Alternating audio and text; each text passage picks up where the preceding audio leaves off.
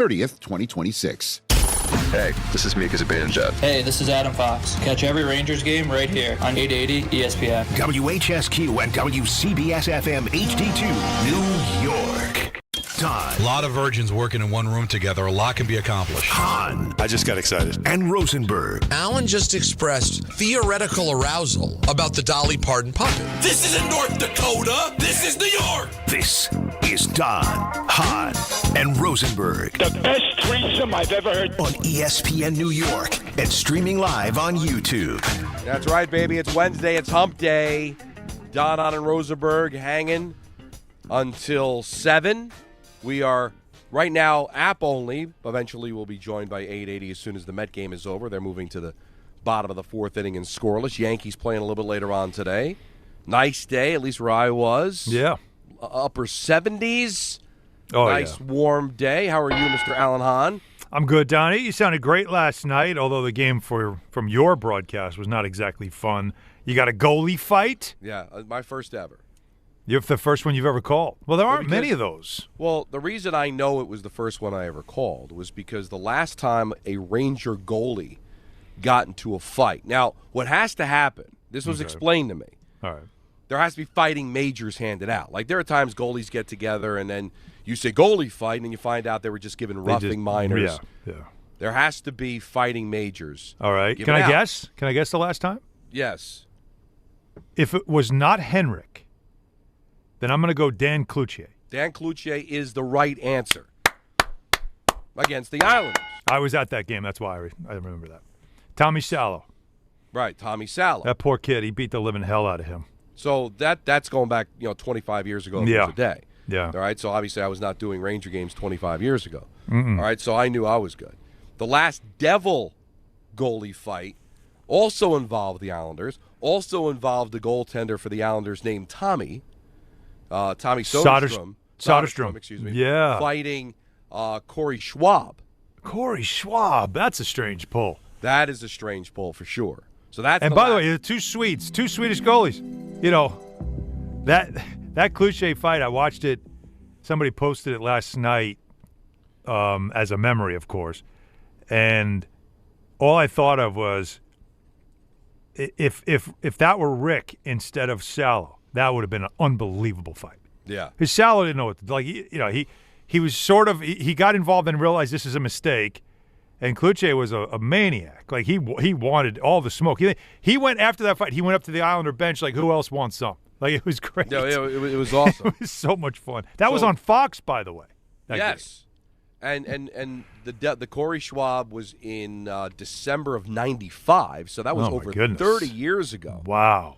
So it was the first goalie fight that I ever called. And the thing about it is I don't have to be as descriptive on television. I thought Alex Faust, we have him, maybe we'll play it during ENN. Okay. Anthony's doing ENN today because Peter's got the day off. Mm-hmm. Had a phenomenal blow-by-blow call.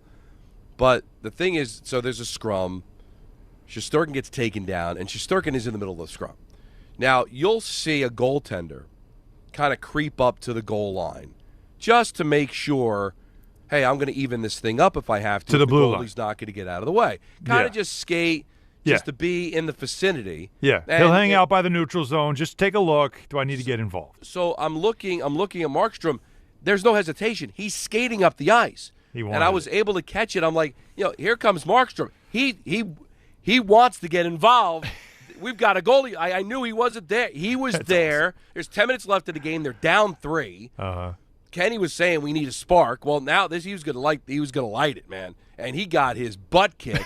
But still, the team was Dylan was like laughing, like it was crazy. They all enjoyed it. You never see it, but you know what? And I got to say, Markstrom he's got a great personality. I know a lot of Devil fans get on him because he's not living up to the. He's got $12 million coming to him after this year for the next 2 seasons. So there's pressure around that and all that. But he's been pretty solid. But he came to the support. He wanted Shesterkin, and Shesterkin gave it to him pretty good. But you know what? It was a thrill to be able to call it, to see it.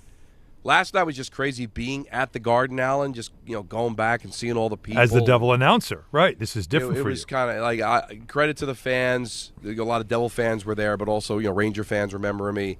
And one of the best things about the Garden, and then we'll get into all the sports of it, is I love the security there. They're amazing. They all remembered me. All good people. They treated me great when I was there. Yeah. Treated me even better last night. So it was kind of like a coming home, but it was very strange at the same time. But we got a cool picture that I sent out on social media with Alex Faust and Kenny and getting to see Dave. And then Danico jumped in as well.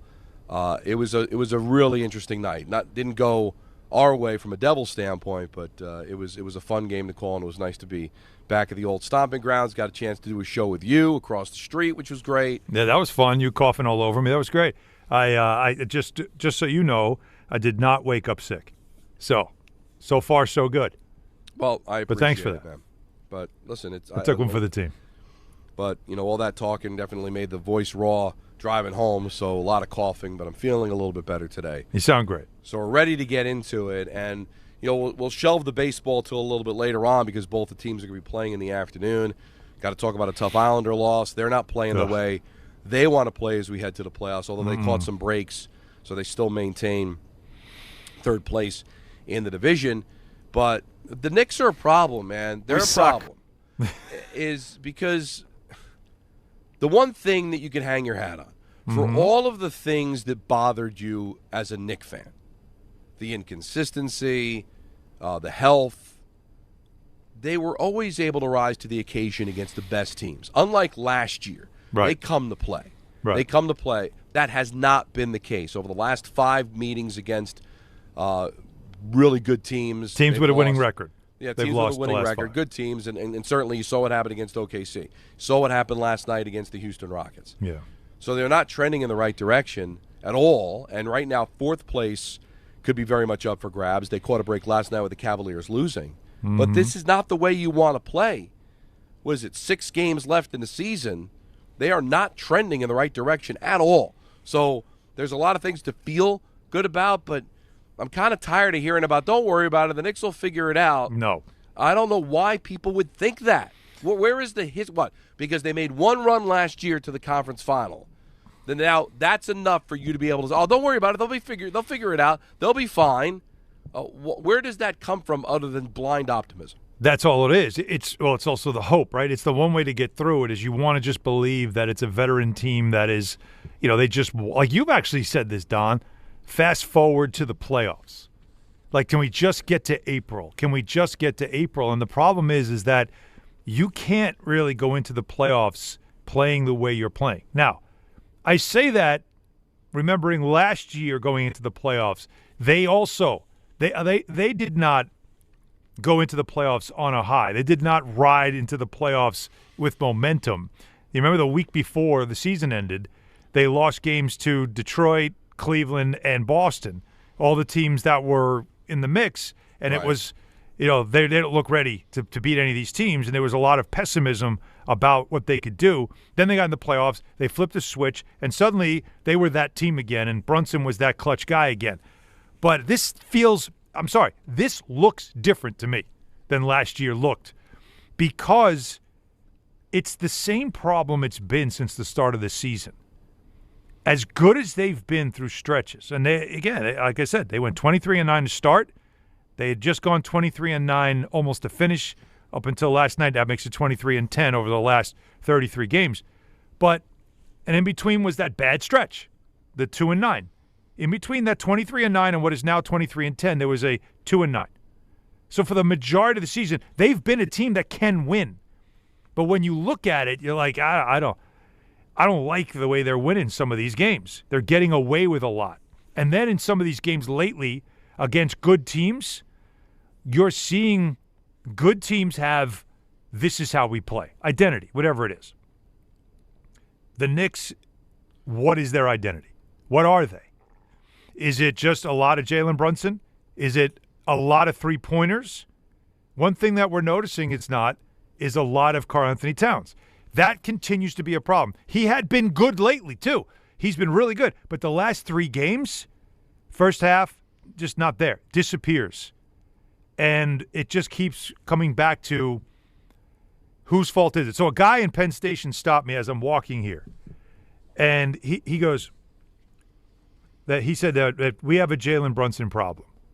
He's saying that it's Jalen Brunson's fault. And I'm like, well, first of all, there is no such thing as a Jalen Brunson problem because of what Jalen Brunson is for this team and what he's been. It's, to me, the two of them playing together and playing off each other. Why is that not a thing? In Boston, they talked about this for years with Tatum and Brown, how they don't really play well together. They play well separately. But yet they found a way to win. And neither guy would disappear in the offense.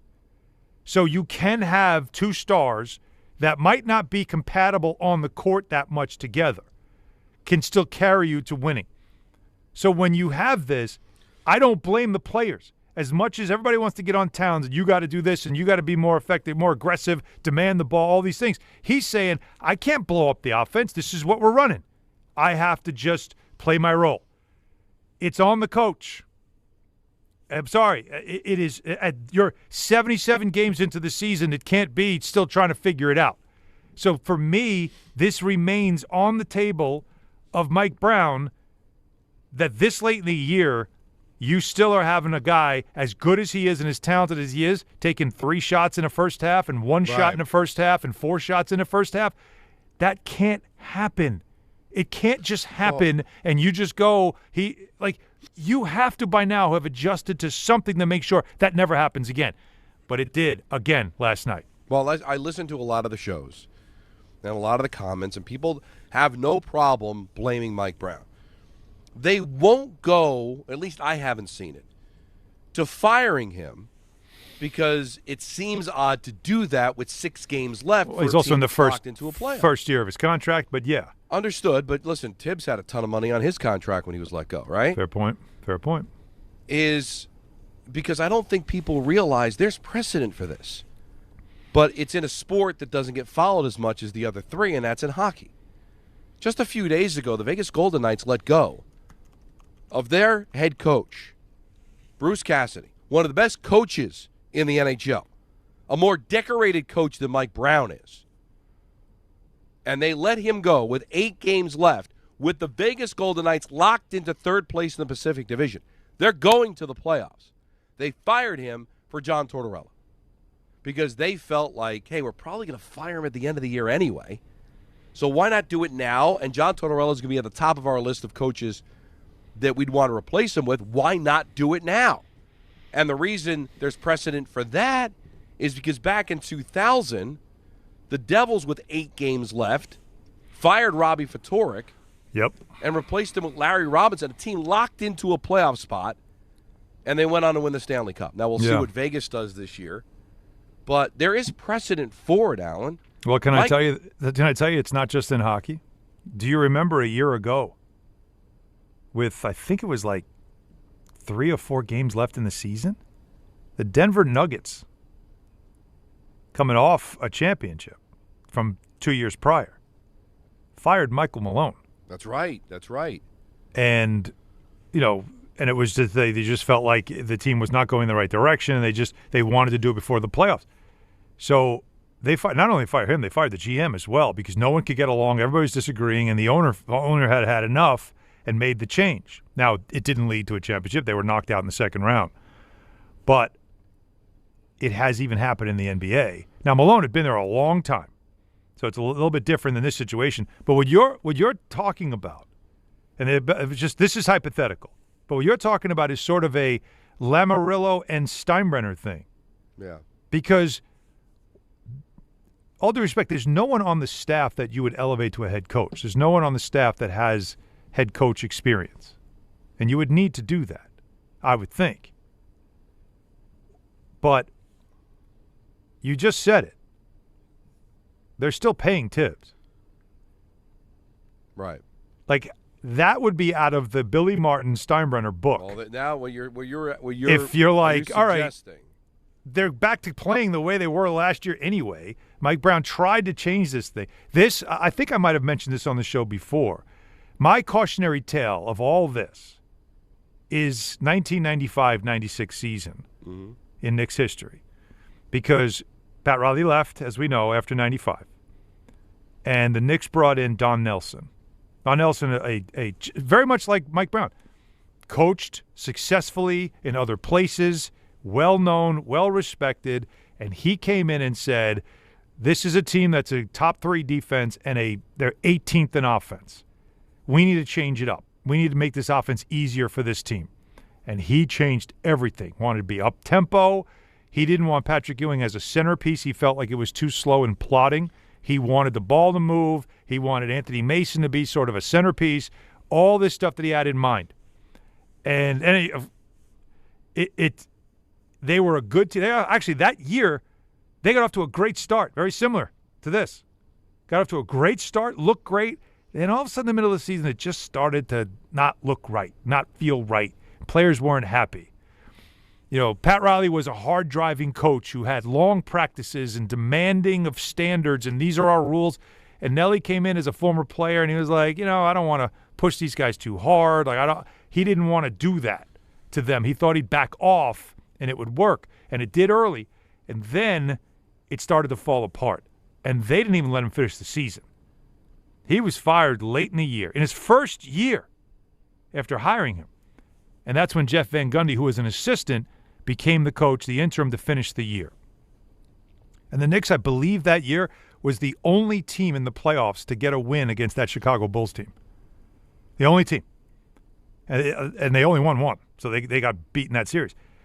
But I'm saying, we have seen this before. I don't expect the Knicks to do anything with Mike Brown. But it does sort of – last night, I don't need to pretend like I'm coming up with this as a hot take or you are coming up with this as a hot take. What we saw last night was a team, and you heard Josh Hart after the game, I'm sure we have the audio, was you saw a team that was screaming, we don't really like what we're doing, we don't really like each other, there's something broken within that group. And that's a dangerous place to be a week before you start getting ready for the playoffs. Now, the Tibbs thing really makes it interesting. That's a hypothetical. It would never happen, but it's just funny. And I don't know if he'd do it.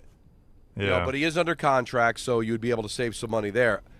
But I think letting him go is an easy thing. First of all, this was not your first choice.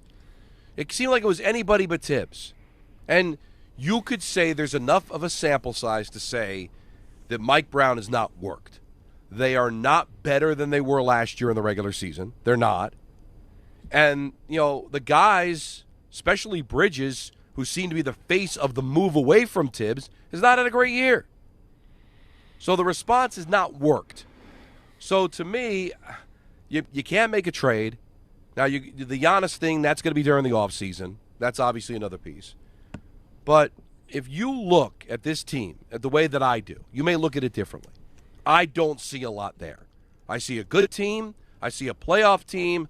I see a team that should be able to get out of the first round, and I think they are out in the second round. That's what I see. Now, you may see something different because the East is not great. Detroit hasn't proven anything. They beat Boston last year with Tatum, so there's enough evidence to believe that maybe I'm wrong. But right now, well, they're 2-1 against them, and they play them one more time next week. But on feel, it doesn't look like it's there. Look, the eye test, Don. You've been watching professional sports for how long? Yeah, exactly. You know what you're looking. It doesn't mean you can watch hockey, you can watch the NFL, you can watch baseball, you can watch basketball. There are certain things that you know what it looks like. Absolutely. And the Knicks right now are looking like that team. It looks like a team that has a lot of talent and can out-talent some teams that are bad.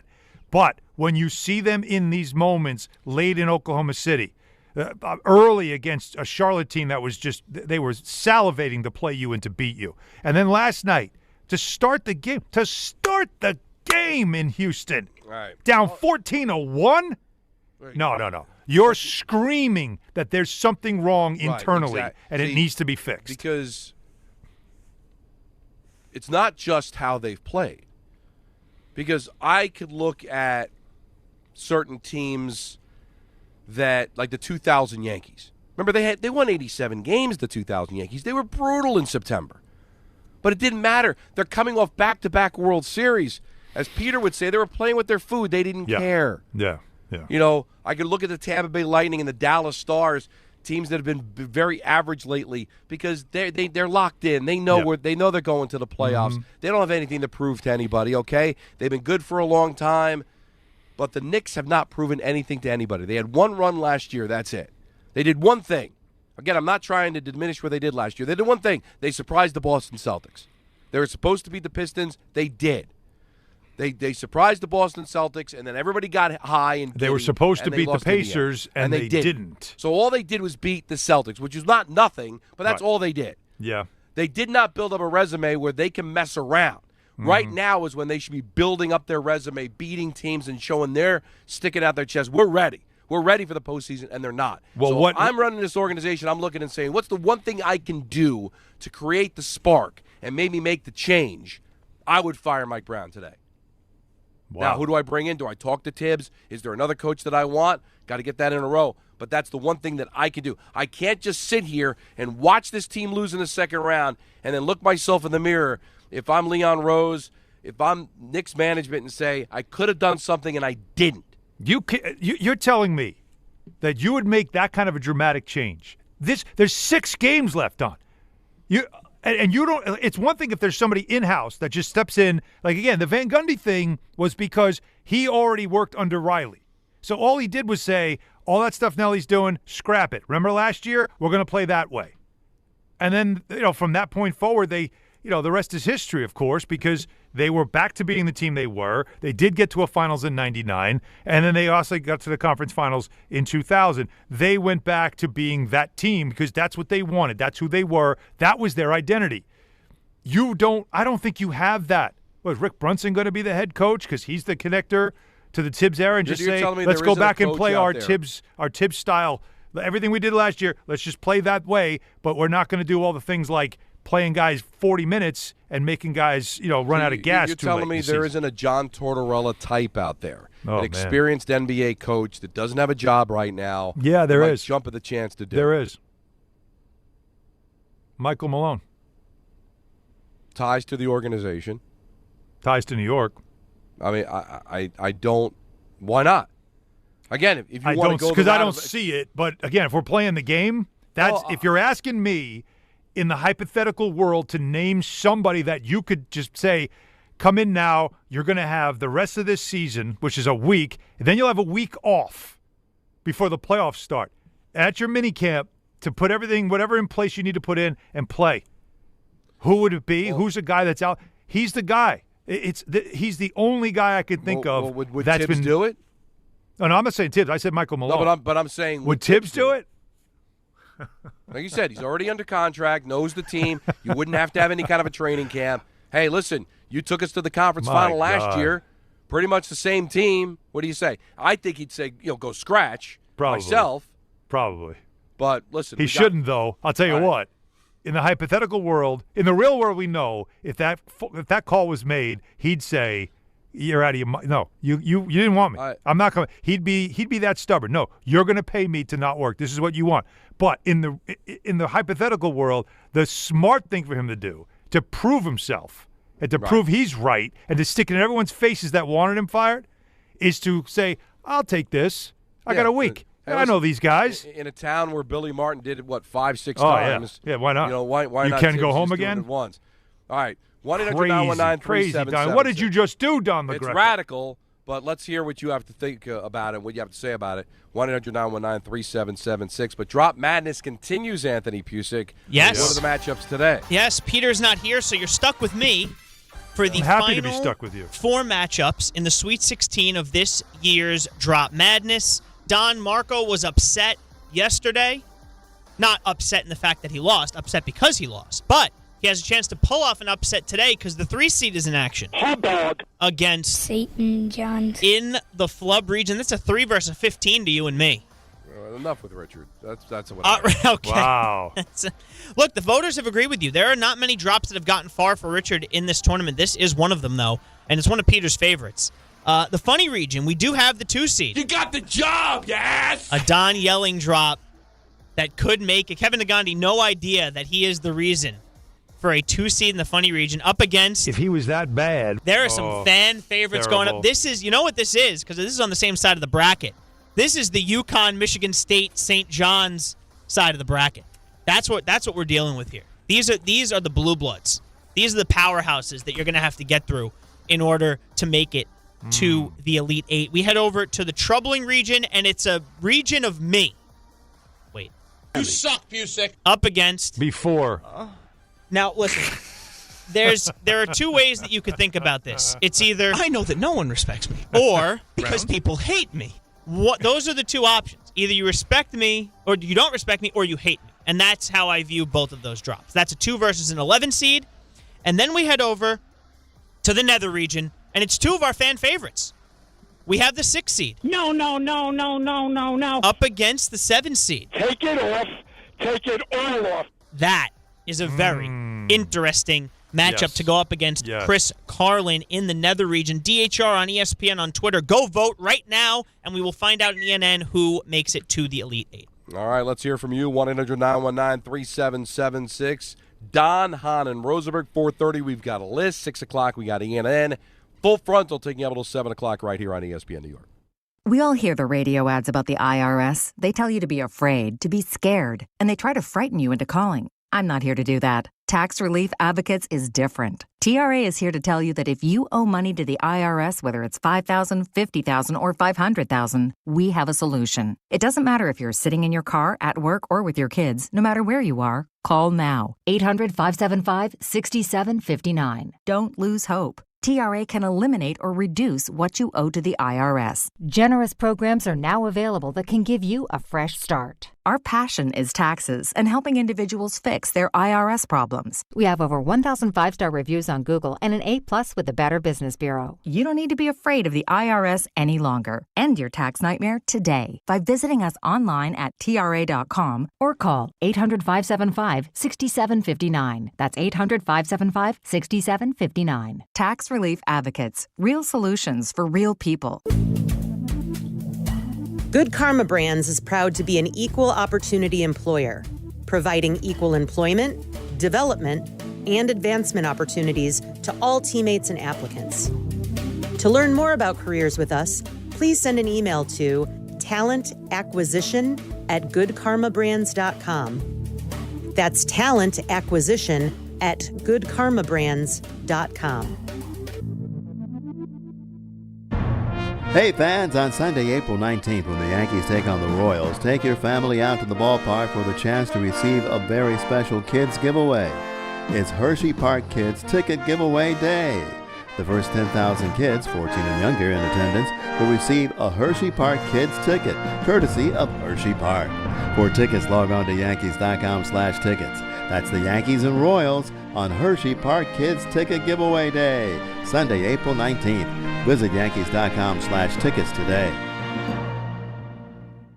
It feels like everyone's sick right now. You aren't imagining it. Doctors say this is the worst cold and flu season in 25 years, and it's not over. I was just traveling. It was like everyone around me was coughing, sneezing, and sick. I can't afford to get sick, and I doubt you can either. That's why I ordered a medical emergency kit. Having a medical emergency kit is like having urgent care and pharmacy right in your home. It includes essential prescriptions like generic Z-Pak to help you get well faster, plus important antibiotics to treat pneumonia, strep throat, sinus and ear infections, nausea, even UTIs, and many more common and serious illnesses. It's your kit the moment you need it. Just match your symptoms to the right prescription in your guidebook or call their telemedicine doctor standing by. It's genius. Every home needs at least one medical emergency kit. Order yours online in minutes and it's shipped to your door. I can save you $45 when you use my promo code 880 at urgentcarekit.com/880. Again, save $45 with my promo code 880 at urgentcarekit.com/880. The New York City Department of Correction offers countless career opportunities, from specialized units to leadership roles that support public safety and change lives for the better. It starts with one step: registering for the New York City Correction Officer exam. Earn over $109,000 after just 5.5 years. Benefits on day one, job security, pension at any age after 22 years of service. Go to nyc.gov/joinDOC or search Join DOC. One career, many opportunities. Register today to take the test. And now let's take a look at the traffic with Brandy Scott. Thanks a million, guys. Good afternoon and happy April Fool's Day, but we're not joking around on the Staten Island Expressway westbound. Crash in the HOV lane over by Bradley Avenue. You're bumper to bumper there from the Verrazano on through. Lots of early volume. First night of Passover already packed on the LA eastbound, getting through Queens. Long line of brake lights between the BQE and Cross Island. You stay heavy eastbound, heading over to Jericho Turnpike in Nassau County. Worst of it's the outbound George Cross Bronx westbound. Already jammed there from White Plains Road on through. Inbound George, still have some road work on both the upper and lower decks, about 20 to 30 minutes using 80-95. Better from the 4 and 46 approaches. Outbound Lincoln and Holland tunnels, 15 minutes each. This report is sponsored by the New York City Department of Transportation. Speeding ruins lives. Drivers, watch out for pedestrians and cyclists and slow your turns to less than 5 miles an hour. I'm Brandy Scott on 880 ESPN New York. Evan Cohen here. Game day brings the excitement. Your stay should feel just as memorable. With Marriott Bonvoy, official hotel partner of the NCAA and U.S. Soccer, you're connected to a portfolio of brands designed for how you travel. Some offer complimentary breakfast, others give you room to spread out, space to stay productive, or extended stay comforts. So whether you're a traveling fan or part of the team, Marriott Bonvoy celebrates the moments that live on before and after the game. Marriott Bonvoy, where game day checks in. Evan Cohen here. In life, as in sports, the pros make it look easy. That's why pro golfers like Jason Day, Ben Griffin, and Patton Kazire trust the pros in lawn care. True Green. They have the experience and expertise to give you a lawn worthy of the PGA Tour. And since True Green does the work for you, you get more free time, or more tee times. So stop stressing over your lawn and start loving it. Sign up now at TrueGreen.com because nobody makes it easier to get a golf course quality lawn than True Green, the official lawn care treatment provider of the PGA Tour.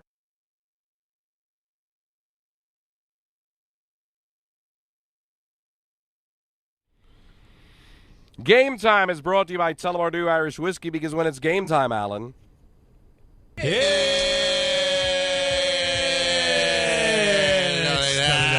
like time. The Knicks, they visit the Grizzlies with coverage immediately following Dan Gross on 880 at 7:30. Mets and Cardinals are playing right now. Mets got out of a huge jam. Second and third, one out, got through it, so they're going to the sixth. That game is scoreless. Yankees have a 4:35 first pitch in Seattle versus the Mariners, as they're looking to take 2 out of 3 from Seattle. Yankees pitching has been terrific. We'll talk about that in a little bit.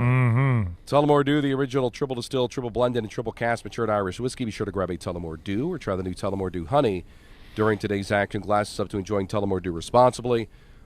I've got 2 lists today at 4:30. 2 lists.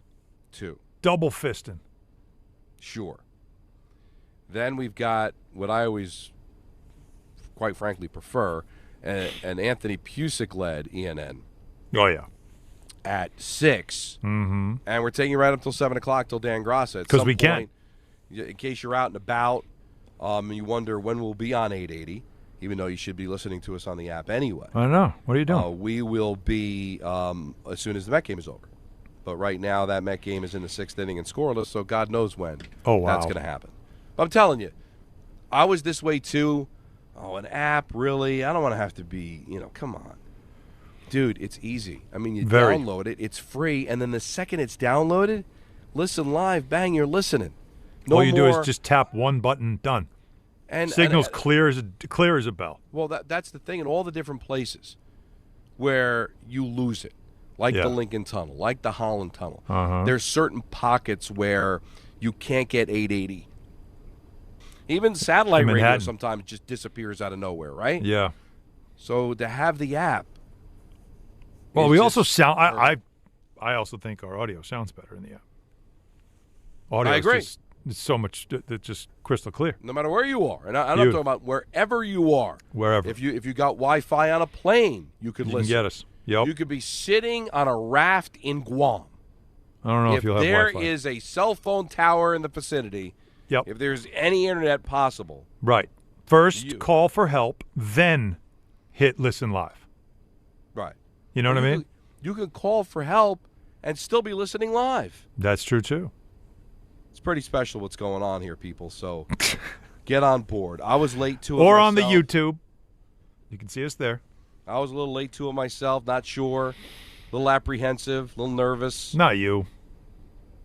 telling you, it's perfect. He used to go through that, listening to Michael driving into the studio. He's about ready to say something really provocative. And then? I'm in the Hahn tunnel. Gone. Signal's Nothing. gone. Nothing. And by the time I get out of the tunnel, so what do you think? 1-800-919-3777. Wait a minute. What did you say? But then I realized, wait a minute, Don, it's not 1974. No, it's not. I've got a phone. Yeah. Use the Bluetooth. It's not Bang, even I'm listening to 1994. It's not even 2004. Yeah. Come on. Wake up. All right, let's hear from you, because we dropped a little bit of a mini bomb saying that maybe that was quite a firing take. Mike Brown might be the best thing to do for this team. You said you would. No, that's not what you said. You said, Don LaGreca, that's what you would do right now. That's what I would do. After last night. That's what they play in Memphis tonight against a Grizzlies team, by the way. 7 players are out for the season already for the Grizzlies. Oh, you know what? This is a setup game for them to just easy tomato can, punch it around, feel better, and then come home off this trip. I heard that, I think it was this morning. Yeah. Where, no, there are style points tonight, my friend.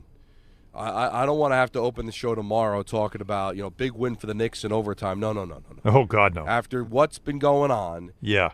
You need a 40 to smack point? this team around by 40 burger? 25. Yeah, 20. Oh, all right, 25 or higher is what you're going for. You want to see, show me something. Here's what I'll say, because All you right. could say 25 and then they bench everybody at the end and 25 becomes 14. I get it. I want a no doubt.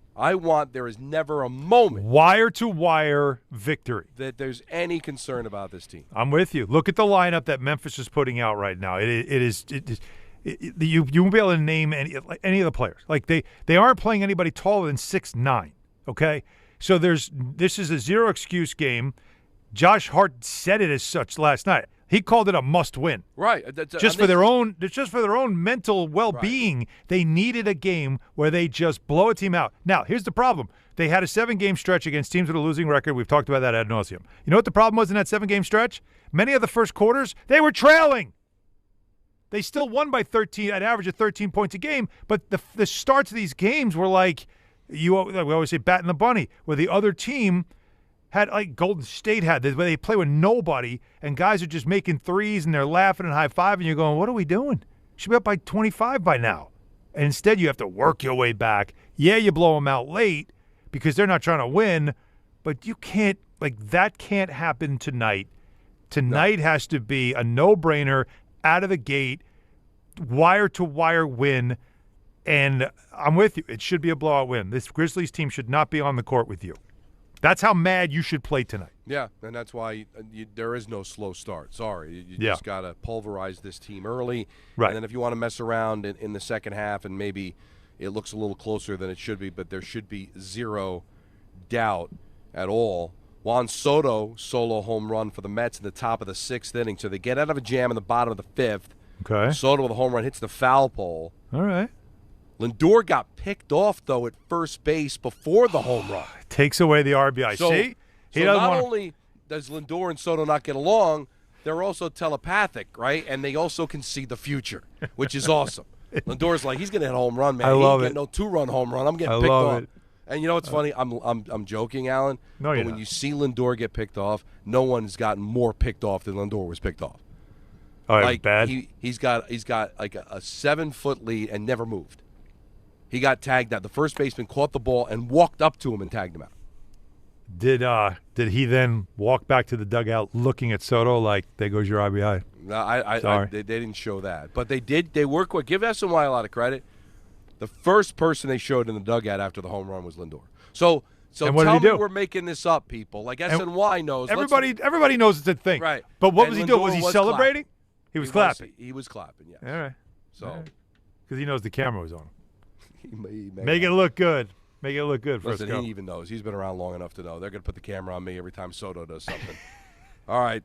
Listen, I know it's radical, but again, you saw the Vegas Golden Knights do it. The Devils have done it. The Nuggets have done it. It does happen. It does. And what do you look? Again, that's a lot of money to spend. How many more years left on his contract? I believe it was a 5-year deal. So it's a lot of money to eat. You're already paying Tibbs. But again, they got rid of Tibbs after just giving him a contract extension the year before. Yeah. But if you feel like you don't like what's going on here and you think that it's because of the coach trying to bring in a system that didn't fit the players and the players not being comfortable, and one of your star players in Towns saying with 6 games to go, I'm still trying to figure out my role. Still trying to figure out your role. Like, there's a lot going on with this team.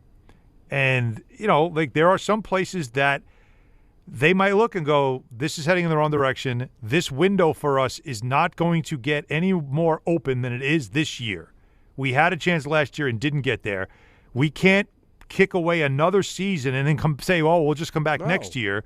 Like, if there's urgency about winning now, that's a conversation that might be had. You said, I'm quoting you, Don, that if it were you, you'd do it now. I would do it. You wouldn't waste any more time because you would show the team. What am I saying? We are urgent about winning now. Because, again, what am I losing? All right, Mike Brown was money. not my first choice. You're losing all right, money. And that's not nothing. Yeah. But the way I would look at it and say is, I didn't want Tibbs to be my coach anymore.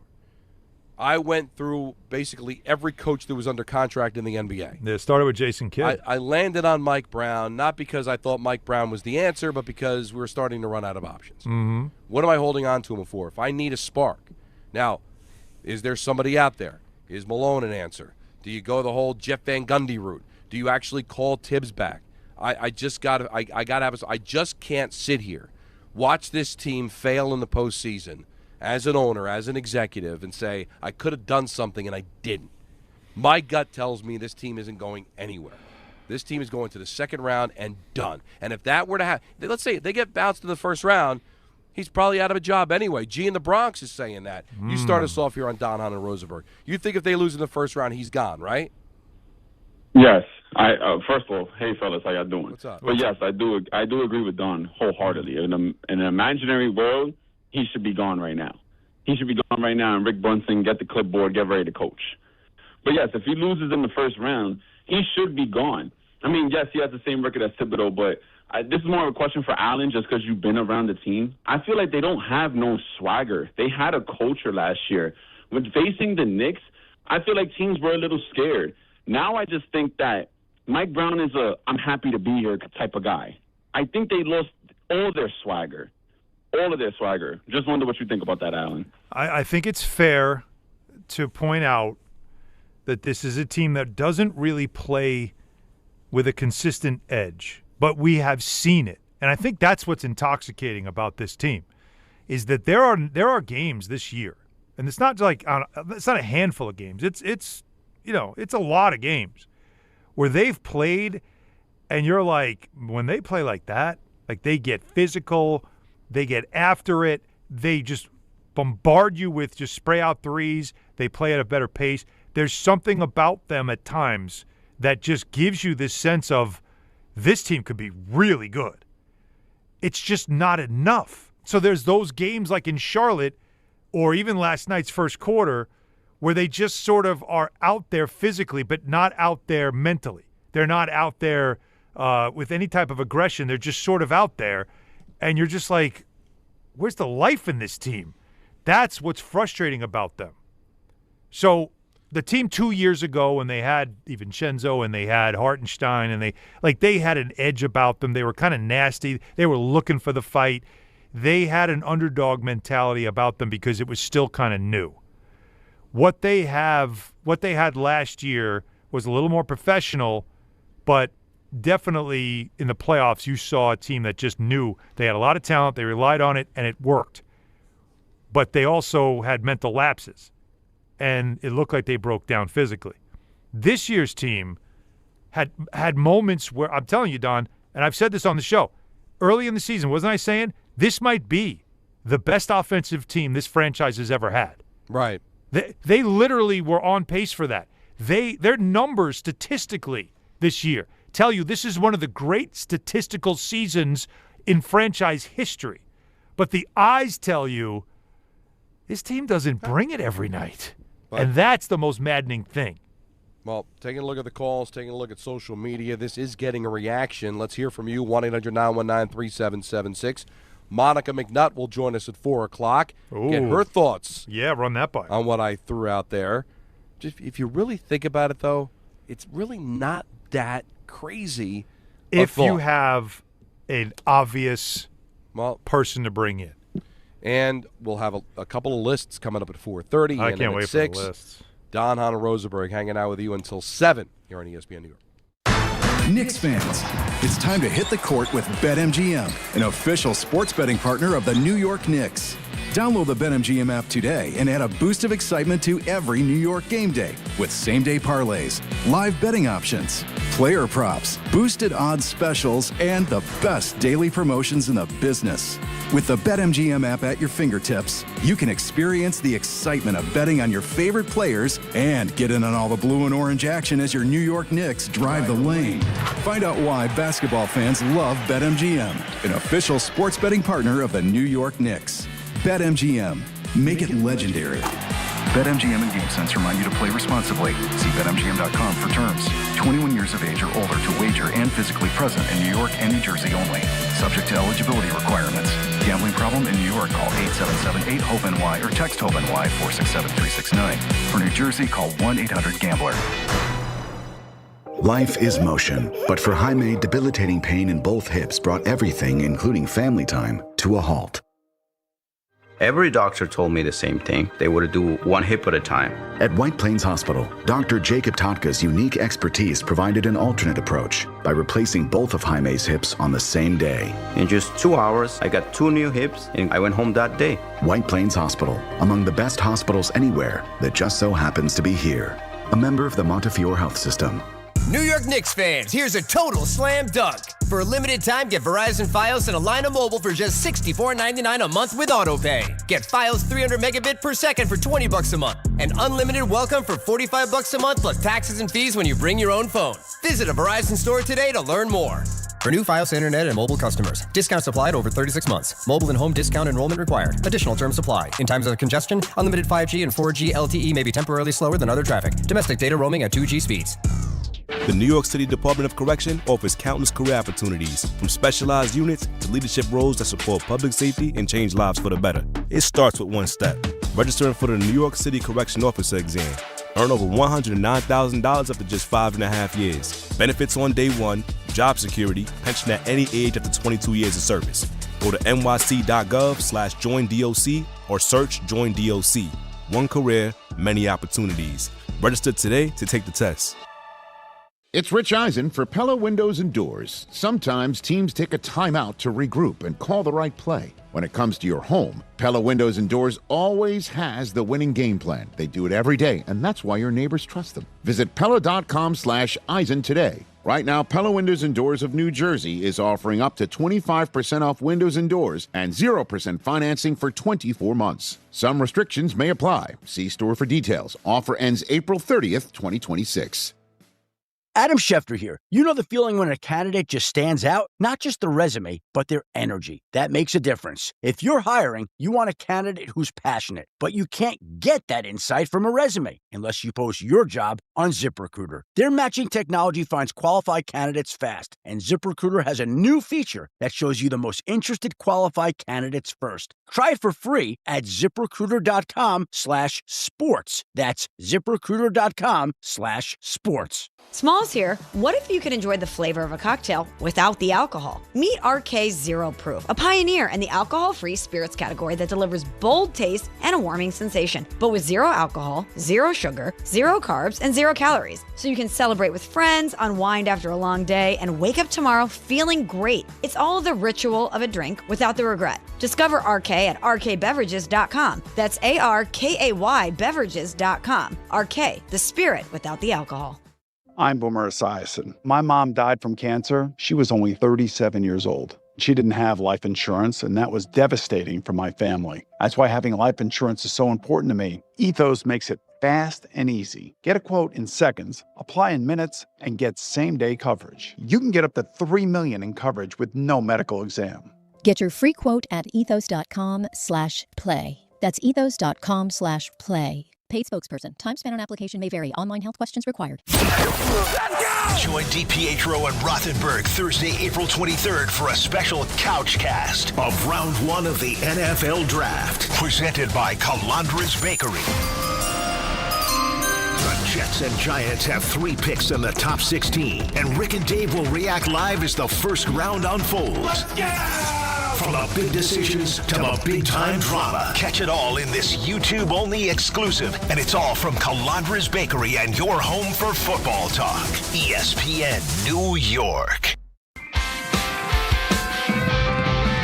1-877 Cars for Kids.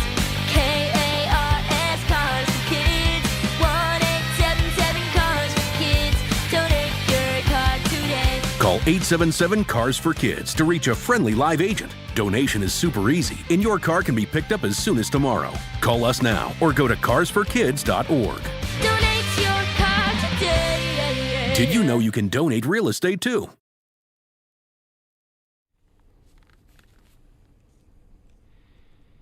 It's interesting the reaction on social media to this, Alan. Yeah. Ian or Ian, I'm not sure how he pronounces it, I-A-N. Sure.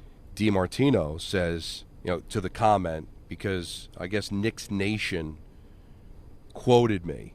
I would fire Mike Brown today. Don LaGreca on DHR and ESPN. And Ian or Ian says, that's ridiculous. I'm not super happy with Mike Brown, but firing him now would be asinine. What a ridiculous attention-seeking take. Why is it so ridiculous when we've seen it done? The Nuggets won a championship with Malone, fired him. Cassidy won a championship with Vegas, fired him. Devils were in first place, fired Fedoruk with Larry Robinson. If you are unhappy with the coach, why not do it? All right? Again, I don't know if it'll work. But you're saying if. That's the key. The key part is you saying if you're unhappy. Right. What does the team look like? Because the full quote is, if I'm running the Knicks and I'm unhappy with Mike Brown, I'm not being intimidated by the fact that there's only 6 games left. I can't fire him. Why not? If you've got somebody else in mind, you've got 6 games left, I think no matter what, they're winning their first-round series. And if not, you're going to fire him anyway. The only thing is, if you have a problem with Mike Brown, why wouldn't you do it? I think there's a stigma to, well, that'd be ridiculous. There's only 6 games left. Yeah. We've seen it done before. So you're going to sit back, see that there's a problem, not do anything about it, and then, if they do lose in the first round or the second round, you're unhappy, you're going to fire him anyway. So why wouldn't you be proactive rather than being intimidated by doing something that there's this perception that you don't do that? Well, you do it. I mean, for all I know, Vegas is going to win the Cup this year. The Devils won the Cup when they did it. Now, the Nuggets did it. They lost in the second round. Right. But if you're unhappy, Alan, why wouldn't you do it? It's more of if you're concerned about the direction of the team. And that's what I think is got to be the question, is are you concerned? Now, the only person that can answer this, of course, is Leon Rose. Are you concerned with the direction of the team and how they're playing as we're going down the stretch? Because I think last year at this time, they were also stumbling a bit down the stretch. And remember, they were playing without Jalen Brunson down the stretch. But there was concern about how they were playing and what it looked like. And yet, when the playoffs came, they went back to being who they were, and there weren't concerns. And so I would think that what they're probably thinking, this is just a guess, what they're probably thinking in the front office is we've seen this group do this. And then we've seen them when the lights turn on and when it gets real. We've seen them dial it up. But that team was coached by someone else. So will we see them do this for Mike Brown? Well, that's what remains to be seen. Yeah, but if the players are doing what they're doing last night, there's video out. There were people at the game last night in Houston that took video of the Knicks bench, and Karl Anthony Towns at times during a huddle was sitting off to the side, wasn't in the huddle. That's bad body language. Well, Josh Hart in the huddle is imploring his team about things, and then after the game you hear the stuff that Josh Hart's saying after the game, like talking about how tonight's a must-win and how that he doesn't like the direction they're going in. Those are things that to me would be alarming about, do you like the direction this team is headed right now? And all I'm saying is that if you're unhappy with Mike Brown, I see no reason not to do it. I'm not demanding the Knicks do it, but I'm saying if I don't know if they're unhappy with him. I've got a problem with the coach, then I'm not being intimidated by the fact that there's only 6 games left of the season. And that's the big question that Leon Rose is going to have to answer when they get to the offseason is it the coach that you aren't happy with, or is it the roster that you're not happy with? They've made changes and tinker with that too, and there's a big tinkering that may go on this offseason as well. Let's go to Manny in Flushing. You're on ESPN New York. Uh-huh. Hey guys, how y'all doing? What's up? Listen, if you fire Mike Brown, I think you can sense it's a sign of guilt. It's a sign of guilt, meaning that you kind of regret letting go of Tibbs. Well, remember, this wasn't you didn't say I'm getting rid of Tibbs because I think Mike Brown can do better. You eventually landed on Mike Brown, right? This wasn't I'm firing Tibbs, I'm bringing in Mike Brown. Then I could say, well, geez, why did they lose so much patience in him? We don't know. Was Mike Brown a last resort? They had to find a coach. Clearly, Mike Brown was not the answer when they fired Tibbs. Correct? Otherwise, Brown would have been announced as the coach, but they talked to Jason Kidd and how many other guys before finally they zeroed in on Brown. Yeah, there was definitely enough reporting evidence that said that they were talking to almost like I believe it was Jason Kidd was one. It was Chris Finch was another one. They were asking permission to talk to coaches who had jobs, and they were not allowed by all these teams to talk to those coaches. And when it reached a point of, well, who's a coach that I don't have to get permission to talk to, Mike Brown was one of those names. And they got once they brought him in to interview him, he became the guy. Well, that's it. So let's squeeze in Blair in Plainfield. You're on ESPN New York. What's up, Blair? Hey, guys. Hey, Alan, I'm glad you're here because the last time I called in January, Don and Peter killed me for calling Mike Brown a sycophant. But the bottom line is this. You know, your mom says if somebody gives you something, make sure you return it in a better condition that they gave it to you in. Brown inherited a team that was a contending team that played defense, decent offense, and now Brown comes in with some kind of muddled plan that one of his best players, who's an all-star, has to beg and has to stand up and demand the ball. Why not? Here's an idea. Why not come with a scheme that everybody understands that brings out the best in your players, first of all? Because I don't see it. But here's the thing. I do agree with you. Malone is the man, but the timing is I don't think it's the right time to do it because they're already muddled up. I don't know how they came up with this idea that you're going to go to coaches that are already under contract to get them here. But let's not make it worse. You know what I'm saying? I don't mind that part. Move. I didn't mind that part because I've always said this. Consistently, I've always said this. When you're a New York franchise, you operate differently than everybody else. Is it arrogant? Yes, it is. But that's the reality. And you say, I want the best of the best. And therefore, I will make it clear that even if you have a job, I mean, we've seen major corporations do this. They go ahead and find they go get somebody that's running another company. But I want you here, and do you want to be here? And sometimes you'll get somebody to say, you know what, that's a dream job, I want it. And normally the team or the company or whatever it is lets you out of your deal. Sometimes they don't, but that creates animosity. So the Knicks were hoping to do the same thing. Who are the best coaches that we can identify out there that we want? And we're going to go in and we're just going to throw some muscle around and say, hey, we want you. Do you want to come play for us? Tell your team that you want out.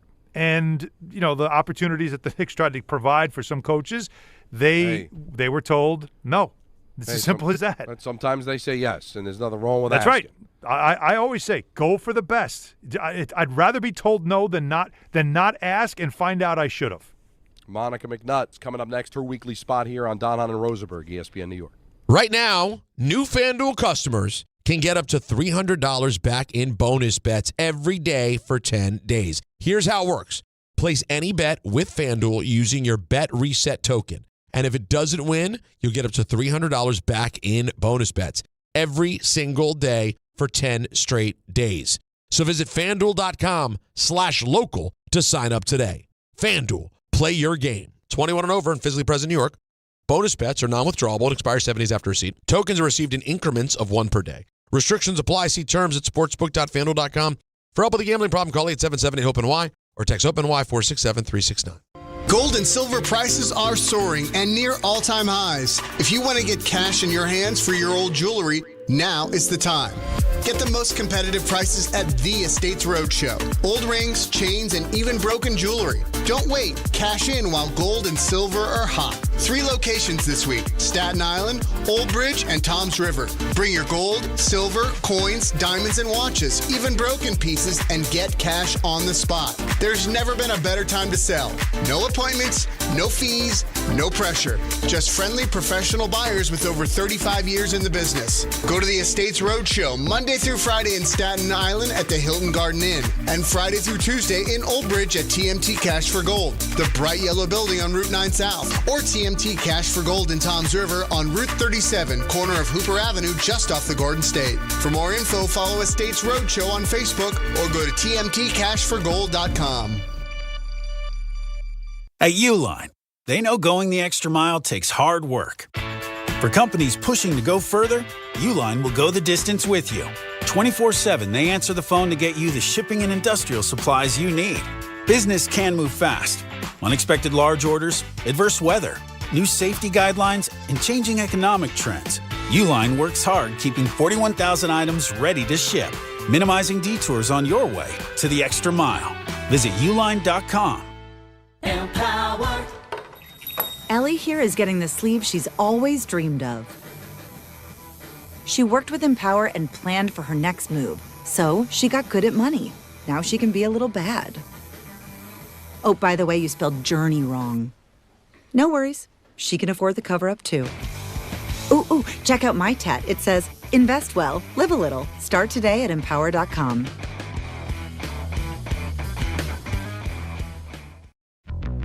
This is the story of the one. As a procurement manager for a hospital system, she keeps every facility in her network stocked and ready. That's why she counts on Grainger to be her single source for thousands of products, from disinfectants to lighting, air filters, and more. And with fast, dependable delivery, Grainger helps her keep every facility stocked, safe, and running smoothly. Call 1-800-GRAINGER, click Grainger.com, or just stop by. Grainger, for the ones who get it done. ESPN New York, now streaming live on YouTube. Subscribe today and watch the show. WHSQ and WCBS FM HD2, New York.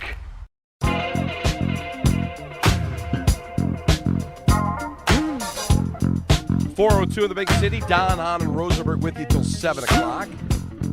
Mets and the Cardinals tied at 1 as we move to the top of the 7th inning. Rubber match of that 3-game series. Mets head to San Francisco after this one, getting underway in about 30 minutes. Will be the rubber match between the Yankees and the Mariners in Seattle. But the Knicks are the major topic of conversation. Really disappointing outing in Houston. They play tonight in Memphis against the Grizzlies, and it's Wednesday. It's 4 o'clock, and that means Monica McNutt joins us here on Don, Hahn, and Rosenberg. We're Peterless today. Hopefully that's not a problem for you. Hi, guys. How are you? I am cruising around Phoenix, so I'm good. I just missed my turn, but it's all good. Women's Final Four on deck. Monica, Don's starting trouble today. I am starting a little bit of trouble. And I want to know if you want to climb aboard or not. I'm not advocating a coaching change. But what I'm saying is if I believe Mike Brown's a problem, what would stop you from making the move now? If you believe that Mike Brown is the problem with this Knicks team. That is loaded. My first thought when you ask what would stop me is that there's not enough confidence down the rest of the coaching staff. I don't know that to be true, but I think if we liken this to the experience or what happened in Denver, Adelman had been with that organization for a while. And same thing in Sacramento on Mike's last spot, honestly, right? Like Doug Christie. Doug Christie has been with him for a while, and so there's a rapport there. Now, what is unique and could be considered is Mike Brown melted his staff into the previous staff. Yes, there were some changes, but there have been some holdovers. Assistant coach, interim head coach Rick Brunson. Anyone? That would be the only, right? That would be the one that, because he can bring, it's a very, like in the history that I connected to was Jeff Van Gundy was on Pat Riley's staff. Don Nelson kept him. And then when they realized that Don Nelson wasn't the guy at the end of the next season, they gave the team to Jeff Van Gundy as an interim, and Jeff just said, all right, everything we did with Riles, we're going to do now. And everything just kind of fell into place because it was muscle memory. That's all you could think of, I think, the easiest thing if you were going to do it. But as Don prefaced it, if you feel like the team is not being coached well, that's what you do. Or if the team is not responding to the coaching, that's what you do. But all of this is because, Monica, look, we can look at numbers, and I've said that this is one of the best statistical seasons the Knicks have ever had. But the eyes tell you on some nights that just something isn't right. And when you hear Mitchell Robinson last week saying that, we can't keep messing around, like we've got to, he was speaking up, warning the team about their attitude and approach to play. And then Josh Hart last night calling out the team again. And when he says, Monica, I just think we're not going in the right direction, what are you reading from just those quotes?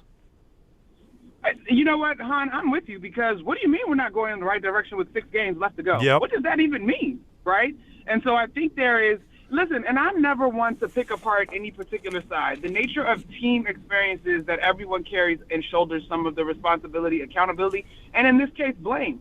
But I'm with you. When you look at the way that this team stepped out on the floor versus Charlotte, the way they stepped out on the floor versus Houston, I actually thought they played well versus Oklahoma City. But there is something that is obvious that demonstrates a lack of cohesiveness, right? Now, whichever side you are on in terms of who's responsible, the real ability to be a good team is to figure out how we pull in the same direction. And that doesn't mean that we're all best friends, right? But it means that who we are is clear, and we have questioned this team's identity from a basketball standpoint all season long. So that's still a question that's being answered at this point in the season. And then how we go about our business, whether you like it or not, because we've all covered the league for a while, and as much as we want to say, you guys have a chance to do something really special, there's still egos at play, right? So we know what we're doing, and we know the best formula to do it. And this team, to me, has not answered those questions this year well consistently at all. And I know it sounds outrageous to do, Monica, even though there is precedent in other sports. But is it any more radical than letting Tibbs go? I mean, think about it. They let Tibbs go after giving him a multi-year contract, the year before. He takes you to the conference final for the first time since 1999. It's all about feel, right? So it seemed crazy they did what they did with Tibbs, but they thought it was the right thing. Is it any more radical than maybe addressing Mike Brown with 6 games to go? It is a little more radical for me, Rosenberg, in that. Well, wait a minute. Oh, no. Wait, I got to tell Monica, you, we're you two didn't do distinctly that. different human beings. I'm a full foot taller than he is. Oh, no. All right? We're polar opposites. You know what? Alan, take over, man. I'm going to take a break. The Mets are playing. I'll talk to you. We'll talk next week, maybe. The voices are blending together. Wow. No, you know what? I thought your exit in Arizona was the only thing you missed today.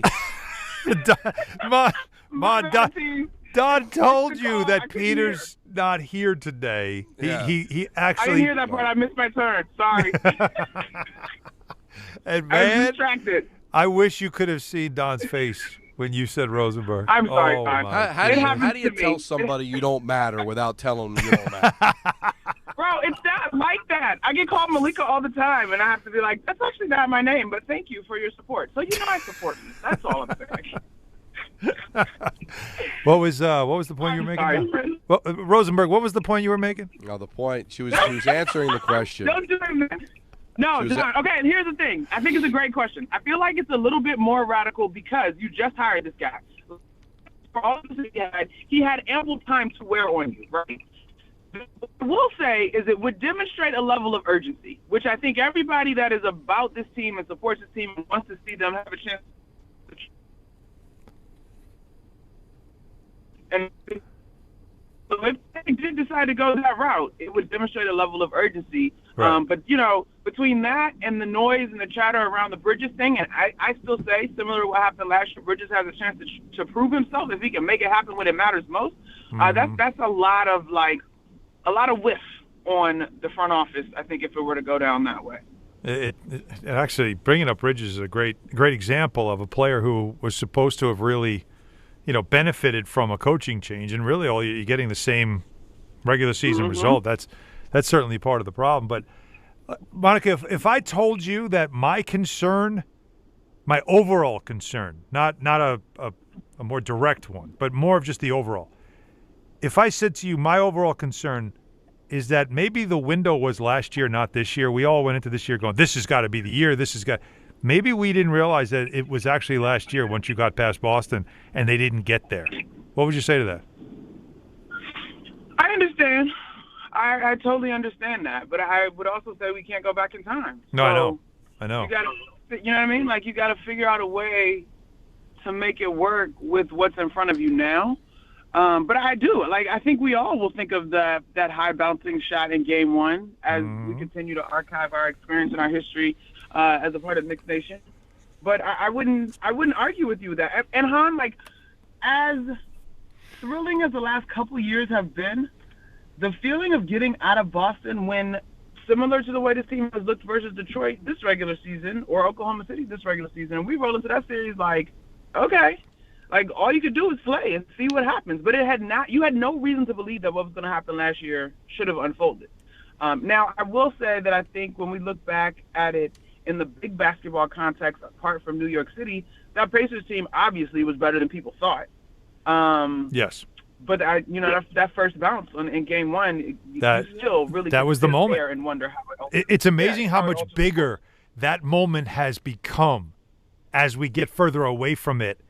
Because, like, I probably overthinking all this, but I'm a classic overthinker, and it tells me you're supposed to win that series. You're supposed to win that Game 1, and that changed everything. They changed the fortunes. It changed how you had to play. Everything changed at that moment, and then you think, if you were ever going to get OKC, you had to get them when there was some doubt in their mind of whether or not they could do it. Like they went to 7 games. It wasn't as if the Thunder rolled to the championship. They had moments, moment of truths a couple of times, even in that series, let alone the one before it. So that's when, in my mind, I'm like, if you were going to get them, you had to get them while a young team was still not sure they had it. And now that they know, if you meet them now, I mean, they already know. They've already been there. And so when I think about windows, that's the stuff I worry about was that window last year. That's all. Yeah. No, I want to be wrong. I think that's that's a totally fair thing to assess in my mind. But I will, and there is a glimmer of hope and optimism in that team had no business beating Boston the way they did last year either. So if you can figure it out in this short window, as much as we all deduce and look at stats and watch the tape, the games are not actually played on paper. So you got to get in there and give yourself a chance. That's all you got. Malika McNutt with her weekly spot here on Don Hahn Rosenberg. You got your back. Fair. Fair. Totally fair. But, Monica, I've been saying it. I think we sometimes lose where we're at. This team was predicted to go to the Eastern Conference Final based mostly on the situation with the Celtics and the Pacers. Right.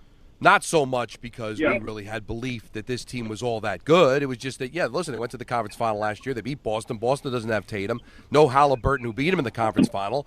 They should cruise.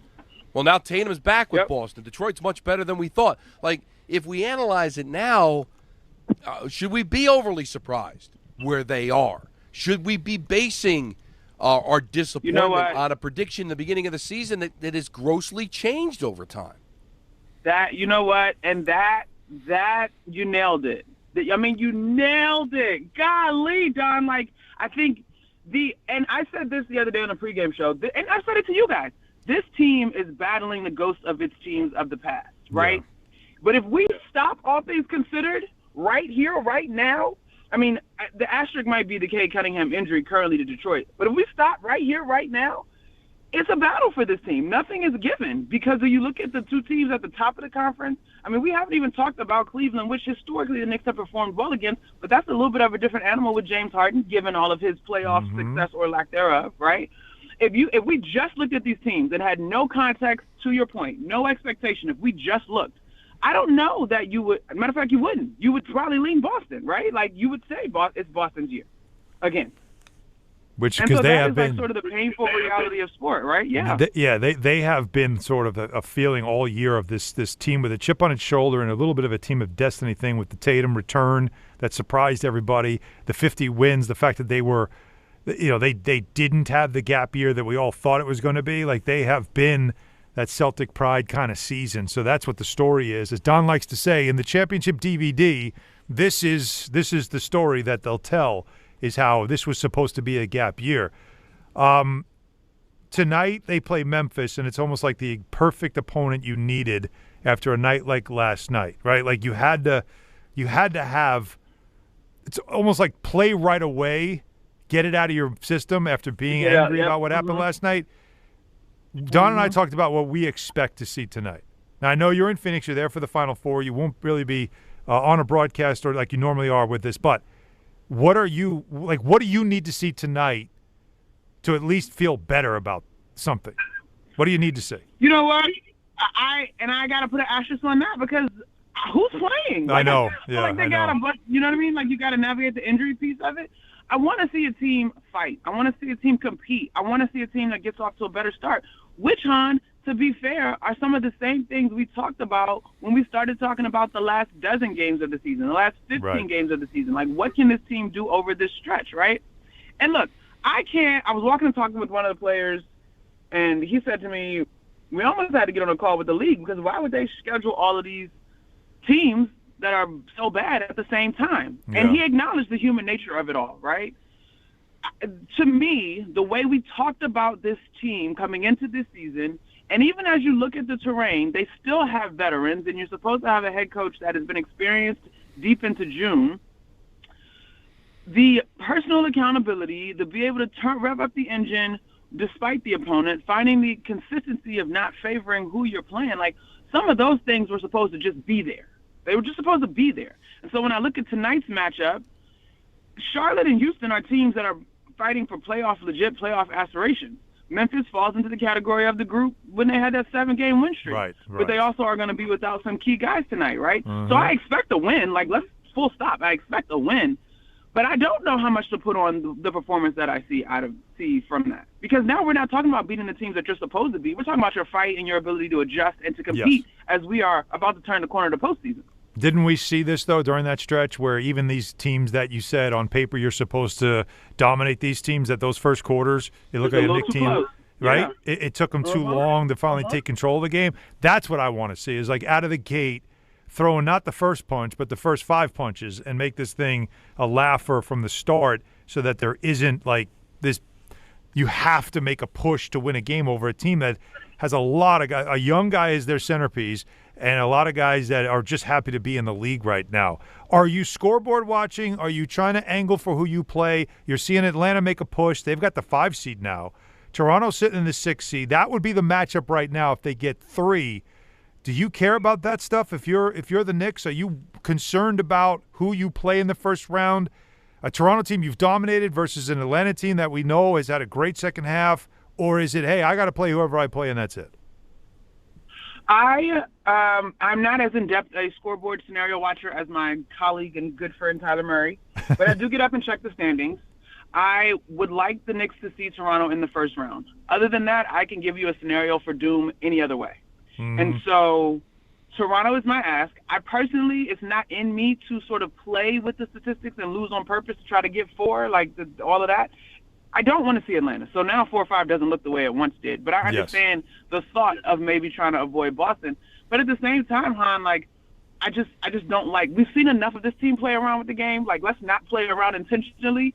Let's try to continue to get better each time you step out on the floor as you move forward. But, yeah, listen, Atlanta historically as of late, regular season, the Knicks have had a pretty good run with them the last couple of seasons. But when I think of postseason and I think of this revamped team, like, they got some things that give me pause, for sure. They look different. Length, speed, defense, like, that I'm not excited about that. Philly, I don't really think Philly can get out of a series, but the speed of Edgecombe and, what's my guy, Maxey? Like, I don't love that either. Right. Who else? Charlotte. Well, we saw what happened the other day, and as much as I want to say that Charlotte was a fluke, the nature of a team that's poised to run up and down in a series, the problem when I think of Charlotte is, will the Knicks, and we get to see Charlotte one more time in this regular season, if that game matters. We'll see how that plays out. Do the Knicks have enough continuity to slow a game down versus a team like that? Because what I'm watching from Charlotte is the same thing that you're watching from Detroit, just guys that want to hoop together and are having fun. And sometimes that is what? I'll give that, 3 field goals maybe, 6 points, 4, 6 points? But in the playoffs, that's a lot of points. That matters. Yes. So good. Don, she's so good. Like, that's such a great point, what she just made there. Listen, that's why it hurt. because these are the people I want to be in with. You know, these are the people that I was hoping that I could No. call. You're looking at it wrong, Don. You're looking at it wrong. See, in my community, you're not in until I mess up your name a couple times, and then I'll be like, you know who I'm talking about? Come on, don't do that. Like my parents. So that was love, actually. Wait a minute. I'm not buying that. Well, listen.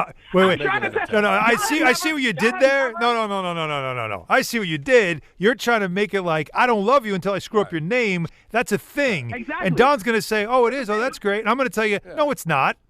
It's not. That's not a thing." Hahn, come on. My parents have called me my sister a number of times. My aunt has rattled through all of our names. Oh, well, that's different. Whoever she meant. That's different. No, it's the same. That's different. My mother-in-law has called. My mother-in-law has said that when she's trying to ask for call one of the kids, she will go through every other child's name and the dog before she gets to him. My or grandmother her. did the same thing. So, okay, exactly, y'all. So are these not people that we love? It's the same concept. I know. Monica's letting us know that she's probably now in the onset of Alzheimer's, and we hope it gets better for you. Well, keep fighting. Wow, get y'all. Swing by, get some ginkgo biloba, and we'll talk next Wednesday, okay? Sounds good, y'all. Talk to y'all later. All right, that's Monica McNutt. Did have that feel, Alan, like, you know, you cheat on your boyfriend. It's like, no, I cheat on all my boyfriends. Only the ones I love I cheat on. Only the ones I cared about that I cheat on. Well, but so my grandmother, there was me and David, right? And then my cousins were Donna and Patrick. Right. And the dog's name was Mo. So she would want to call me, and she would be like, Donna, Patrick, David, Mo, and then Donnie. I'm sorry, Donnie. Yeah. It was a running thing. Whoever she was calling, it would be, the fourth time would be the charm. Yes. And then as she got older, now the fifth time, because now the dog would get thrown in. The best is when the dog gets thrown in. Yeah, but no, it's all good. But that was a little jarring. That's all. I could see that it definitely affected you, and instead of letting it go, I thought the best thing I could do was shine light on it so you both could be embarrassed. Yeah, absolutely. The best I could do is and for the show. It's not any shade at Peter. It's just that we're two distinctly different human beings. Very different. You know, so you have hair, he doesn't. There were people, and I never heard it, but there are people to this day that think Ian Eagle and Bob Wischusen sound alike. I never heard that. I've never heard that. But a lot of people have. Like, so there's certain people you don't mind being confused with because maybe they have similar voices or something like that, similar styles. But, you know, Peter and I go about things completely different. But she was distracted, and she's driving, and she's got a lot going on. She's got, you know, the women's Final Four. Like, she's all over the place. We're lucky to have her. But she absolutely nailed it when it comes to the Knick conversation, which is why, of course, it's a valuable guest to have. But it's like she's kind of said the same thing I said, right? That like we have seen enough from this team to know that if they put their mind to it, there's enough talent. Like they can make a run. But lately, we have not seen enough evidence consistently of that team, and that's why it's been frustrating. And that's why it's concerning. Because, look, your most recent thought of a team, like the what have I seen recently, that's who you are. Until you change the next thing I've seen. And just lately, they have lost 5 straight games to teams with a losing record. That is concerning. Exactly. And Monica disagreed. She thought that letting go of Brown would be more radical. But what they did letting go of Tibbs was very radical. They just given him a contract extension the year before. Yeah. They go to the conference final for the first time in 25 years. Yeah. And but radical is in the eye of the beholder. But radical, to me, it just you have to do what you think is the right thing to do at that particular time and not be intimidated by, well, that's unconventional, letting a coach go with only 6 games remaining. Yeah. Again, I'm not advocating doing it. I'm just saying that if you think he's an issue, do something about it. But it's probably not going to happen.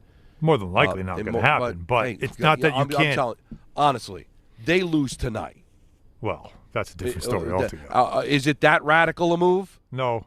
Because if I tell you, I'm telling you that what the Grizzlies are putting on the court might struggle to win a G League game. And that's why I've been just going at it with a lot of different people on social media today. And it's all in fun. Please call 1-800-919-3776. It's a lot easier than you getting typing killed? stuff out.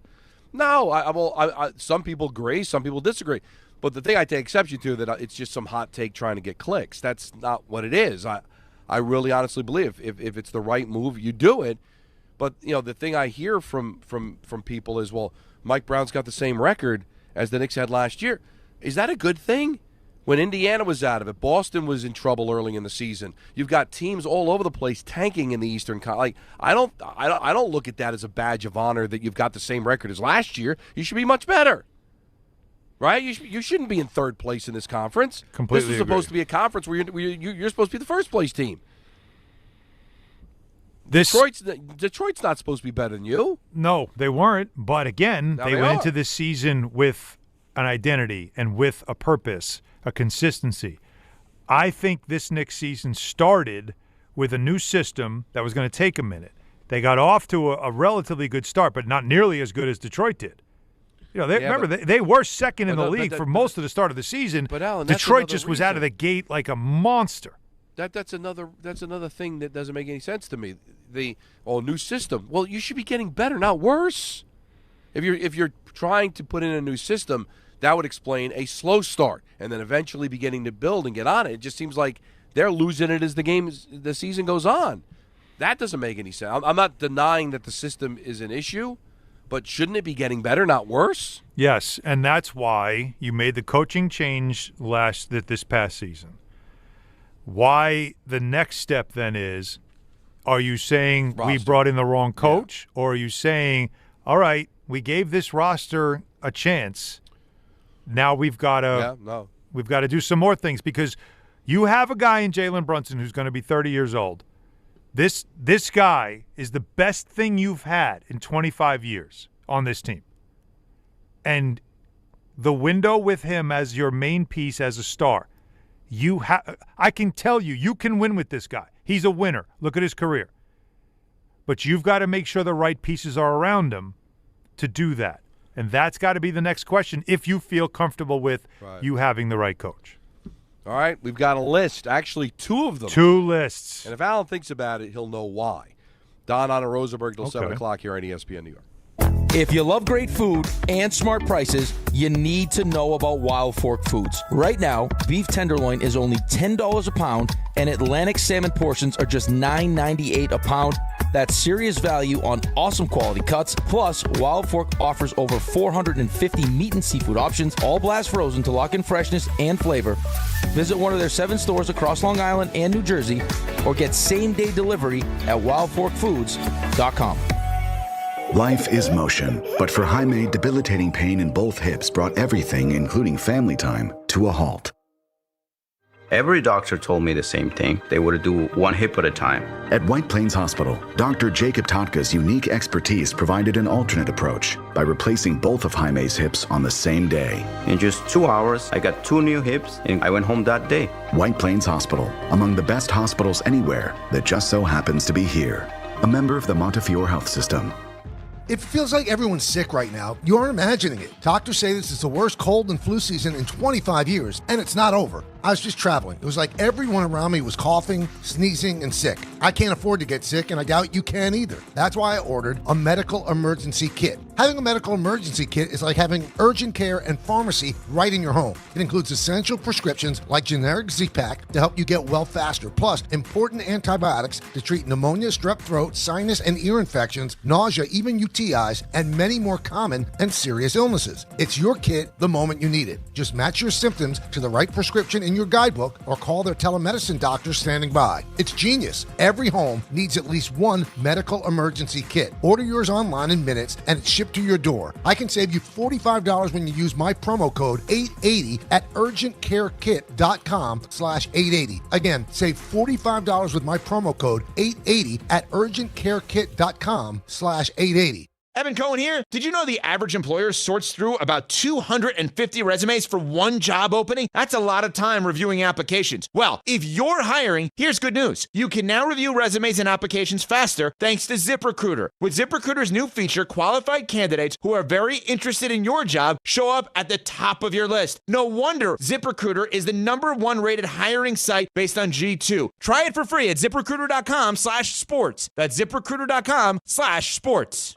In pro football, if a coach can't see the whole field, he's missing out. It's that simple. If you run a commercial trades business and you don't have Service Titan, you're coaching blind. You need real-time visibility into project profitability. You need to know which jobs are making money and which ones aren't before it's too late. And you need to see the entire business in one place, from service work to construction. Service Titan is the end-to-end platform that helps you do all that and more. Win larger contracts, accelerate your workflows, and maximize your profit. Visit servicetitan.com to learn more. And now let's take a look at the traffic with Brandy Scott. Thanks so much, guys. Just a bad ride on the Staten Island Expressway westbound. They just picked up that crash over by Bradley Avenue. Was out there for about an hour. Damage is done. Delays go back across the Verrazano onto the Brooklyn side. Belt eastbound, bumper to bumper with an accident right after Flatbush Avenue. Delays there starting to back up into Bay Ridge. Lots of extra volume. It's the first night of Passover. All of your purchase, the outbound Georgia are packed. Not even the Henry Hudson going to help you out. Cross Bronx westbound at a standstill from the Bruckner on through. Inbound Georgia, about 20 to 30 for both the upper and lower decks using 80-95. Definitely better from the 4 and 46 approaches. Outbound Lincoln and Holland Tunnels are running about 40 minutes each. This report is sponsored by Mothers Against Drunk Driving. For victims of drunk and drug driving, your grief is unique, but you're not alone. You always have a place at MAD. Visit mad.org. I'm Brandy Scott on 880 ESPN New York. Pros, just because something on the job runs out doesn't mean you have to. Order it on the Lowe's app. My Lowe's Pro Rewards members get free same-day delivery on eligible orders over $25. Get the fasteners, hardware, or tools you need to keep the job moving. Order by 2 p.m. and get eligible in-stock items delivered right to your job site by 8 p.m. Members get more at Lowe's. Loyalty program subject to terms and conditions. Subject to availability, restrictions, and terms at lowes.com/shipping terms. Subject to change. I'm Boomer Esiason. My mom died from cancer. She was only 37 years old. She didn't have life insurance, and that was devastating for my family. That's why having life insurance is so important to me. Ethos makes it fast and easy. Get a quote in seconds, apply in minutes, and get same-day coverage. You can get up to $3 million in coverage with no medical exam. Get your free quote at ethos.com/play. That's ethos.com/play. Paid spokesperson. Time spent on application may vary. Online health questions required. You just made the list, buddy. This is The List with Don, Hahn, and Rosenberg. So I had off on Monday, mind my own business. But you know what? You can't not listen to the show, right? You have to. Okay. So I was listening a little bit. With the kids? You were out with the kids. I was out with the kids, but we had to go to and fro. All right. I wanted to find out what was going on with my boys. That was a bar, by the way. We had to go to and fro. Really?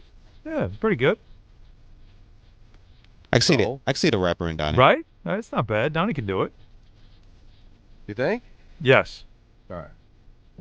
Another time. Now, I heard someone ask you guys to give a list of the top, I think it was Yankees, of the 21st century. Oh, yes. And you started I did batting this. around. And then I figured, you know what, why don't I do it for both the Mets and the Yankees? That's what he asked for, because his argument was we couldn't do yeah, okay. All right, let's hear this, because I know I did the list that day live, but I didn't do a Met one out there. But I thought I put, but that was on the spot, right? I think it's a good one. And I want to be as technical as possible, so this would be at the start of the 01 season. Technically, the 21st century began in 01. But listen, we're playing semantics here. Come on. It's not going to change the list if I included 2000. All right, in no particular order. Or do you want? Why don't you give me yours again and see if it matches? Well, I wrote it down and I forgot. But I think the list was pretty obvious. The list had Jeter on it. The list had Mo on it. Okay. The list had CC on it. That's 3. Right. A-Rod, and then Judge. Yeah, that's the list, right? That's the list. Derek Jeter has to be on there, even though he accomplished a lot in the late 90s. He continued it on through the 2000s into his retirement year of 2014. Okay. Judge has to be on there. Well, he's putting historic numbers up. Mm-hmm. Not the body of work of other people on the list, but still amazing. CC Sabathia, Mariano Rivera, and Alex Rodriguez. Yeah. I think what's interesting is the person that I thought to put on the list. I just played the game of who you'd taken out. Yep. And that is Mike Messina. Because CC did have a lot of compiling seasons. Wasn't very good at the end. Messina was fairly consistent throughout the 2000s. He didn't win a championship. Mm-hmm. Had the 120-game season. That's the only other guy, right? It feels like the only other guy, and that, though, does go to the who you taking out. Because I wouldn't put Teixeira on that list. Teixeira would be an honorable mention. You could say his name, but right away you're like, no, he's not replacing anybody. I think Matsui is an honorable mention as well. Yep. He had some phenomenal seasons. Matsui was fantastic, yes. 04 season, and he was the MVP of the 2009 World Series. Mm-hmm. So that's we got that list right, I guess, as far as both of us having the same ones, and the honorable mentions are where they're at. Okay. Mets are interesting. Yeah, this is going to be – I'm curious about this. You got to put Jose Reyes. Won a batting title. Didn't end well, obviously, going to the Marlins and all that, but Jose Reyes would be on the list for me. David Wright, one of the greatest Mets of all time, on that list. Too easy. Not a lot of time, but it was so dominant. I've got Jacob deGrom there. It was a 4 years, like you couldn't touch him, and he was great in the postseason. Yeah. That 2013 year. Pete Alonso, again, a short period of time, but very dominant. Well, broke the rookie record for home runs. Right, yeah. And had a massive home run in the playoffs. Like, that does add to it, too. And so, yeah. Probably the greatest free agent signing in Mets history, Carlos Beltran. I have on the list as well. Okay. The honorable mention that can get people up, I do not have Mike Piazza on the list. Now, Mike Piazza was one of the most amazing Mets ever. But, when did 98, he leave? 99, 2000. But when you take a look at the 21st century, who you taking out? And when did he leave? His numbers certainly began to decline. I got the numbers right here. Just give me 1 second to punch it up. If you really, again, it's Mike Piazza. So what are you talking? It's Mike Piazza. You can't not have Mike Piazza, but you can. Mm-hmm. If you really were to take a look at what he accomplished post-2000. All right, so he's a Met. Comes over in the 98 season, great. 99 All-Star, 2000 All-Star. All right, he was an All-Star several times as a Met after that. But we're looking at, like, his home run totals, 36, 33. Then it's 11, 20, 19, 22. He never drove in 100 runs, 2001 beyond. Came close with 98 in 2002. His last year was 05. Then he went to the Padres in 06 and then closed out his career in 07 with Oakland. So who are you taking out? So there's the 4 years, basically, if you're doing the 2001 forward. It's not a lot of time. And who are you taking out? Again, DeGrom was incredibly dominant, despite the fact he didn't win a lot, but that wasn't his fault. But he was dominant as far as pitching. All of the numbers that matter, he was as dominant as a pitcher, since Seaver. And he was good in the postseason, too, when he got the opportunity. Again, you look at the wins and losses, but, 14-8, 15-10, 10-9. 10-9 with a 1.70 earner run average. Think about that. He led the league with an ERA of 1.70 and finished 10-9. 10 wins. There were games the Mets lost 2-1, right? He would go 7 innings, leave the game down 2-1, they lose the game, or he'd get a no decision, and he would drive in the only run. Mm-hmm. It was crazy how many times that happened. That's hilarious. Wright is obvious. He probably is he's the player of the century, right? Yes. I think he's the best player of the 21st century for the Mets. So, I think that's the Alonso one, but again, his rookie year he was phenomenal. He had big years. Then he had an off year, but then he had the big hit in the playoffs. There's enough there.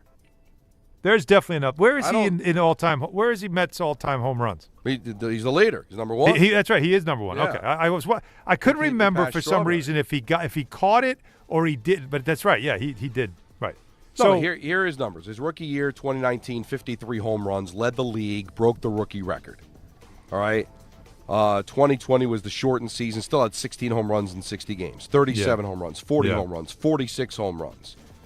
Led the league in RBIs with 131 in 2022. Led the league in doubles in 2025. and hit one of the biggest home runs in franchise history. Pete Alonso has to be there. Yes. Reyes and Wright have to be there. Beltran was... Yeah, it maybe Beltran. Maybe Beltran, if you wanted to make a case for Piazza. All right, well, let's I'm saying maybe. I didn't say – I'm not – look, you're the Met fan. I don't have the same depth with Mets that I do with Yankees, so I can't pretend that I have that same feel of Piazza versus anybody. Well, but if that's the Beltran – I know his numbers were great, but what's the context of the numbers? Again, if we're going to – he went to the 2000 World Series, did Piazza, losing to the Yankees. But, again, that's technically not the 21st century. But whatever. But here, 05, he comes in. Carlos Beltran. Yes. He was right here after from basically 05, and then the Mets traded him in 2011. So a pretty significant amount of time, okay? 06, 7 years with home runs. Yeah, 7 years with the Mets. Right. 7 years with 116 RBIs, 112 RBIs, 112 RBIs. Like 3 really monster seasons. Well, these were his best years. His 149 home runs, 559 RBI, 100 stolen bases. Yeah, these were his best. These were the best years of his career with basically any team that was multiple years. Batted .280. No, I can't take him out. It's fair. I was just saying, like, if there's someone you play who you taking out when it comes to him and Piazza. Well, that's what I always ask. That's the game I'm playing. Is okay if I'm thinking of someone that I don't think Carlos Beltran and think great Met moments. You know what I mean? That's all. Yeah, and unfortunately for Beltran, you think about him striking out. That's the moment Game that 7 against the Cardinals. Everybody remembers. So now, what do you think about with Piazza? Piazza did 8 years, but we know a lot of them were. What was out of the 8 years? What is it? 98. 98, 99, 2000, and 2000. So 3 of the 8. So 5. So basically 5. So let's just take his 5 years with the Mets in this century that you want to play. Mm-hmm. And if I told you 119 home runs, 342 RBI, 277 batting average, that it's fewer years than Beltran, but still production. No, I just don't know who you're taking out. I can't take out Beltran. I'm not taking out Reyes or Wright. Okay. If you want to tell me DeGrom, because it was a shorter period of time, but he was so dominant. No. There's no way you take DeGrom out. No way. All right, let's see his WAR. 9.8. 9.8 for Piazza in those 5 years. Okay. Right? And now as I wait for 9.8 for Piazza in 5 seasons with the Mets. Yeah, and now the 7 years with the Mets, and this doesn't want to look at this. This is where this is good radio. The internet is deciding it doesn't want to hurry up and tell me this one because it's taking too long. So you'll bear with me a second as I try this one more time. But I could use that as my only argument. So I'll go from 05. All right, so because he did split. He split 11. What was here's Piazza's the WAR for his 5 years? Oh, forget it. Yeah, Beltran 31.1. In full seasons is 27.8. So we're done. We're done. I think you would have a better chance arguing DeGrom off the list than Beltran. Oh God, no. DeGrom was. How many Mets were considered the best in the sport? But I'm not saying you win. No, but I'm sorry. saying I think if you have a player that in his time was in multiple seasons considered the best at what he does, like he's on the list. He might lead the list. Right. So that's the point. I'm just saying there's no place for Mike Piazza. Who you're taking out?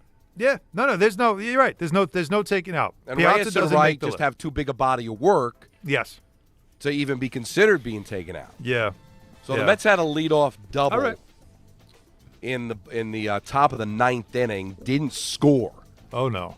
So now we're going bottom 9, 1-1 tie. Don't tell me it was Lindor that doubled and Soto said I'd rather strike out than Blanco get you in. Doubled for the Mets, but they left him stranded at third.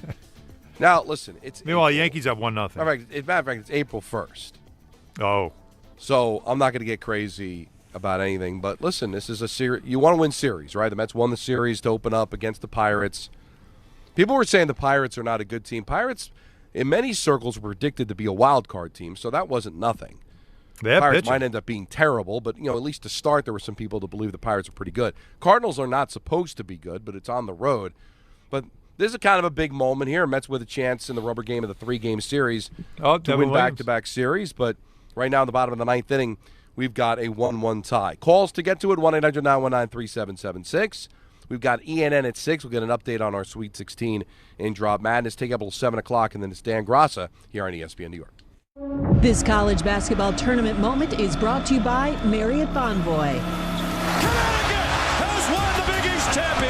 Fresh off winning 5 games in 5 days to win the 2011 Big East Tournament, the UConn Huskies enter the NCAA Tournament as the 3 seed in the West, including a 36-point performance by Kemba Walker in the Sweet 16. The run to the Huskies' 3rd national championship was one of the most remarkable postseason runs in college basketball history.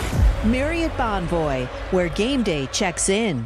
Evan Cohen here. Game day brings the excitement. Your stay should feel just as memorable. With Marriott Bonvoy, official hotel partner of the NCAA and U.S. Soccer, you're connected to a portfolio of brands designed for how you travel. Some offer complimentary breakfast, others give you room to spread out, space to stay productive, or extended stay comforts. So whether you're a traveling fan or part of the team, Marriott Bonvoy celebrates the moments that live on before and after the game. Marriott Bonvoy, where game day checks in. Wow, that's a lot of distractions. Why don't you just focus on the road? Relax, I'm a great driver. What about other drivers? Not everyone's a great driver. I can watch out for them. I'll be fine. Watch out!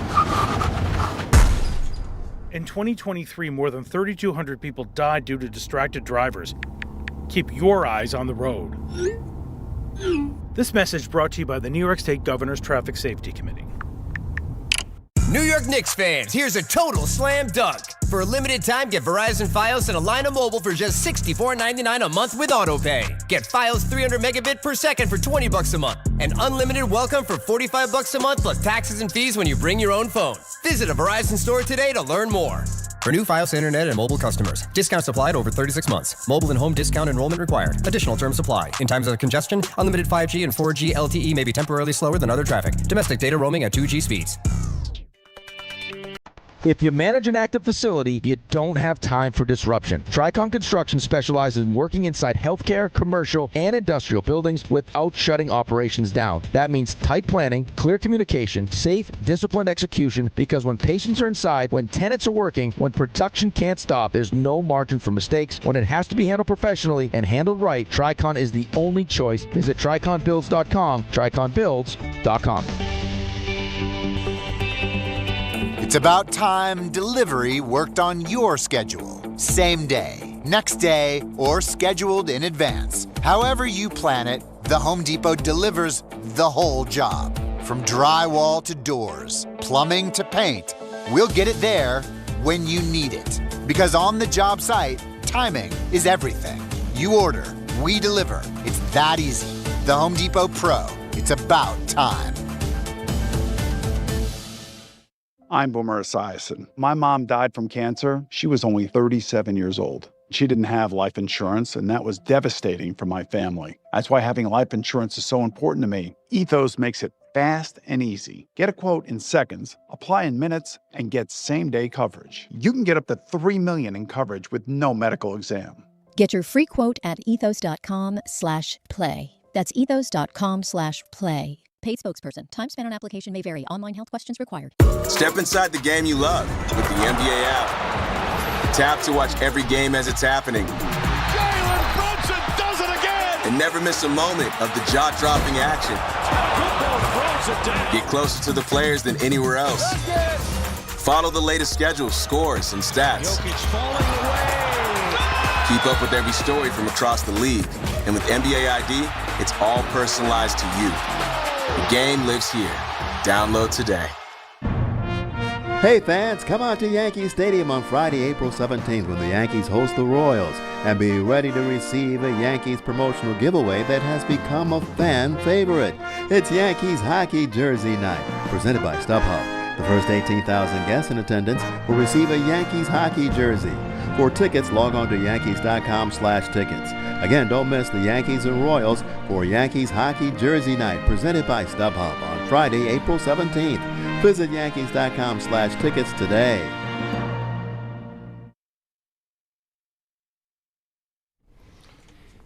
I love this song. What's not to like? So this is like Emma and I. This is our song. Such a sweet song. And yes, today did feel like it had a summer breeze. Got about 79 out there. I think we topped off about 79. That's good, right? Felt good. Going to get some rain tonight, but that's April. That's Seals and Crofts to you and me, right? Oh, of course it is. And we lost Dash Crofts, I think, over the weekend. Oh, wow. How old do you think he was? I'm going to go 73. 73? Is that too young? That's way too young. He died at the age of 87. 87. So he was doing this stuff a little bit later in life. And matter of fact, if he had lasted till August, he would have made it to 88. So he was a lot closer to 88 than 86. God so bless. Good for him. Yes. Yeah, God bless is right. Yeah. Summer breeze makes me feel fine. Yeah. It's a great song. When Emma was little, and remember, she was my first, so there was a time where it was just me and her. And we would be in the car. This song came up one time, and for whatever reason, she just sang it. Don't know why. This, little kid, they just, something appeals to them. They start singing it. So it just became a thing that anytime it played it. Then there was a remix done of it. I don't know. I can't remember exactly who did it. And so now it just became like every time it came on, I would think of her or I would tell her the song's on.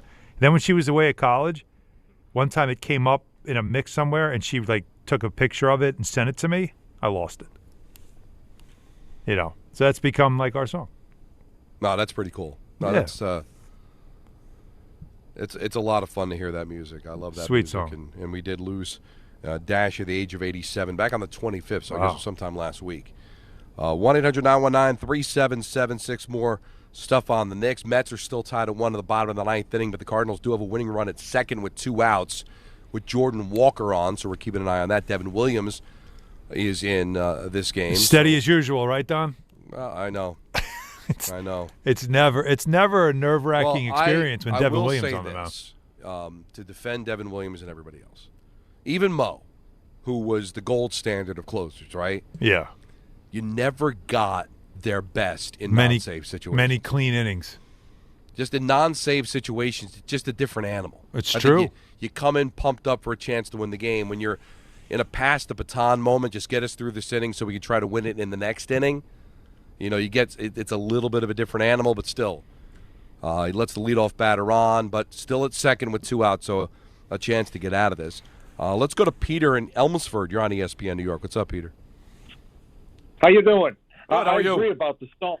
I agree about the song, but I have never understood the Jasmine of My Mind part. Do you smoke it? I mean, I've tried other stuff, but no, Jasmine. It's I believe he's talking about blowing through. It's a breeze blowing through Jasmine in his mind. Yeah. He's picturing the field. I get what you're saying. Did he roll up the Jasmine and smoke it? I don't know, but yeah, right. I just love the fact, Peter, you admit that you've smoked a lot of things, just never got to the Jasmine. That's awesome. He was willing to try it, I think, Don, is what he was saying. Oh yeah. Oh sure. I would agree with your supposition about changing coaches if it were analogous to the Malone deal in Denver last year, but it's not. Malone was not putting his young talent on the court. Edelman came in and they produced right away. One of them, memorably, Pickett, came in making jumpers, stealing the ball. Here, a new coach is not going to fix your issue, which is Towns. And I want to give a shout out to Stephen Bondi in the Post, who yesterday had some amazing numbers. And this article ties into your discussion about the coaching, because this piece came off to me as a defense of the coaches, because he indicts Towns, pointing out, among other things, that his the percentage of times that he scores when he receives the ball in a post-up is 43%, one of a league low, lower than Brunson. And more frighteningly, when he gets the ball in the post, he turns the ball over 24.8% of the time, a league high. Now, the big reason for that is the offensive fouls that he, with the stupid hooks that he was doing early in the season, the arm bars. So a lot of those turnovers are based on the offensive fouls. He just doesn't have the footwork or the skill set that you need at that position. And this is the immutable geometry of basketball. He should be able to get down on a low block, especially on the hand when you're doing a turnaround and you're turning the ball toward the baseline, the right side for a right-hander, for example, and make that shot 80% of the time. He just doesn't do it. But Bondi also talked to David Fisdale, and I thought he made some good related observations. He said, other than Jalen, nobody breaks into the lane. Nobody can take their guy off the dribble and get. There's no one that beats anybody off the dribble on the team. Yeah, that's correct. Yeah, I read the article, and Bondi did a great job. He's a very good beat writer, and this was exactly the kind of piece that you put together after a series of games where Towns is lost in the first half 3 times, where he had, I think, 4 shots in the first half of one game, 1 shot against OKC, maybe 3 last night against Houston in the first half, until he finally got it going in the second half, where then he started taking a lot of shots, and he ended up with 17, which led the team. But I think it's the question is it the player? Is it teammates? Or is it coaching? Or is it all 3? That's the problem here. Because I don't remember the Towns thing being an issue last year. I don't remember feeling like Towns doesn't know where he belongs in this offense. I don't remember that being a problem until the postseason when teams went picking on him defensively, which was obviously the biggest problem of all, playing drop coverage, and he was really bad at it. But this year, from day one, he's talked about finding his role in the offense, and he's still talking about it with 6 games to go. That I don't know. What is that? I don't know who to blame there. And what Bondi does is kind of give you the evidence of all the different people you can blame. Is it Brunson doesn't find him enough? Is it Brown doesn't call his number enough? Or is it Towns is making it too easy by just being stubborn about how they want him to play?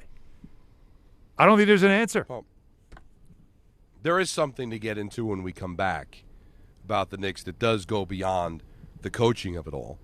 More of your calls at 1-800-919-3776. Big ENN led by Anthony Pusick. Oh, yeah. And we will find out who advances to the Elite 8 today as well. So we're looking forward to that. It's Don Mets top of the 10th. Mets still top of the 10th inning, tied at 1. They do have the go-ahead run at second with Alvarez with 1 out. And we'll see if they can get anything done. Pop up to short. So it looks like there's going to be 2 outs with a runner at second base. Keeping an eye on it all, Yankees as well. Don on Rosenberg till 7 on ESPN New York. Hi, I'm John D'Agostino from D'Agostino & Associates, the injury firm. You know what's interesting about the words personal injury? The first word is person. And at D'Agostino & Associates, that word means everything. That's because I handpick every person in our firm, from the pleasant professional person who answers your call to the experienced person litigating your case in court. Because every person in my firm is an extension of me, and the only way to exceed our clients' expectations is to deliver the highest level of personal service every single time. And that starts with hiring the right people. You see, we know that every client is a person too, someone going through the toughest time in their lives and deserves to be more than just a file number. At D'Agostino & Associates, we put the person back in personal injury. So call 1-800-BITE-BACK. That's 1-800-248-3222 and ask for me, John D'Agostino, and let's talk about your case, person to person. D'Agostino, law, bite back. Now let's take a look at the traffic with Brandy Scott. Thanks so much, guys. It's a slow crawl on the outbound Gowanus in Brooklyn. Right before the Prospect, a crash in the right lane involving a tractor-trailer cab. Police on the scene. Solid delays go back onto the westbound BQE from the LIE in Queens. Not an easy ride trying to leave town across the Hudson River. Lots of extra company. It's the first night of Passover. Heading over to the outbound George. Best of it right now, Henry Hudson. West Side Highway northbound. Long line of brake lights go back into the 50s. Cross Bronx westbound, just crawling from White Plains Road on through. Inbound George going to run you about 20 to 30 minutes using 8095. Definitely better from the 4 and 46 approaches. Outbound Lincoln now close to an hour. Outbound Holland going to run you 45 plus. This report is sponsored by the New York City Department of Transportation. Speeding ruins lives. Drivers, watch out for pedestrians and cyclists and slow your turns to less than 5 miles an hour. I'm Brandy Scott on 880 ESPN New York. It feels like everyone's sick right now. You aren't imagining it. Doctors say this is the worst cold and flu season in 25 years, and it's not over. I was just traveling. It was like everyone around me was coughing, sneezing, and sick. I can't afford to get sick, and I doubt you can either. That's why I ordered a medical emergency kit. Having a medical emergency kit is like having urgent care and pharmacy right in your home. It includes essential prescriptions like generic Z-Pak to help you get well faster, plus important antibiotics to treat pneumonia, strep throat, sinus and ear infections, nausea, even UTIs, and many more common and serious illnesses. It's your kit the moment you need it. Just match your symptoms to the right prescription in your guidebook or call their telemedicine doctor standing by. It's genius. Every home needs at least one medical emergency kit. Order yours online in minutes and it's shipped to your door. I can save you $45 when you use my promo code 880 at urgentcarekit.com/880. Again, save $45 with my promo code 880 at urgentcarekit.com/880. Running a business means wearing multiple hats. So if you're like me, you probably started out using your personal phone, taking client calls and texts nonstop. As my business grew, I needed something smarter. That's when I switched to Quo, the #1 business phone system. Quo works right on your phone or computer. No carrying 2 phones, no clunky landline, just one easy app you can try for free. Your team can share one number and handle calls and texts together like a shared inbox. Any teammate can jump into the conversation so customers get faster responses. And Quo's AI assistant summarizes your calls and responds to customers 24/7, so you never miss a lead or opportunity. All this starts at just $15 a month. That's basically 2 coffees. You can even keep your current business phone number. Find out why 90,000 businesses trust Quo. No missed calls, no missed customers. Try Quo for free at quo.com/sports. That's quo.com/sports to try Quo free. QUO.com/SPORTS. 880 ESPN, WHSQ, and WCBS-FM HD2, New York. A Good Karma Brands radio station.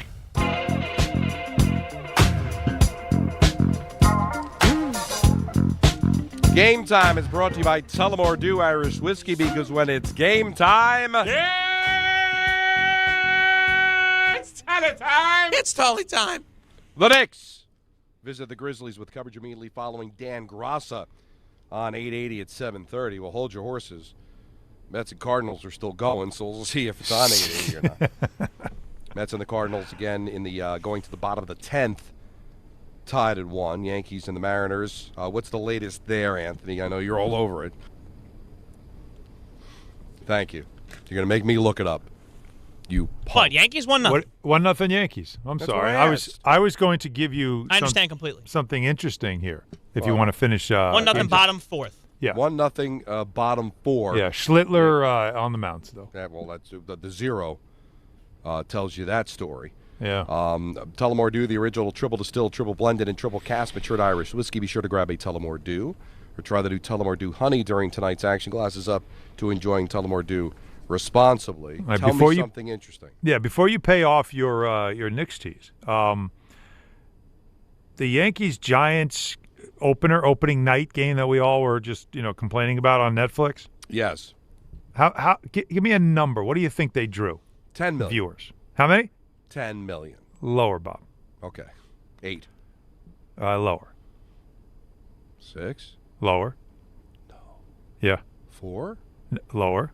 What if I told you dear God in heaven, that NBC the next night had Diamondbacks and Dodgers, and that game on NBC drew 3.2 million viewers. Okay. And that was more than Netflix. Well, that makes sense over the air. It was more by 200,000. So 3 million people. Yes. Tuned in. Yeah. The Yankees-Giants. Crap game, 7-0 as far as like a national perspective. That's they have to be disappointed. Very. In fact, Austin Karp from Sports Business Journal said that was the preliminary number, but it took a while to come out because Netflix kept thinking something was wrong with Nielsen. Oh. So Nielsen must have this wrong. There's no way it's only 3 million. It was only 3 million. So all the pomp and circumstance, all the thing, all the crap they did pregame, nobody was watching. I promise you, the 3 million, the majority of it had to have been from first pitch to last pitch. Had to have been. But what that tells you. Did you get bang for your buck? Well, they got 3 million people to find out everything that Netflix is about, I guess, right? I mean, do you see the numbers that Netflix is what they're pulling? Here They might have, we- during the game, they might have had more people viewing other things in that game. Netflix has gotten gargantuan numbers with different things that they've done. So it's not a quick case of, well, people don't have Netflix or people don't want to go to Netflix. When there's something there they want, they'll go to it. But what baseball has to truly understand, and hockey should take note of this as well, you are a regional sport. Yes. Now, when people hear that, it could sound pejorative, like you're insulting the league, saying, "Oh, well, you're a regional sport." No. Regional, that's good. I don't know why that's considered like a curse. Because the one thing that I think, whenever they throw out a number for big events, like whether it's a big golf tournament, there's a big fight, MMA, you see all these gargantuan numbers and all that stuff. Yeah. Oh, we'll see how much popular they are. Stop it. The 4 major sports, all right, but let's leave the regionals, baseball and hockey, right? Yeah. How about let's combine all the numbers? Like last night, there was Anthony, there had to be like at least 10 games last night in the NHL, not 12. And the NBA. A lot of right? NBA action last night. Put all of the local numbers together. Mm-hmm. What do you get? Now, you'll throw, I'm sure, ABC's, what was it, Bruins Red Wings on I think that was the game on Saturday night, right, Anthony, on ABC. Probably maybe did 1 million people. Because it's a regional sport, right? Yeah. Red Wing fans and Flyer fans watched. Yeah. And a few other hockey fans maybe popped it on, but if you combined all the numbers of all the games last night, you would get a big number because that's what's good about regional sports is that people care about their teams. When their teams are playing, they'll watch. Madison Square Garden was filled last night. Even though the Devils and the Rangers are out of it, that building was full and there was energy. It's nothing wrong with being a regional sport. But when you try to be something you're not, that's when you get exposed. So you decide, I want to do this big, we're going to do this big thing, we're going to build it up at a big national game, and then you get embarrassed because you know what, the numbers aren't there. Because you know who tuned into the game? Yankee fans and Giant fans. And what you did to those Yankee fans and Giants fans, you insulted their intelligence by broadcasting the way you did. You broadcasted in a way to win over people that aren't going to watch that game on a bet. So can we stop hunting down the people that don't care? Baseball fans care. Give them a baseball game.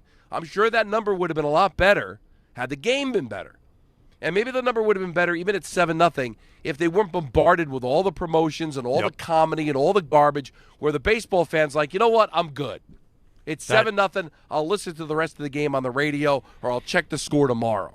That's your problem. What's the difference? Netflix had the Lions-Vikings game on Christmas Day. Do you know what that brought? Viewership-wise? Huh? 12. Higher, Bob. See? 15. Higher, Bob. 20. Higher, Bob. Oh, see, this is embarrassing. It is. It's Christmas Day, and people knew where to go to find the Lions-Vikings, which, as we know, is a national treasure that we all look forward to seeing every year, right? Right. 27.5 million. It peaked at 30 million. So you're right. It is that's you know what? That's exactly what you're so right. they were always hunting for other people because the two teams playing, we know we got you. What we want to do is make it a spectacle. Oh, it's opening night. No, baseball's not opening night. Baseball's opening what, Don? What do they call it in baseball? Day. Opening day. Problem is, wasn't day. It was evening in San Francisco. And for the rest of the country, it was night. It's not opening night. Nobody's used to that. So you've created something that never existed before and thought baseball fans will want to be part of the first game of the season. The problem is you didn't give baseball fans what they look for, which is opening day. Sun-splashed field, shirt sleeves, and baseball. You gave them an evening game. You did it in the middle of the week, and there was nothing else happening in baseball around it, which no one's used to. That's the problem. You tried to repackage something that no one wanted repackaged, and that's why no one watched. Just be what you are. Yes. Now, you should always try to improve and always think and be forward-thinking, and there's different ways to kind of promote your stars and all that. We like that. But it's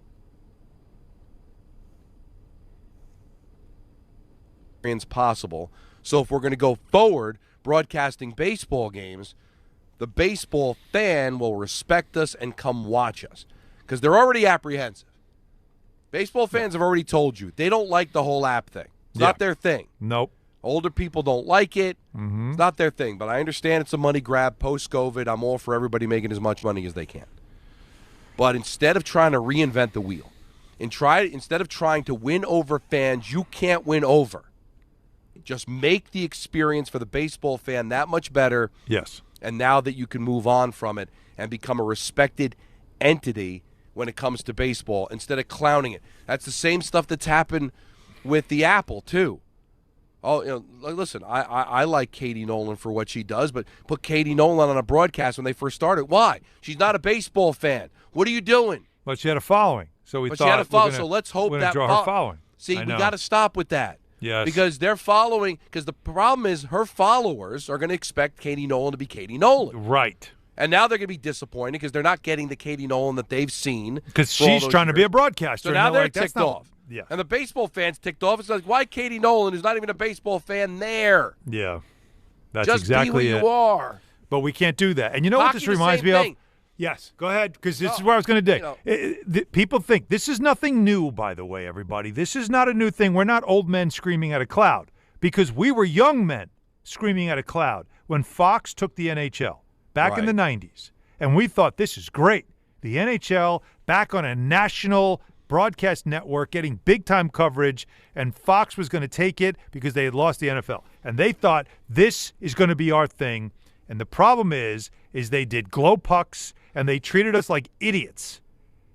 It became like they dumbed it down because Fox said most of the country doesn't know hockey. We need to make it easier to watch, so we're going to do all these innovative video game type stuff that will draw in people. And you know what it did? It pissed off your fan. It pissed off the ones who were coming from the beginning. That you can't do that, but we do it too much. I know, because people aren't that much different, Alan. Everybody else will figure it out, though, Don, right? Don't you think? If something's worth watching, I'll figure. Listen. You think people in America know how football works? Average people. No. You think really average people understand the rules of football? No. But you figure it out because you watch it enough because it's interesting. Because I'll be honest with you, I was late to hockey compared to baseball and basketball and football. So my dad wasn't a hockey fan, and hockey wasn't on television all that often. Okay. But Mets in the 11th, by the way, just so you know, top of the 11th. This sport interested me. So I took it upon myself to kind of learn it. I had a buddy, John Stark, who was like teaching me. I came in. I didn't ask them to dumb it down for me. Yeah. I didn't ask them to entertain me clowns with some pomp and circumstance from other things.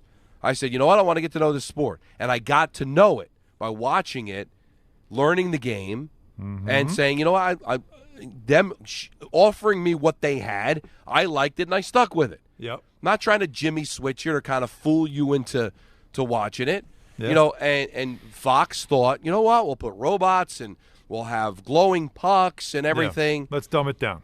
let's dumb it down for the yo-yo that doesn't understand hockey. And you know what? It bastardized it. Yes. No one took Fox seriously. Right. And then you've got a guy, and I have the game on VHS because the Devils won the Cup in '95, the first year of Fox. Mm-hmm. And James Brown, God love him, exceptional talent, was the main guy for it. And at the end of the Devils lift the cup. They're skating around the ice. And James Brown basically admitted, we want to thank the CBC for teaching us hockey during this year. Like, they didn't know anything about it. And they broadcasted it. They dumbed it down to, like, the most ridiculous level, and nobody took it seriously. Painful. You know, and that's what – and it's like Netflix did. It says, listen, we know a lot of people don't like baseball, but come watch the broadcast anyway. We'll entertain you. And the baseball will be in the background. And the baseball fans insulted, and the other people are like, listen, I can get this yo-yo stuff anywhere. I don't have to watch a damn baseball game to see it. Right. We're chasing after shadows, Alan. Just do a damn good broadcast with the sport that you know that people love and care about. Do it the proper way. I'm not saying you can't reinvent things and do things differently and come up with different interesting angles and stuff. I'm all for that. But to just make it not about the thing you're supposed to be broadcasting seems counterproductive to me. Yeah, I don't know when we're going to get to a point where that'll stop. But it really, I think if this doesn't show anything, and I don't know what the excuse will be, but if this doesn't show Netflix and anyone else that taking something tradition, especially tradition like baseball, and trying to repackage it and thinking people will just follow you, you're wrong. So $3 million, you got what you deserved. Because I really do believe that the smarter thing to do, if you're baseball, especially baseball, because that's regional, just like hockey's regional. Be who you are. You know what, guys?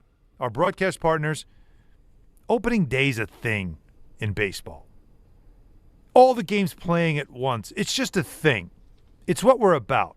Can't we do better than just a standalone game where we think the whole league will want to watch because it's the first game of the year? It's not the NFL. The whole league watches the NFL because it's the NFL. It's different. Because I don't even think opening night in the NBA is the same thing. I don't think it's like not this. Everybody plays. No, and it's just opening night is usually a doubleheader, and then the next night everybody plays. But the problem is that I don't think everybody's watching opening night with the same excitement as you're watching the first, the Thursday of the first week, because it's usually the defending champion and then whatever else, the hot team of the year, whatever it is. You have to, as Netflix, if they're going to continue to do the first game of the year, if that's part of their deal, you have to then say, all right, that did not work. We need to make our game needs to be an afternoon game. Late afternoon, whatever it is, make it something so that in the East Coast, it's still a sun-splashed field.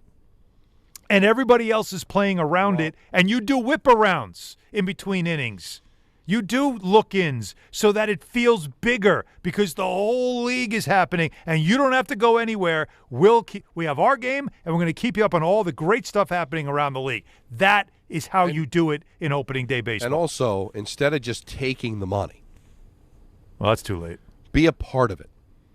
The NFL decided we are going to give NBC a standalone Thursday game to kick off the season. Right. You don't get Jaguars-Panthers on that game. You get the defending Super Bowl champion, a popular team the next week, and now let's go. Yep. All right? So you got the Yankees. You got that right. But, the Giants, they're not predicted to really do anything. They don't have any, superstars. You know what you do? You give them Yankees-Dodgers, Ohtani and Judge. Oh, come on. And then you do a broadcast around, hey, non-baseball fans, here's why you should be following baseball. Two of the studs of our league are playing against each other. Yes. And you accentuate why Judge is so good and how rare it is for Ohtani to be a pitcher and a hitter at the same time, and make it about baseball. Yes. Not just a non-rival game between the Yankees and Giants. It's a nothing burger. Nothing burger. And you're giving me comedians and wrestlers and hands. Guy sitting in the boat in McCovey Cove. Yeah. And most of the time you're going, what is this? What is he doing? Yeah. It's and not enough. Aaron and I know Judge. he's got a following. I get it. There's a following. People are interested in it. No, it's what you said. It wasn't enough if you're a follower of the comedian, it wasn't enough to stay tuned because they didn't show him enough. He wasn't a main character. They just checked in on him. And if you're a baseball fan, you're annoyed. So nobody really came away from this thing happy, and not enough people stayed on it. But you're right. Give me the two mega teams, play each other, and I'm saying, give me a whip around. Check in around. You can do that because there's so many breaks during a game, a live inning, where a pitcher is toeing the rubber or something's going on, whatever it is. All right, check in here real quick. You do it fast, and you could show the highlights, even if it happened minutes or who cares? Show me highlights of what's happening around the league. It makes it feel bigger. Yeah. That's what I would do if I could rethink how Netflix is doing the first game of the season. And it's the same thing with ESPN and TNT's trying to do too. That's the one thing I think that they've done a good job with hockey. I'm not going to get stupid and dumb it down. You know what I'm going to give you? You know what I'm going to shove down your throat? Connor McDavid. Yep. Macklin Celebrini. Yeah. Austin Highlights. Matthews. Highlights. I'm going to give you, I'm going to give you players that you're like, this is why you should be able to follow hockey, because Connor McDavid's one of the best players in the world. And I'll give you some Ovechkin and show you the history. I'll give you some Crosby. Love it. That's what you want. Love it. Yep. Like that, give me more of the sport you're trying to sell. And that's why these leagues got to step up. The NFL would have never allowed that broadcast from Netflix. You know how I know? Because the NFL didn't allow NBC to have Mike Tirico right away. If you remember, they're like, no, you're not getting Mike Tirico. Point. We want Al Michaels because Al Michaels is a bigger name. You're not going to take our product and do whatever the hell you want. Yeah. But baseball was quick to take the cash instead of saying, you know what? No comedians, no promotions with this. No. You're going to do certain things, but there's going to be certain things where you're like, no. You're not doing that. No. You're not embarrassing our fan base. No, but they it's couldn't. sacred They to wanted us. the money. Oh, my God. Broken bat. Mets had bases loaded, one out. And Beatty, broken bat, tried to – so Soto gets thrown out at home. It's unbelievable. Well, it's still bases loaded now. But still, of all things, like if he hits that clean, he probably gets a single, and that's a run or two scored. Well, I got to blame Jacob here. Wow. Why? He called it? Oh, yeah. I said watch Brett Beatty just ground out right into the dirt into a forced play. Oh, well. Well, you know what? I need you to keep pipe down because you're ahead of me. I'm still in the 10th inning. We in the 11th inning? I'm watching a game against the Pirates. Yeah, no, that was last week. Marcus Semien up. Semien. He's 2 for 19 as a Met. Ugh.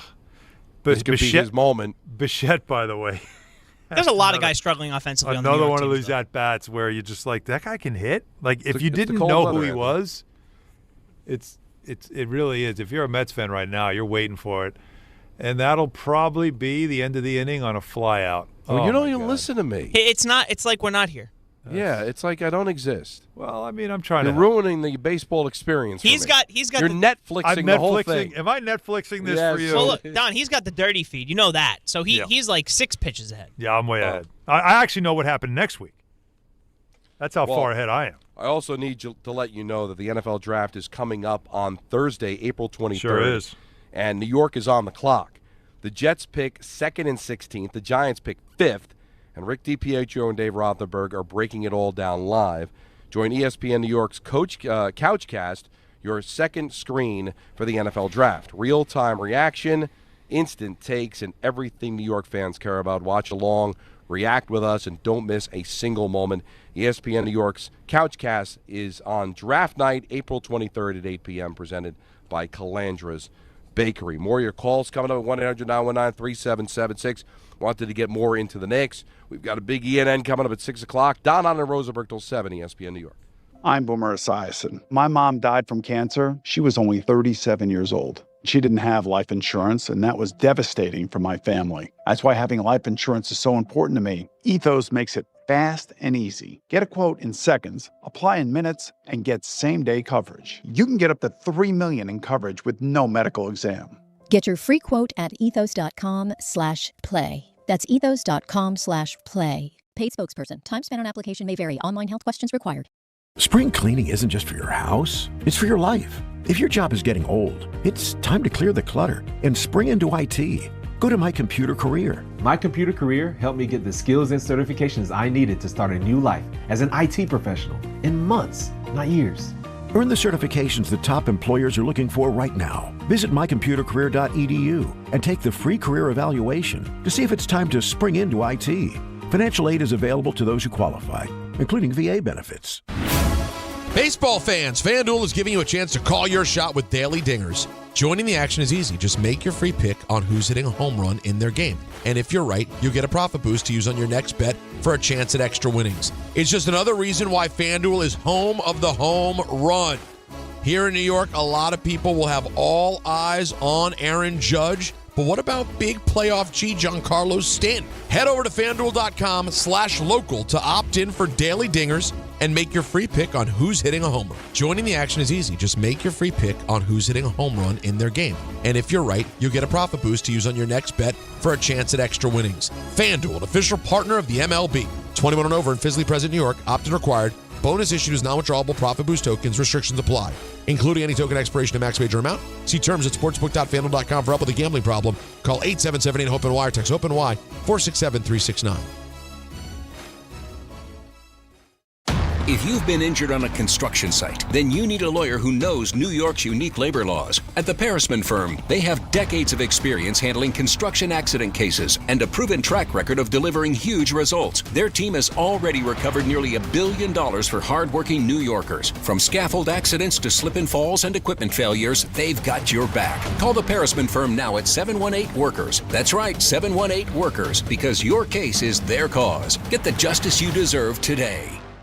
It feels like everyone's sick right now. You aren't imagining it. Doctors say this is the worst cold and flu season in 25 years, and it's not over. I was just traveling. It was like everyone around me was coughing, sneezing, and sick. I can't afford to get sick, and I doubt you can either. That's why I ordered a medical emergency kit. Having a medical emergency kit is like having urgent care and pharmacy right in your home. It includes essential prescriptions like generic Z-Pak to help you get well faster, plus important antibiotics to treat pneumonia, strep throat, sinus and ear infections, nausea, even UTIs, and many more common and serious illnesses. It's your kit the moment you need it. Just match your symptoms to the right prescription in your guidebook or call their telemedicine doctor standing by. It's genius. Every home needs at least one medical emergency kit. Order yours online in minutes and it's shipped to your door. I can save you $45 when you use my promo code 880 at urgentcarekit.com/880. Again, save $45 with my promo code 880 at urgentcarekit.com/880.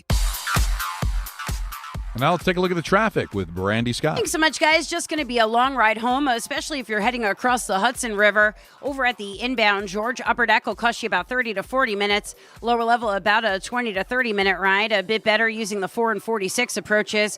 Heading over to the outbound George, all of your approaches are packed aside from the Henry Hudson. Cross Bronx westbound, bumper to bumper from White Plains Road on through. Outbound Lincoln will run you about 45 minutes. Outbound Holland close to an hour. Inbound at both of your tunnels close to a 45-minute wait. Some solid pockets of slowdowns at the Tappan Zee Bridge getting into Rockland County. Delays go back to the thruway merge on the Westchester side. This report is sponsored by the Positive Coaching Alliance. Questions about youth or high school sports? Well, the PCA can help. It's a national nonprofit developing better athletes and better people through youth and high school sports. More info at positivecoach.org. I'm Brandy Scott on 880 ESPN New York. Less than 4 in 10 kids aged 6 through 12 are playing sports regularly. 4 in 10 kids? Let it sink in. Just 4 in 10 kids. ESPN is building a nationwide coalition powered by Disney called Take Back Sports, with the purpose of training more coaches, expanding access, and creating community-driven sports programming that puts kids and fun first. We're working on that story. We hope you'll join us. Visit takebacksports.org to learn more. Progressive knows sports brings people together, but you gotta feel bad for people who don't even get it. Some people will never know what it's like to see their favorite team's hopes decided by a ping pong ball to draft the next superstar. Or not. I mean, sure, it's silly for your happiness to hinge on the success of a 20-year-old entry-level employee, but you just can't help yourself. The stress is exhilarating. Progressive can't bring people together like the draft, but we can bring your home and auto insurance together with a bundle. So switch and see if you could save hundreds. Progressive Casualty Insurance Company, affiliates, and other insurers not available in all states or situations.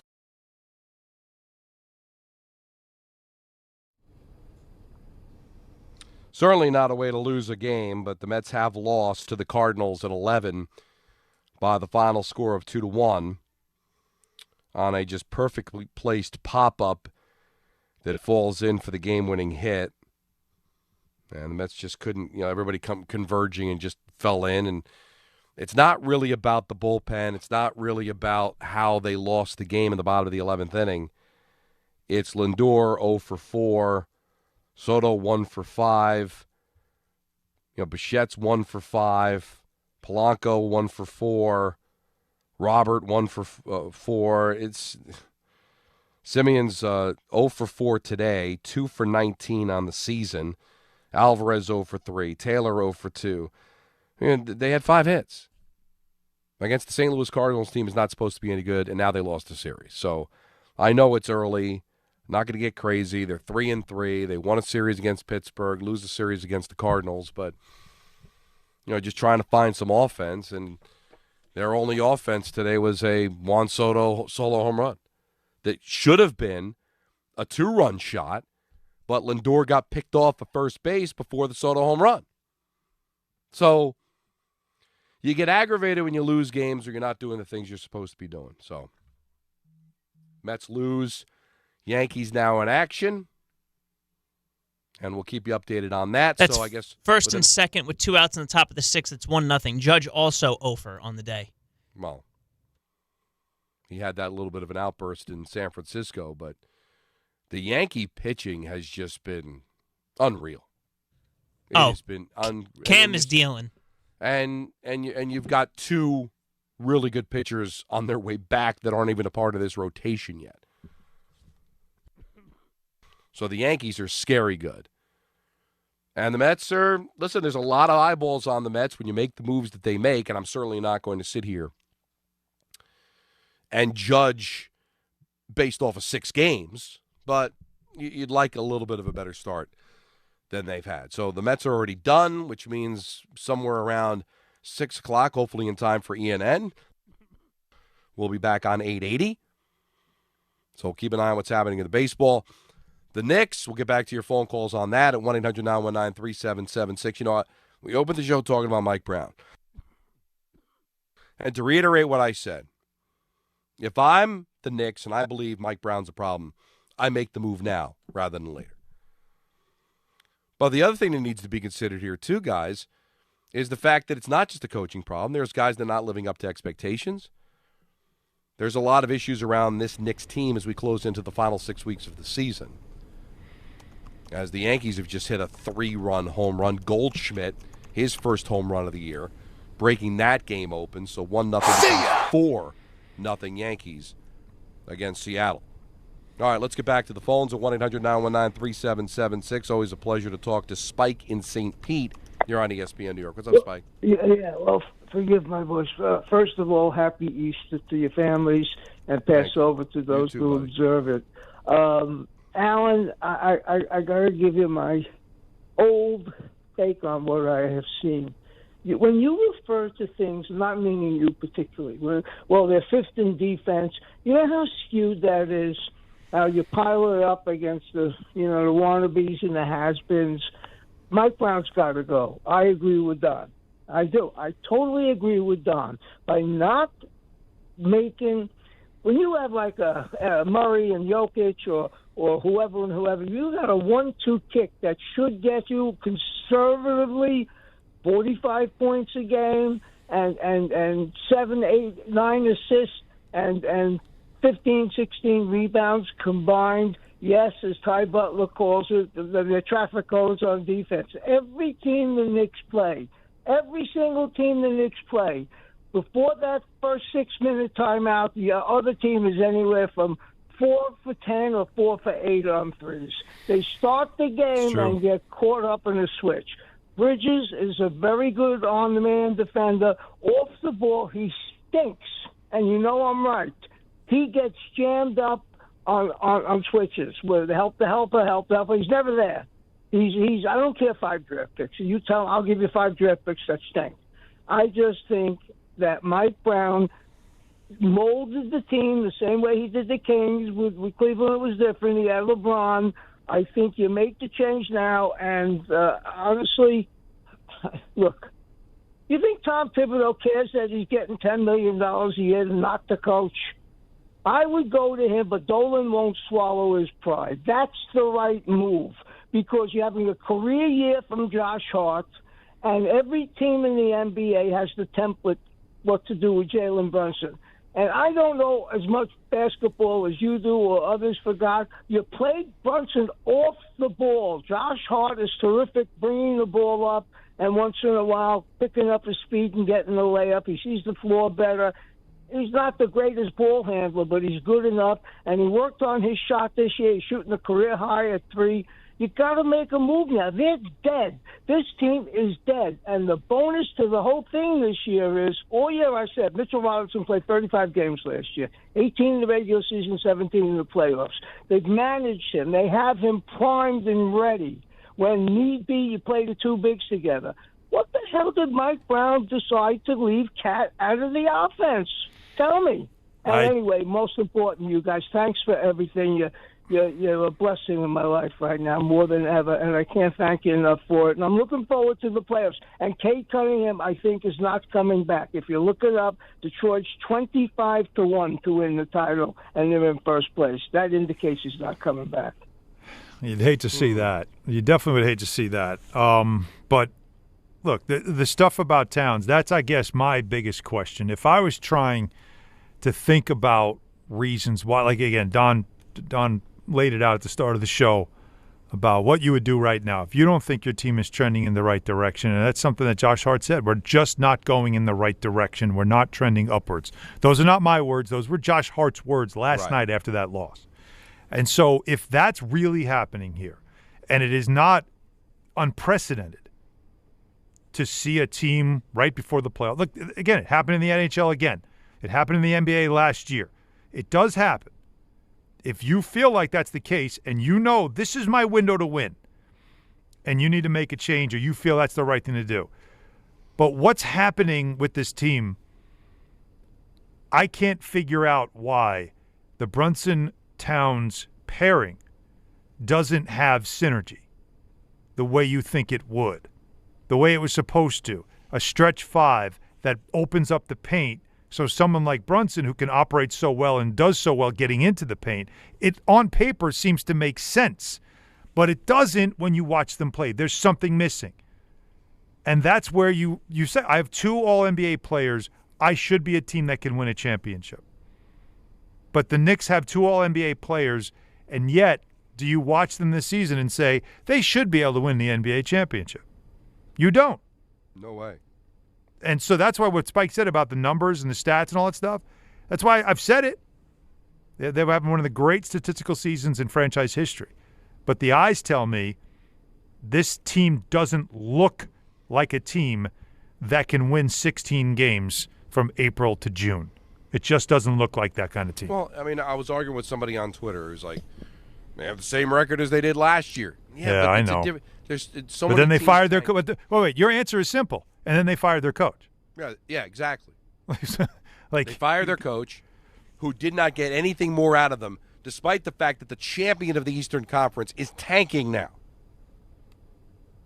All right? Yeah. So you have an easier schedule because the East is easy. We said this with Monica. We felt that it was at least finals or bust team because there was no Tatum. There was no Halliburton. Well, guess what? There is now a Tatum. And the Pistons look like they're really good. And if Cunningham doesn't come back, I agree with you. It'd be a shame for them not to make a run because they lose their best player. As much as that would benefit the Knicks, you would think. But it's just what you see. It's as simple as that. Do they look like it? And the answer is no. They don't. Can they? They have at times had moments where you've gone, boy, if they could do this consistently, yeah. The problem is they don't do it consistently. It's the reality of it. So you fired a coach because you felt like he was driving the team too hard. They weren't getting better. The team, as I said, the players, some of them made it abundantly clear in the exit interviews that this was not who they wanted coaching them. And so all that's going on, you bring in a coach and he changes everything. And you think, all right, give it time. It'll take time to take. Game 77 it didn't take. In fact, everything they were doing to start of the season, you could watch the Knicks November games, December especially, when they were probably at their peak. And then if you watch their offense now, tell me it's the same offense. Well, they have he has given in on so many things because, like Spike asked, well, how are you not getting Towns or not how are you not making an offense for Towns? Brown tried something, Towns couldn't figure it out or didn't want to figure it out, and then Brown's like, well, what do you want to do? I want to do this and this. Okay, let's start doing that. And after the All-Star break, that's what he was doing. So he's almost completely scrapped the way he wanted to see this team play. His vision of what the Knicks could be, we saw it as close to the NBA Cup, and then after that, you could tell they hit a wall physically, and they realized we can't play that way over 82 games. We're going to wear ourselves out. So that seems to be scrapped now. So now what are they? They're a team that has a lot of talent and no identity. Yeah, when you talk about inconsistency, that's no way to win a championship. No. On any given night, they can beat you. But there's a difference between any given night beating Detroit, beating Boston, even beating Cleveland or Atlanta or Toronto, who you'll face in the first round. But doing it 4 times in a best-of-7 series is a completely different animal. Do I think they could beat Toronto? Sure. Atlanta? Yeah. They could, but that it still won't be could be easy. a major problem. Yes. Yeah, they could, but will they? That's a completely different conversation. Now, And Charlie, do they have it in them? Yeah, exactly. Charlie's in Bayside. You're on ESPN New York. Hi, Charlie. Good afternoon, gentlemen. Alan, comment. I want to just say your daughter's got great taste in music. Congratulations for raising her right. There you go. Seals and Croft, Bread, America, all those storytelling bands from the Nothing 70s like are it. the best. Nothing like it. You're right. And huh? Nothing like it. You're absolutely right. It's the best. Pairing that with the Beatles and the 80s, awesome. Don, question. Were you doing the Devils game, Rangers game when the goalies were fighting? I'm sure you certainly were, was, right? Yes. Okay, I'm sorry because I don't watch too much, but I listen. I was in a bar and they were showing highlights of past goalie fights over the years. They were commenting how awesome it is and how they drop the gloves and should they take their pads off. And it was, what was your call like? Were you as excited as the fan? Were you really getting up for that? I was excited just because I saw it coming. I saw him skating from the other side of the ice, and I knew he wasn't just there to show support. He was going to go after Shesterkin, and he did. And he got his butt kicked, but I think his teammates appreciated the effort. I don't know if they've got the call back there, but right, it had to stem from something earlier in the game. Did somebody did he check somebody with a stick or something? No. Which Shesterkin goalie was upset because he was taken bad down. first? There was there was an incident earlier in the game, and I thought it was a little much. I don't know if you were watching at that point, Alan. No, I wasn't. I got the highlights.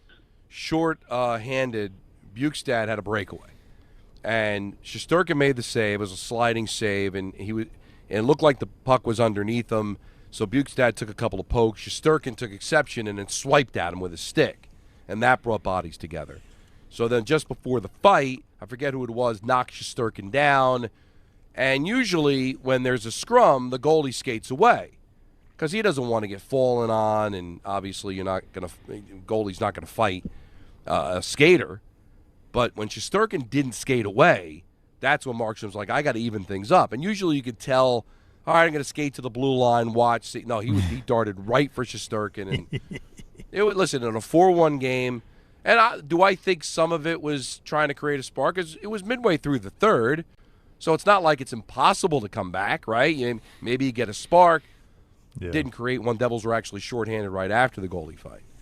But it happens rare, but that's why I said it during the broadcast. That's why we love sports.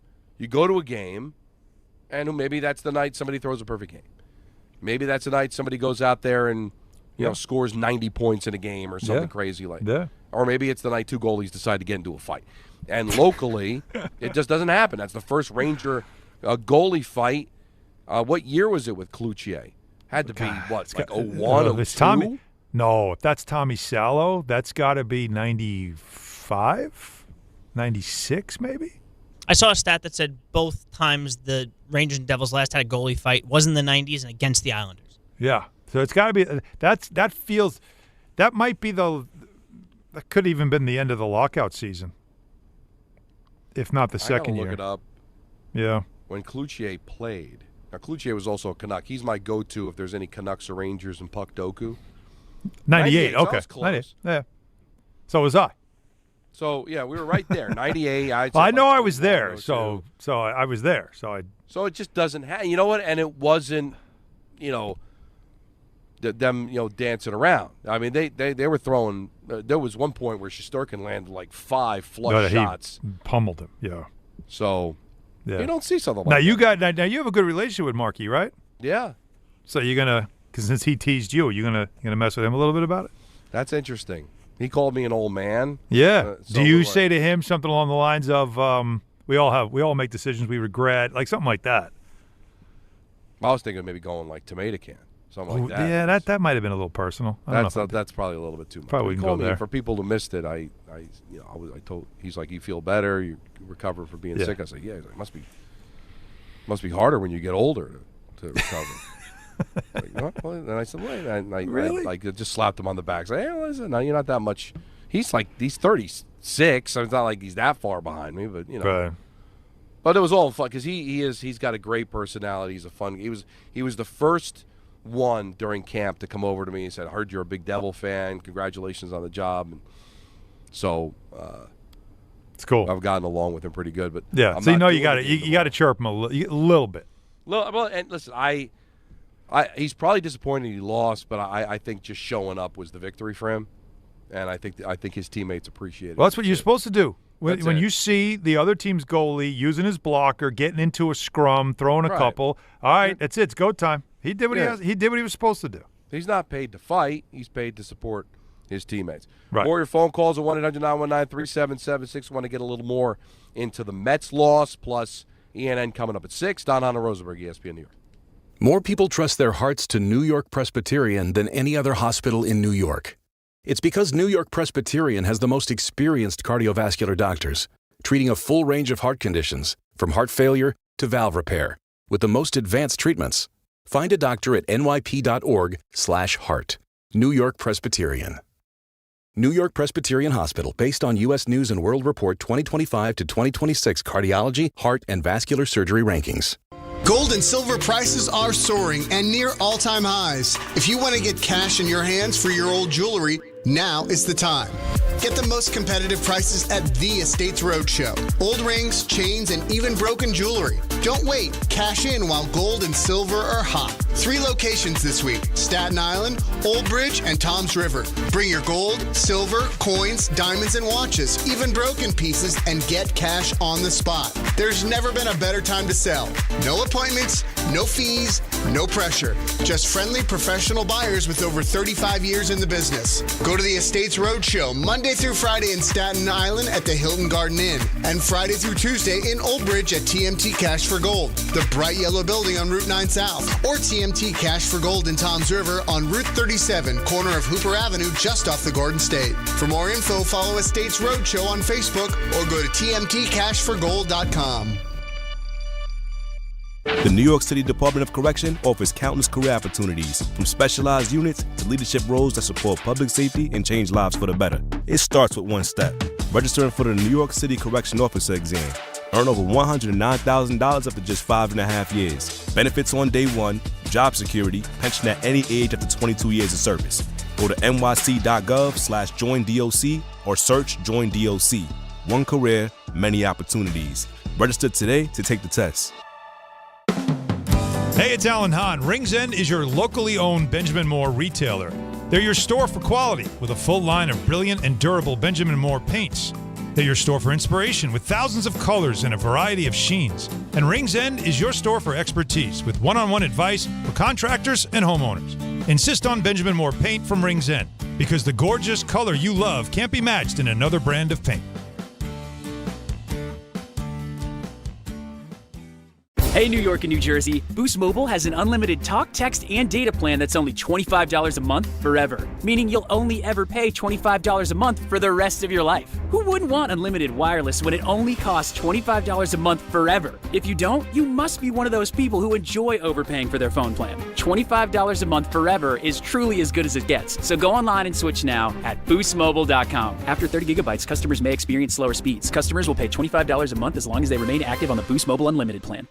Smalls here. Did you know there are many ways to do your taxes with H&R Block? You can go to a local office and get expert help in person, or you can choose virtual tax prep and get expert help without leaving home. Or you can even do them yourself online with live human help standing by. Whatever you choose, you can file with confidence, having H&R Block's 70-plus years of tax expertise in your corner. Switch today and file your way at hrblock.com.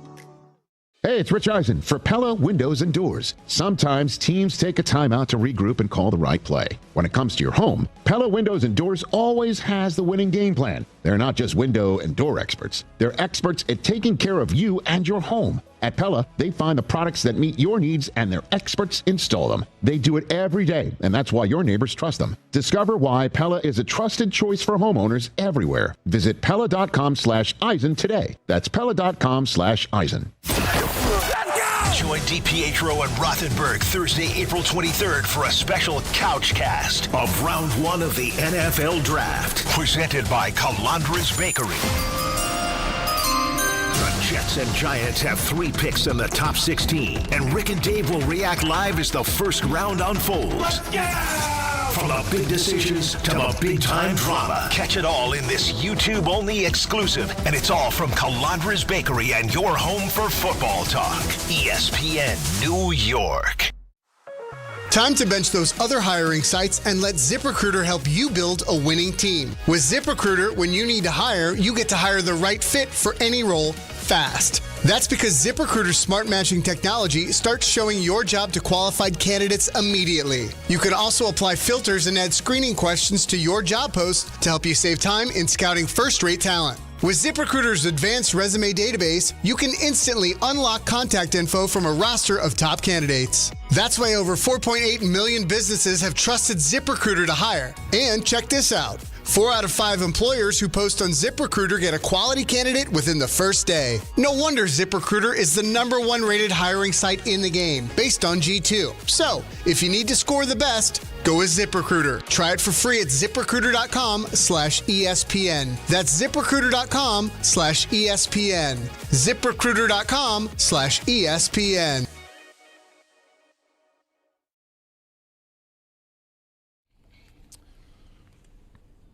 You know, you try to follow what's going on during a game when you're hosting a show. It's really hard. Yes. So I got the TV on. I'm watching. I'm trying to follow everything that's going on. I saw Lindor get picked off before the Soto home run, so that cost him a run if you believe in the fallacy of the predetermined outcome. Of course. But then what I had missed in show prep and everything was in the first inning, Lindor forgot how many outs there were. He touched the second base, started jogging to the dugout, instead of getting what would have been a sure double play. Didn't cost the Mets any runs, but extended the inning. Interesting. I did not realize that. And, again, I don't know if one has to do with the other, but come on. You're the leader on this team. Let's get going here, okay? I know it's only game 6, and you're off to a bit of a slow start, and that seems to be the history with Francisco Lindor. Mm-hmm. But come on. Forgetting how many outs there are in the friggin' first inning, all right? It's not a 100-degree day and it's the top of the 20th and you're just out of it. But don't you think that's also, if you want to believe that Soto is one of these buttoned-up, I take this serious kind of guy, is that part of maybe his first-year experience with Lindor was like, you're a leader and, like, you're not always locked in? I don't respect that. Then deal with it. Maybe that's what it is. Take him out to dinner and just say, hey, listen, we're 2 of the best players on the team, and let's get on the same page here. All right? Now, Lindor played in the World Series, so has Soto. Neither of them have won a championship. So it's not like, Soto with the Nationals? Oh, sorry, he was 19. So I guess you could say, he won a championship with the Nash. He did. He was on the team. But this isn't Gibson coming to the Dodgers, back in the day, where he was a part of one of the great teams ever in 1984, the Detroit Tigers. But no, you make a point. He's been playing a couple of World Series, did win. But the point is their resumes similar in experience, but Soto's the better player. But again, they don't have to sing Kumbaya. Just get along with each other. But I'm just saying that you're struggling offensively. Those things are going to happen. But forgetting how many outs there are, you got to see the pickoff. I mean, he didn't move. He just he completely lost. Yeah, he was so his mind's someplace else. I'm sorry. You're not locked in. You got to lock in here. I know it's April 1st. It's only Game 6, but it's about winning series, okay? And managers, we talked about this with both the Mets and the Yankees. Like, decisions are being made. Like, Schlittler's coming out of the game tonight, right now. In the seventh. I wanted to talk about that in a minute. Out of the seventh. But here's the reason. I don't agree with it, Alan. But you know what? I want to get to that in a moment. Can I go back to the Soto Lindor thing? Yes. Because of what you were saying, I want to know how you would feel if that were me. So you're at the plate early in the game. I'm at first. I get picked off because I fell asleep. How do you feel? Disgusted. You're like, what is this guy doing? Aren't you? Like, your human nature in that moment is to go, like, what is this dude doing? Well, it's funny once when it's like, July, and we're all kind of just punch drunk from a season, whatever it is, and you just might go like, oh, man, like, all right, wake it up. Well, but it's the start of the year. We're struggling to score runs, and you're one of our team leaders, and you fell asleep at first base at the start of a game that we're trying to win a series here? Like, I don't want to put words in your mouth. All right. Well, you decide for yourself how you feel about it. But the apples-to-apples comparison for what we do as teammates is what just happened. All right? It slipped my mind that Soto was on that Nationals team, and you reminded me. Yeah. Oh, he won. And you're not mad at me. No, because it's a rare miss. It's rare. I screwed up. But it's rare for you, so I just wanted to cover for you to keep the people off your back of going, this guy doesn't remember. I had a brain fart. It's not the first mistake. It won't be the last mistake. But and it happens. But if you said that, and I'm like, what, Alan? I wasn't paying attention. You'd have a right to be mad. Yeah. Because now I'm not focused. I'm not paying attention to what you're saying. Now you could feel insulted because I'm not all in. Right. If I make a mistake, I say, hey, you made a mistake, just like an error, Yeah. If something happened in a game, you make a mistake, hey, get caught napping, forget how many outs there are, getting picked off by a country mile. First inning? Daydreaming. You got a right to be ticked off. Yeah, 100%. So, all right, so let's, for fun, let's take this now to Seattle. The Yankees are comfortably ahead 4-0. Schlittler, in his second appearance, was just as sensational as he was in his first one. He went through 6 innings, 73 pitches, and he was lights out. And I was wondering, all right, comfortable lead, going into the 8th, it's early in the season, what do they do? Do they let him go into the 8th inning? Or I should say 7th inning. Do they let him pitch? Do they see how far he can go with it? Because it doesn't seem like 73 wasn't a ton of pitches. They let him open the inning. He gets an out, and then that's his pitch count. That's it. No, he's got a pitch 79. So 80 was his line of demarcation. But he has 7 strikeouts, 2 hits. Again, another no-run clean performance from him, and that's excellent. But early in the season, that's what we're doing, right? The 80 pitches is your limit, so you got to 80 and you're done. Well, you're looking at the decisions that have been made. Cruz is on the mound now, for those wondering. You got a 4-0 lead. And the idea is to win the series, and it's the bottom of the 7th inning. You got a 4-0 lead. You got a great bullpen. That's his pitch count because you want him healthy and ready all season long because he's still a kid. Mm-hmm. That's smart. That's doing your due diligence, right? You've seen the use of the bullpen here early because not that they're throwing games away. They're not tanking. It's that, hey, sometimes I got to lose the battle to win the war. I want to be able to save something for tomorrow because I want to win the series. That's the objective. That's why today's Met loss is so frustrating because they lost the series. If the Mets had won the first 2 games, maybe decisions are different because, hey, we already won the series. Because that's all you're looking to do. Go up there, win series. That's going to win you over 100 games. You're going to win the division. You're going to be in great shape. Mm-hmm. That's the objective. That's where you can compare it to football, is that each series is like a game in the NFL where it's like you don't want to lose series. And the Mets lost the series. Now they're 500. But the Yankees, they're thinking about the long. They know they're going to be needing Schlittler really big time down the stretch. They got a 4-0 lead. There's no reason to go crazy. Mm-hmm. Now, obviously, if the bullpen implodes, people are going to be ripping booing for taking him out. But, hey, they've got bigger fish to fry, man. It's game 6. Yeah. Let's not get nuts. Now, another thing happened in this game. Yes. So the Yankees have been really good using the ABS to their advantage. In fact, was it 2 games ago or last game that they were like 4 for 4 at one point in the game? It was in 5 for 5. Okay, so they had a run. They've been very good using it. Austin Wells just had an at-bat where there was a pitch he thought was low in the zone. He immediately challenged. Wrong. It was a strike. Okay. So later in the count, another low pitch to his liking, not to his liking, he challenges again. Wrong. Like, I feel like if you get one wrong in an at-bat, don't. Yeah. You probably shouldn't tap twice. What do you think? What do you think, Don? Would you have an unwritten rule as a manager like, listen, guys, I know we want to take advantage of this, but if you get a call wrong in an at-bat, don't double down. Right. It was like the same pitch, same location, and he missed both times. He was wrong both times. Especially, a catcher should know the strike zone. Well, never mind that. That's conversation. ENN's coming up next. Don Rosenberg, ESPN New York. Let me say this. If you're an experienced superintendent in Jersey and you know you're better than the situation that you're in, Tricon Construction wants to talk. They're building serious multifamily, medical, and industrial projects across the state, and they're looking for leaders, not babysitters, real projects, real support, real backing from ownership. If you're ready to step into something bigger, go to triconbuilds.com/careers. That's triconbuilds.com/careers. And yes, it's confidential.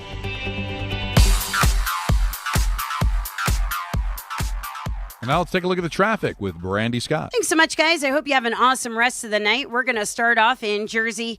New York Sirens are home at the Rock in Newark. 280 just packed in both directions, heading over to 21 and the Stickle Drawbridge. 21 southbound keeps you on the brakes, heading toward the Prudential Center. Inbound, George doing a bit better. Both the upper and lower decks, about a 20 to 30-minute ride. Worst of it's the outbound side. Cross Bronx westbound, you're slammed from the Bruckner on through. Adding to the delays, a broken down tractor-trailer on the upper deck. Outbound Lincoln and Holland tunnels are running at least an hour each. Inbound at both your tunnels, about a 20 to 30-minute ride. Belt westbound, bumper to bumper, approaching the Verrazano in Brooklyn from Flatbush Avenue. You stay jammed on the Staten Island Expressway westbound through to the West Shore. I'm Brandy Scott on 880 ESPN New York. Hey, this is Jalen Brunson. Jalen Brunson for 3.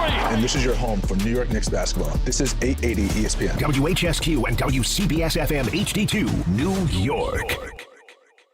Gold and silver prices are soaring and near all-time highs. If you want to get cash in your hands for your old jewelry, now is the time. Get the most competitive prices at the Estates Roadshow. Old rings, chains, and even broken jewelry. Don't wait. Cash in while gold and silver are hot. 3 locations this week: Staten Island, Old Bridge, and Toms River. Bring your gold, silver, coins, diamonds, and watches, even broken pieces, and get cash on the spot. There's never been a better time to sell. No appointments, no fees, no pressure. Just friendly professional buyers with over 35 years in the business. Go to the Estates Roadshow Monday through Friday in Staten Island at the Hilton Garden Inn, and Friday through Tuesday in Old Bridge at TMT Cash for Gold, the bright yellow building on Route 9 South, or TMT Cash for Gold in Toms River on Route 37, corner of Hooper Avenue, just off the Garden State. For more info, follow Estates Roadshow on Facebook or go to tmtcashforgold.com. Start spreading the news. New York Yankees baseball is back in the Bronx. Come out to Yankee Stadium on Saturday, April 4th for a Yankee Stadium promotional giveaway tradition. Calendar night. The first 40,000 in attendance will receive a New York Yankees calendar courtesy of MasterCard. For tickets, log on to Yankees.com/tickets. Again, it's Yankees calendar night on Saturday, April 4th against the Miami Marlins. Visit Yankees.com/tickets today. Cashback is not available on gas in New Jersey and Wisconsin. Hey, good morning. You're heading to the airport, right? Yep, thanks for checking. I like the car. How long have you been a rideshare driver? About 3 years now. I really enjoy it. Isn't it hard to make money these days with the price of gas being so high? Not for me. I use Upside, the free app that gives you cash back for every gallon of gas you buy. Wait a minute. Are you saying you actually get real money back when you get gas with the Upside app? Yep, I get real cash back every time I get gas. Does that actually add up to anything? I'll make around $200 to $300. Wow, that's serious extra cash. I'm downloading the Upside app now. Download the free Upside app now to earn real cash back every time you buy gas. Use promo code VAN for an extra 25 cents a gallon bonus on your first tank. You can cash out anytime right to your bank account, PayPal, or a gift card for Amazon and other brands. Just download the free Upside app and use promo code VAN for a 25 cents a gallon bonus on your first tank. That's code VAN. This is an ENN Special Report.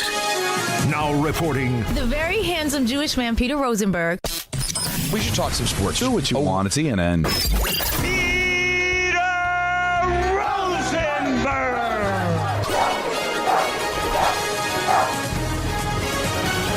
Well, it's time now for ENN, brought to you by Fanatics Fest NYC.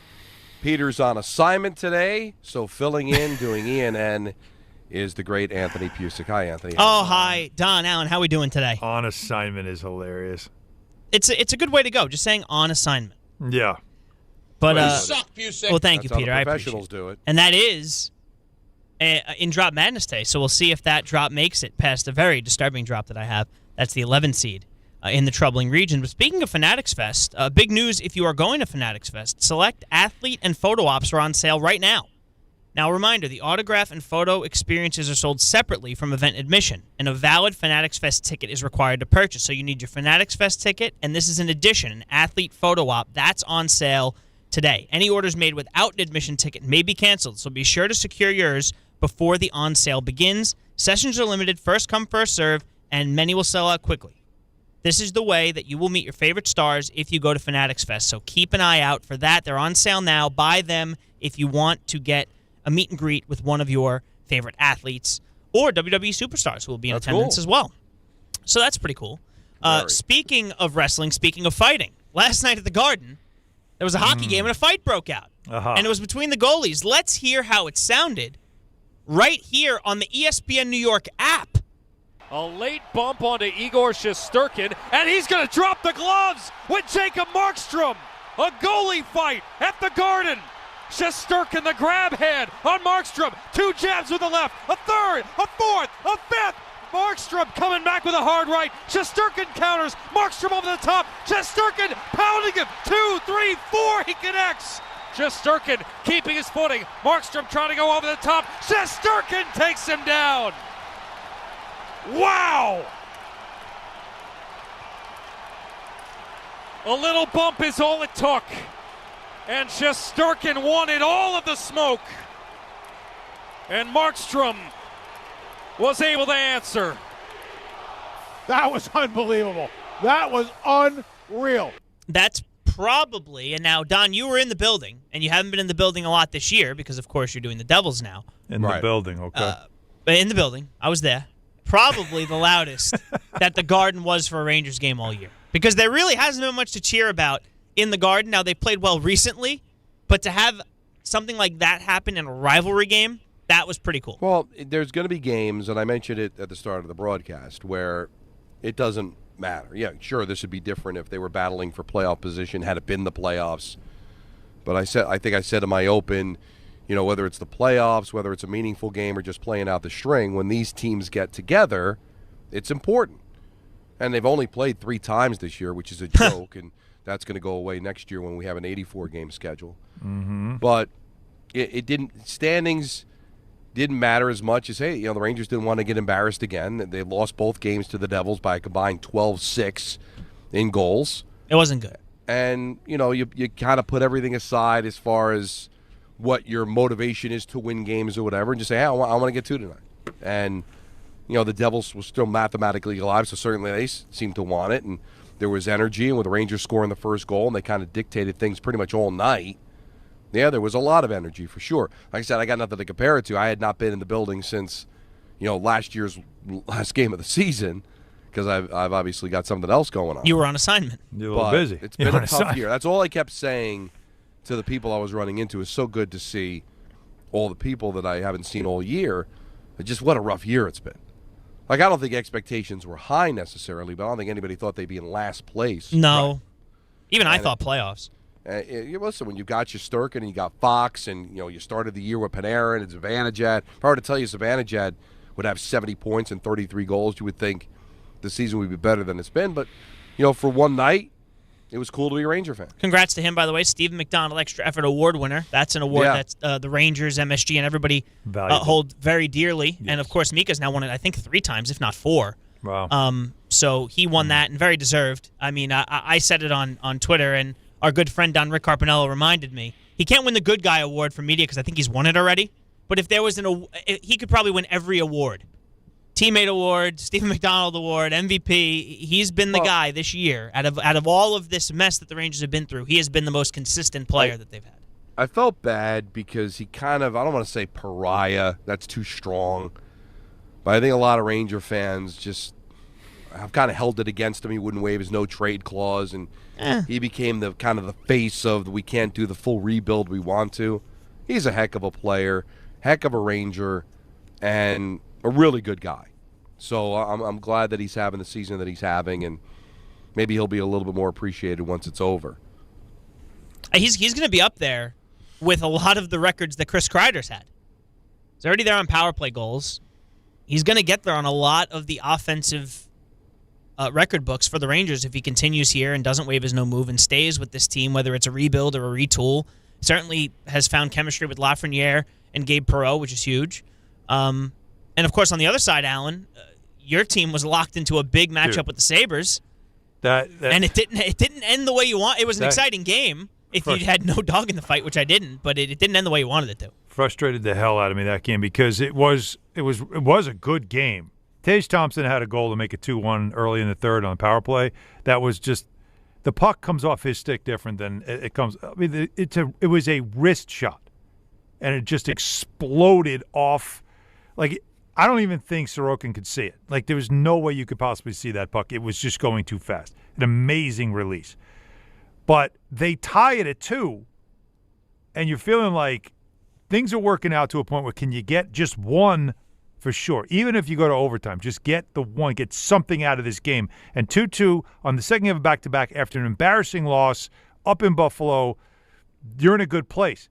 And then just they could not hold on. Like, they just got overrun, and they lost another one, and it's a painful loss. And I know they still had help so that it's not as painful as it could have been, but those are points you cannot leave on the table. When you're tied in the third period on the road, you got to find a way to get it to overtime. No, they've got 89, and they're third in the Metro right now. Columbus is a point behind them but have a game in hand. And then when you get into that mode and say, let's say Columbus wins that game, and then the Islanders drop into the wild card, well, then they are 8th because Boston has 94 points. Yeah. You've got Ottawa, Detroit, and Philly all with 86, and you can't forget Washington with 85. They have 2 games in hand on the Islanders. Washington only has 1, but you're talking about, and again, we haven't seen this in a very long time. Don, you should have saw it. Peter and Alan were standings watching yesterday before that big Penguins game for our good Penguins fan, Peter. Oh, yeah. He had to decide if they were going to give him carte blanche. Mike Morgan was the answer to the Who's That Yankee, by the way. I know we were all staring at the guy who had 156 teams that he played on. It was Mike Morgan. I'm not going to say I know. I'm not going to say for sure that I know who that is. Sorry to his family. But it is a logjam in the East for those two those 2 wild card spots and that that third spot in the Metro. Well, and the one thing the Islanders have going for them, they have 6 games remaining.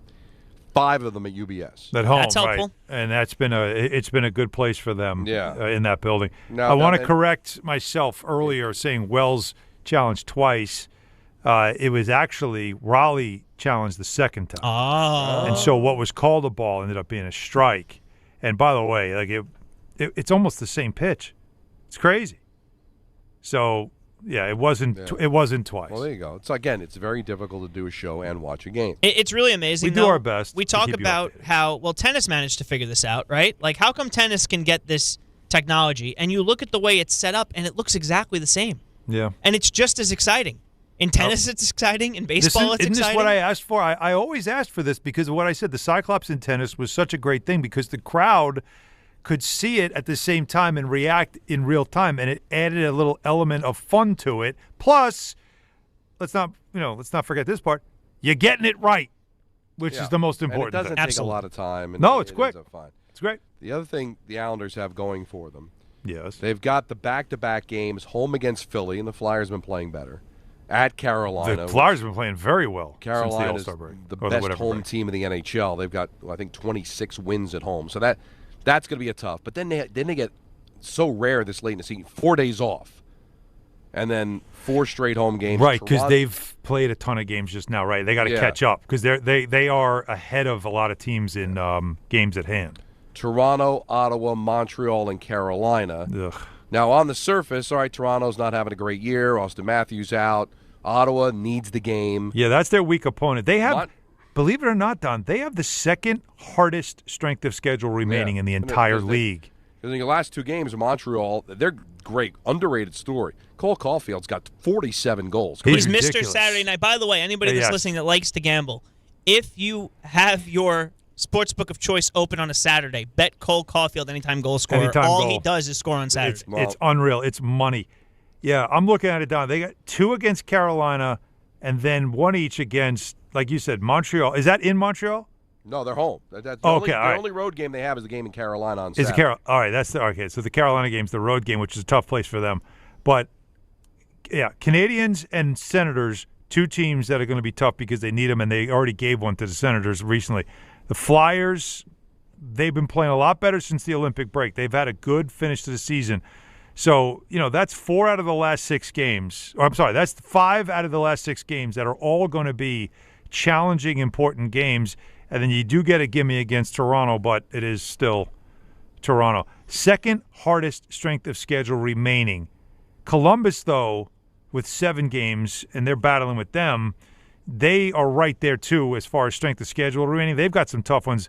Red Wings, Bruins, also Canadians, Sabres, and Canes. So this is not going to be an easy finish for the Islanders at all. And the other thing to look at is the first tiebreaker regulation wins. The Islanders have 28. So Columbus has 27, so that's an advantage. Okay. If they were to be tied. Ottawa's got 32, so they've got the nod. Detroit, 28. Philadelphia, just 23. Washington, 32. So there are some teams they've got the tiebreaker, some they don't. What about Pittsburgh? And Pittsburgh, who's ahead of them right now, they've got 31. So Pittsburgh has a lot of loser points. Pittsburgh also has like a joke of a finish here. Blues, 2 against the Panthers. They got your team, and then 2 against the Caps. They got Tampa is one of their tough opponents remaining, but they got 7 games. Well, we'll see. It should be a lot of fun for all these teams. It's a logjam. Unfortunately, Rangers and Devils can't be a part of it. And you talked about the Mr. Saturday Night. That's who the Devils are hosting, Montreal on Saturday night. So sprinkle. Oh, listen, I'm not gonna tell a Devils fan to bet against their team, but if you'd like to make some money, you can. Welcome back to everybody, welcome on 880. The Mets post game is done because they have to get over to San Francisco where they will play tomorrow against the Giants. Of course. As Camilo Doval is in the 8th inning for the Yankees, and it is 4-0. Runners at the corners with 1 out. He's pitched well this year, getting into a little bit of trouble here in the 8th. But they do have a 4-run cushion, so we'll see how that goes.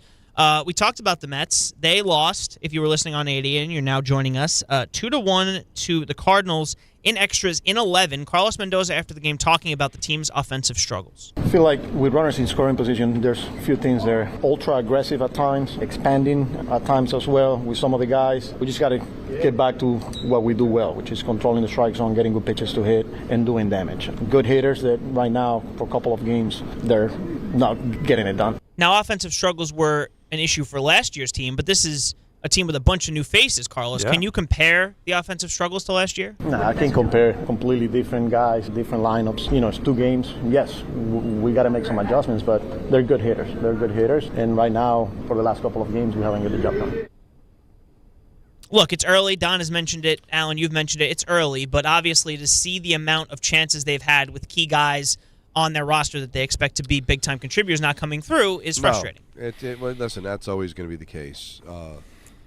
But it's not like, even though I think Pittsburgh is better than people give them credit for, this is not the meteor schedule at all. And to be 3-3, today was really frustrating. Different feel, right? You win both series, you're 4-2, and just not, mentally there. The way Lindor, forgetting how many outs there are, getting picked off of first base. I was mentioning it to Jacob. You see the defensive alignment when the game starts on SNY. and I saw the Cardinals, and I said, I don't recognize any of these guys. Other than the second baseman, who's supposed to be a very highly sought-after rookie, there was a handful of guys that I recognized. This is a Cardinals team that's far and away from the Cardinal teams of old that you just expected would be at the top of the NL Central. This is a rebuilding St. Louis team. And dude, I know it's a day game on a Wednesday, but there was like nobody there. It was rain. The rain didn't help. Certainly, the game started. I think it was a delay. That is true, but you would think, still it's so early in the season. It was They've dressed had like a red gorgeous seat weather day there. in Busch Stadium. I guess so. But yeah, this is going to, of course, open up the criticism from fans who didn't want to see certain players go, and Stearns wanted to rework the team and make it a different. What did he call? What is it? Run prevention, right? That was the focus. Yeah. Well, they're doing that for the most part. Yeah. It's just the offense has got to click, and the Bichette thing is, that's the problem. Is you're getting nothing right now out of Bichette, who is supposed to be a big bat for you. And Simeon too, 2 for 19. Yep. 2 RBIs. Look, slow start. You're always going to be open to that early criticism, and that's what's going to come. And you don't know what to expect, but you have to expect. Everyone always ends up hitting to their numbers. Well, let's hear. And it'll come eventually. Let's hear from Francisco Lindor. What happened in that first inning? I forgot the outs. I made a mistake that probably cost Peralta to go an extra inning because he had to throw more pitches after that. Unexcusable. He probably could have gone 6, probably 7. I just forgot the outs. Hey, look, did anybody ask him how? You own up to it. How could you forget the outs? Attention. I mean, I like the fact that you got to own it. Oh yeah. What else are you going to say? He's always been accountable. He's not been a guy that's shied away from accountability. Hey, well, the difference is that how many times guys just don't speak to the media, storm right out, whatever. Yeah, right, At least he talked to me, but owning something like that, I mean, what else could you do? You can't blame anybody else. You can't. How many outs there are? That's what I mean. You got to say the obvious, and keep it moving. But it's still the follow up is how? How could that be? How does that happen? You're not what goes through your mind? No, what goes through your mind? You're What's not going focused. through your mind in that moment? So if you forgot how many outs there was, what were you thinking of instead? What was your mindset? Well, we love the mindset. But honestly, that's got to be the next thing you say. I forgot how many outs. Well, how can that happen? Can you take me into the idea of where you are in that moment and why in your brain you don't know time score situation? Why is that? That's what I'd want to know. As a report, my instant follow-up would be, how could that happen? How does that happen in that moment? Look, we'll see. We'll see if there's a follow-up to that. Of course, the post game's coming in right now as we speak. Okay. I could get to this Jeremy Fowler, Jalen Hurts Eagles story, or we can get to the drop madness, guys. What would you prefer? Well, considering the clock. Yeah. And we do love clock integrity. And listen, the Hurts is a good topic. We've got 40 minutes after. It's a good point. We have a full frontal vehicle tonight. We are full frontal. We are full frontal. So let's do it. Let's do it. Let's give the people what they want. This is Drop Madness. The Sweet 16 is officially over. We will tell you who is in your Elite 8 in the flub region. The 3 seed advances. Hot dog. 54.2 to 45.8 over. St. John's. Marco. Bad job. You know why? Because I come on. Come on. All right, so Richard made a mistake. I don't care anymore, honestly. I know it's my son, and I'm going to obviously support my son, but really, what's so special about that drop? Honestly. Listen, it was an incredible run for St. Peter's, St. John's, Marco. It's a kid trying to speak on the air for the first time. It's adorable. It is. And Richard, he's on hold, hearing everything that I'm saying, is a colossal bore. Wow. LeDon James. Wow. Anybody, it's ignorant. It's disgusting. I'm ashamed. I'm ashamed of our listeners. Buy better weed, man, because whatever you're smoking that made you pick that is horrible. That drop isn't even funny. It's just we're celebrating ignorance. I think this kid's trying to learn. We got a big moment here. 2 outs. Bednar versus Raleigh. Bases this is loaded. not nothing. Big dumper, as they call him. It's the worst nickname in the Nobody history should of call him that. Nobody should call him Listen, that. I think Marco has to consider. Don, listen, it's your son. You do what you want. I think Marco has to consider the portal. Okay, these mid-major automatic bids where he gets a 15 seed isn't going to fly for him. All right, he's going to have to look elsewhere to get to a top-seeded team, blue blood, for next year. That's all. Embarrassed for everybody. In the funny region, the 2 seed advances. You got the job, you ass! Over a fan favorite, Southern Allen. If he was that bad, That's, Yep, you know what? Good. I'm out. I love it. Well, Alan, you love it. 51.6 to 48.4. Ironically enough, the same percentage in the troubling region. Who wins? You suck, Busick. Oh, yeah. 2 seed makes it past the 11. Before. The people that hate me don't hate me that much. You suck, Busick. Thank you Yeah, very much. That was. I understand you're happy. Oh, no. Here but comes the happy. That shouldn't have been that close when you think about it. I know it's funny hearing you, Whatever that finishing, was. whatever you were doing. Sure, absolutely. But that was You Suck Busick is just a huge drop. Jacob enjoyed what you said, Don. Thank you. I think Alan's locked into the Cal Raleigh Bednar. 2 runs scored on a Bednar single. It's first and third now with 2 outs. I haven't even seen that play yet.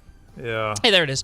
All right, so listen, it's 4-2 now. Yankees, Mariners. Lenny with 2 outs in the Randall's eighth. on the Seattle Mariners, the game that Anthony's watching right now. Yeah, absolutely. I'm on Yankee Classics. I don't know what you guys are talking about. Edgar Martinez just got a single. Yeah. Exactly. We have one more, guys. One more for our Elite 8.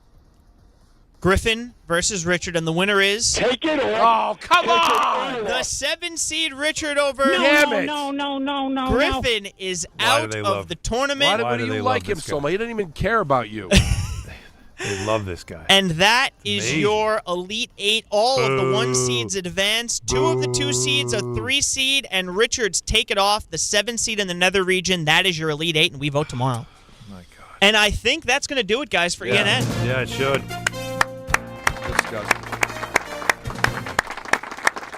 Time now, or that was ENN, brought to you by Fanatics. I actually would love to start ENN again and hope for a different result. Me too. Fanatics Fest NYC. Fanatics Fest returns to the Javits Center July 16th through 19th. See Aaron Judge, Jalen Brunson, John Cena, and hundreds more at the world's largest sports fan festival. Tickets available now at fanaticsfest.com. The Jalen Hurts stuff isn't nothing. We'll talk about that. More Mets, more Knicks, more Yankees, more calls. Don Hahn and Rosenberg till 7 on ESPN New York. What if your instincts could pay off? With Robinhood Prediction Markets, you could put your sports IQ to work on the games you know best. It's not you against the house. It's you participating in a live market. Buy or sell your predictions all game long. Trade every play with Robinhood.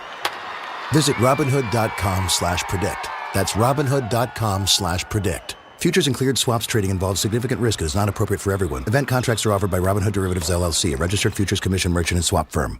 The NBA moves fast, and the stars move faster. With DraftKings Sportsbook, the #1 sportsbook for live betting, you're never a step behind. DraftKings keeps pace with every play, offering industry-leading live betting, dynamic odds that shift as the game unfolds, and more open markets more often. They're live when others aren't, so you're always in the game when it matters most. Get in on the action with live player props as the most exciting performances unfold in real time. Download the DraftKings Sportsbook app and use code WHSQ. That's code WHSQ.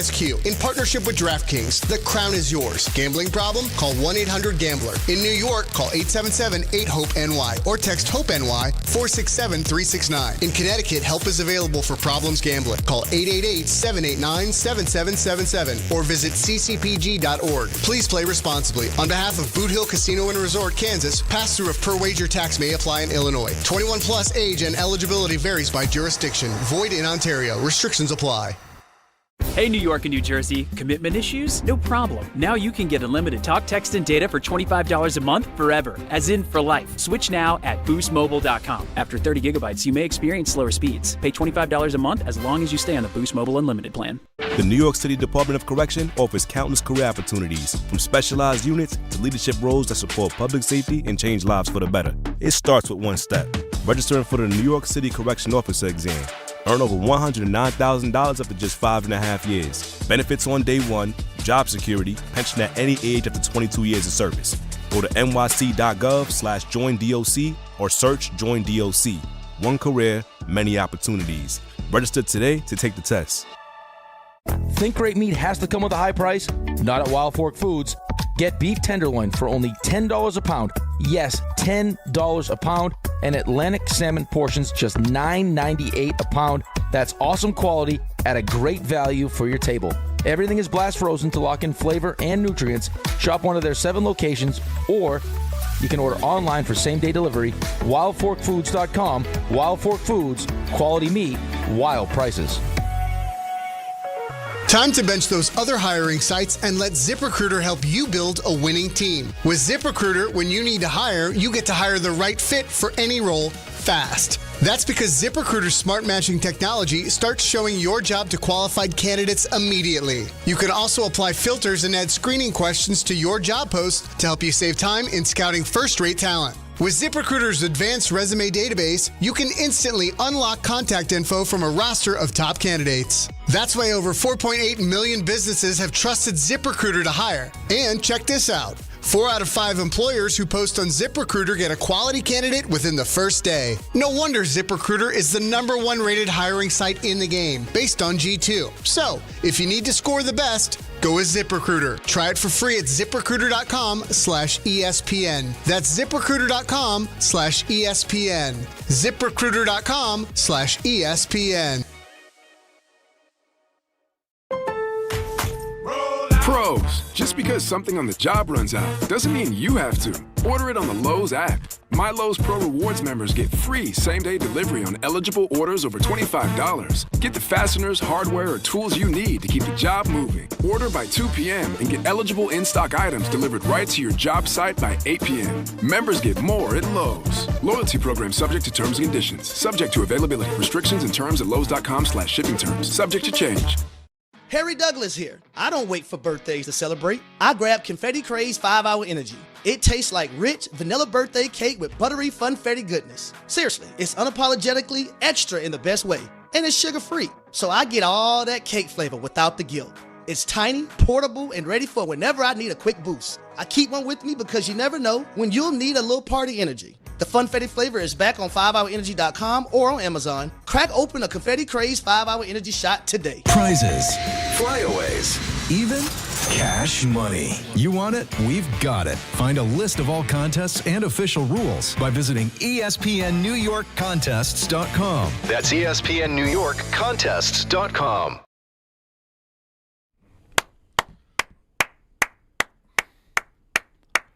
Don, what kind of rice do you like? Pork fried. Pork fried? You know what I like? Ben rice. See ya. That's how you answer an inning like that. 5-2 Yanks, top of the ninth. What great. Little extra run, that's all. Little breathing room. Good job, great Benny. Album cut from Jacob from Black Sabbath off of the Volume 4 album. Are you sure? You want to double check? That's what do you think? Where did that come from, Jacob? You didn't even hesitate. It was a strange pull. Good. That's not a strange pull.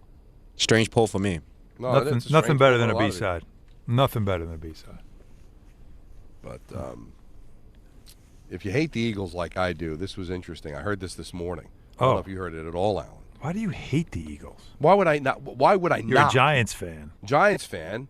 But hate is like you don't respect what Howie Roseman has done. No, I do respect him. At least acknowledge, all right, I don't like seeing him. them win, but that's I acknowledge, the Celtics, I can't not appreciate what Brad Stevens has done there and what they've become again. As much as it pains you and it makes you sick, it's like you got to tip your cap, man. They do it right. Yeah, but let's not. It's not like the Eagles are rattling off Super Bowls, okay? Oh, I'm sorry. How many have they been since you've won your last one? I know, but they got 2, okay? Don't start throwing the Celtics out and comparing, okay? No, recent Celtics is what I'm saying. Recent Celtics kind of back to a standard. They got a chip. They got to 1. It's kind of similar. Nah, you don't want to like. You hate them. You hate them. Okay. Well, but I would think any respectful Giant fan would despise I hate the Eagles more than the Cowboys. Hate them more than the Cowboys. Yeah. See, I don't get that. But I'm not a Giants fan, so I don't understand it. How could you hate the Eagles more than the Cowboys? In my lifetime, the Eagles have hurt me way more than the Cowboys have. It's true. I mean, I can think of many big wins against the Cowboys. You got that a couple of playoff wins against the Eagles, but a lot of heartbreak. The 2008 Donovan McNabb coming into our building and beating us. Yeah. You know how they've embarrassed us lately. That playoff game, Sirianni has got a very punchable face. You're right. Howie Roseman is tremendously respected, and he's very good at what he does. But I hate that color green. I'm disgusted. Wow. Andre Waters was one of the players I hated more than anybody. Andre Dirty Waters. Okay. I like right. this. I like this. Now, this is good. This is a great perspective into the mind of a Giants fan. I would think, Dave Rothenberg agrees with me. Anthony Pusick agrees with me. Anybody that is a Giant fan hates the Eagles more than you any hate other the Cowboys. Team. Now, the Cowboys are irritating, but, again, they got big wins against them recently. Yeah. Cowboys haven't won anything in over 30 years. So is it wrong that I still hate the Dolphins more than I hate even the Patriots? No, because your childhood. They took a lot more from you. That was a championship game. The A.J. Dewey game. But please, don't give me – you of know course. What that does to me. But – it's just something also, even though my team, my sad sack, sorry-ass Jet team, has won more playoff games and has been to conference championship games way more than the Dolphins had in the last 30 years. Like, it's not even close. Yet there's something about them, their phony fans, the whole thing they do every time, the way they cheat down there, there's just something about that franchise that I can't beat them enough. Can't beat them enough. Well, that's how I feel about the Philadelphia Eagles. Now, Jeremy Fowler wrote an article. Jeremy, what did I say? Jeremy Fowler Mm-hmm. wrote an article talking about that apparently Jalen Hurts, a Super Bowl champion, 2-time Super Bowl appearancer, if there's a word. Appearancer. Yeah, sure. Appearance-y. Yeah, appearance-y. It's a bit of a problem in Philadelphia. A problem? Jalen Hurts, despite immense success, is facing some frustrations now within his own building. Mainly, sources point to an issue with coachability, that even in 2024, when they won the Super Bowl, coaches trying to implement new schemes, motions and shifts, maybe more things under center. Hurts has pushed back to those at times. They feel like changes within the huddle to play calls have been excessive at times, even giving signals to receivers, hand signals to change a play that weren't installed in the offense. So those are things that have just sort of come to a head despite all the winning that they've done. Passing attack has not diversified in recent years. And now you have another coaching change with offensive coordinator Sean Mannion coming in. It's a situation where there's a moving train that Jalen Hurts now has to get on. You know what he sounds like? Karl Anthony Towns. Ooh. Very similar there, except, of course, Audio doppelganger. He's at least got a ring. No, I'm talking about Hurts. Yeah, you're right. The pushing back, the not wanting to change things and all that stuff. But sounds like it's interesting. Well, I'll tell you, this is what I would say about Philadelphia. Even put my biases aside. They're not – I'm sorry, Sirianni's not a great head coach. And I don't think Jalen Hurts is a great quarterback. He's a very good quarterback. He's a winner. He's not an elite quarterback. But Howie Roseman is amazing. Yeah. And he has built – and acquired so much talent over the years. But they can't help but win. But you're starting to see signs where it's going away, that it's not sustainable because where they need to be good, they're not. They've got a really good quarterback, not a great quarterback, and I don't think they got a good head coach. They keep changing all the coordinators and getting very good coordinators because Howie Roseman's really good at that too. Now, I understand that he's kind of like a nozzle, and he's got a punchable face and all that stuff. But what is it about Sirianni that you don't find to be a good coach when they've had nothing but success? Now, it is true that they do tend to fizzle down late in the season, that they've had issues. I don't think he's a great leader of men, but prepared to play and succeed, I think he does a good job. Well, again, he's not an awful coach. I just don't think he's the reason they win. Oh, okay. He's got a lot of talent. He's always had great assistants. Anybody will tell you the coaching comes from the assistants. Of course. And he's always had great assistant coaches on both sides of the ball. But I just don't think he's a leader of men, and I don't think he's a championship caliber coach, even though he has won a championship. Yeah. And I think you're starting to see now where, listen, talent, believe it or not, in the NFL, more than any other sport, will only get you so far. Eventually, the erosion of the system and the leadership and the problems will end up being a problem. because and not be sustainable, because it's not just about talent in the NFL. Coaching still matters. Scheme still matters. And Howie Roseman can supply them with all of this underrated talent. If they're not getting the quarterback play or the head coaching that's needed, it's gonna be a problem. It sounds like Jalen Hurts is a major problem. And the reason he's probably become a major problem is because the coach doesn't know how to correct it, doesn't know how to deal with it. Well, I think that's the thing, is I think he enables a lot as a coach because he wants to be friends, like he wants to be liked. You see the stuff, the way he carries on and stuff. Like there's a lot of that, like he wants to be liked, and it's probably his youth. He's young. The A.J. Brown stuff, you can tell, has come to a head. And all indications are they will move him because you have to. And a lot of that is the head coach. Could never really get him right. He was never happy. The way they played, the only thing you made him happy is to feed him the ball, of course, like any wide receiver. But the problem with that is that they're a better team when they run the ball with Saquon. They're just better. Right. And so he couldn't handle that. And then the Hurts thing. I do think that there's a disconnect with him and Hurts. I do think that he enabled him early on, and then it became, now it's out of your control. Now you can't reel him back in. And there's something going on there. Because remember, Hurts became the quarterback there because the veterans on the team, that some of them are gone now, but that group saw Carson Wentz as an outsider who never really was comfortable in the huddle as a guy that commanded the group. And when Hurts came in, they saw somebody that was in control and self-confident. And because he was younger, a lot of the vets were like, I'll go to war with that guy because he's prepared. And he all the things that you would say would inspire a huddle. That's what they saw. He was still humble at the time. I don't know what he is now, but it's pretty clear that he's no longer that same guy. And I wonder if that's causing some of the issues with this team. Like the coach can't reel him back in. The veterans that were there that first recognized that they loved him and they were choosing him over Wentz, they're not there. Mm-hmm. So who's going to fix it? Well, you look at that division, what they're still the best Cowboys team. Have. Yeah. Will Daniels come back and be healthy? Are the Giants ready to take that big of a leap? Philadelphia could still win the division. I know that nobody wants to buy into this. But I'm telling you, and I know the Giants' schedule's tough, but there's something with them that I don't know. I still think they could be that team that if you take them lightly, they're going to kick your ass. There's just the first year with the coach that's got some, gravitas, there's going to be an attitude change. And then, of course, the health of neighbors, critical.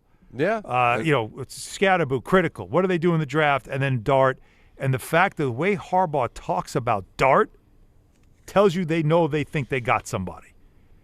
The way they're I don't know. Like I said, I just think something special with the Giants could be brewing this year. But there's one particular thing I don't want them to do. We'll talk about that. Finish up your calls at 1-800-919-3776. Don on the Rosenberg until 7. Then it's Dan Grassa leading into Knicks Grizzlies on ESPN New York. Baseball fans, FanDuel is giving you a chance to call your shot with daily dingers. Joining the action is easy. Just make your free pick on who's hitting a home run in their game. And if you're right, you'll get a profit boost to use on your next bet for a chance at extra winnings. It's just another reason why FanDuel is home of the home run.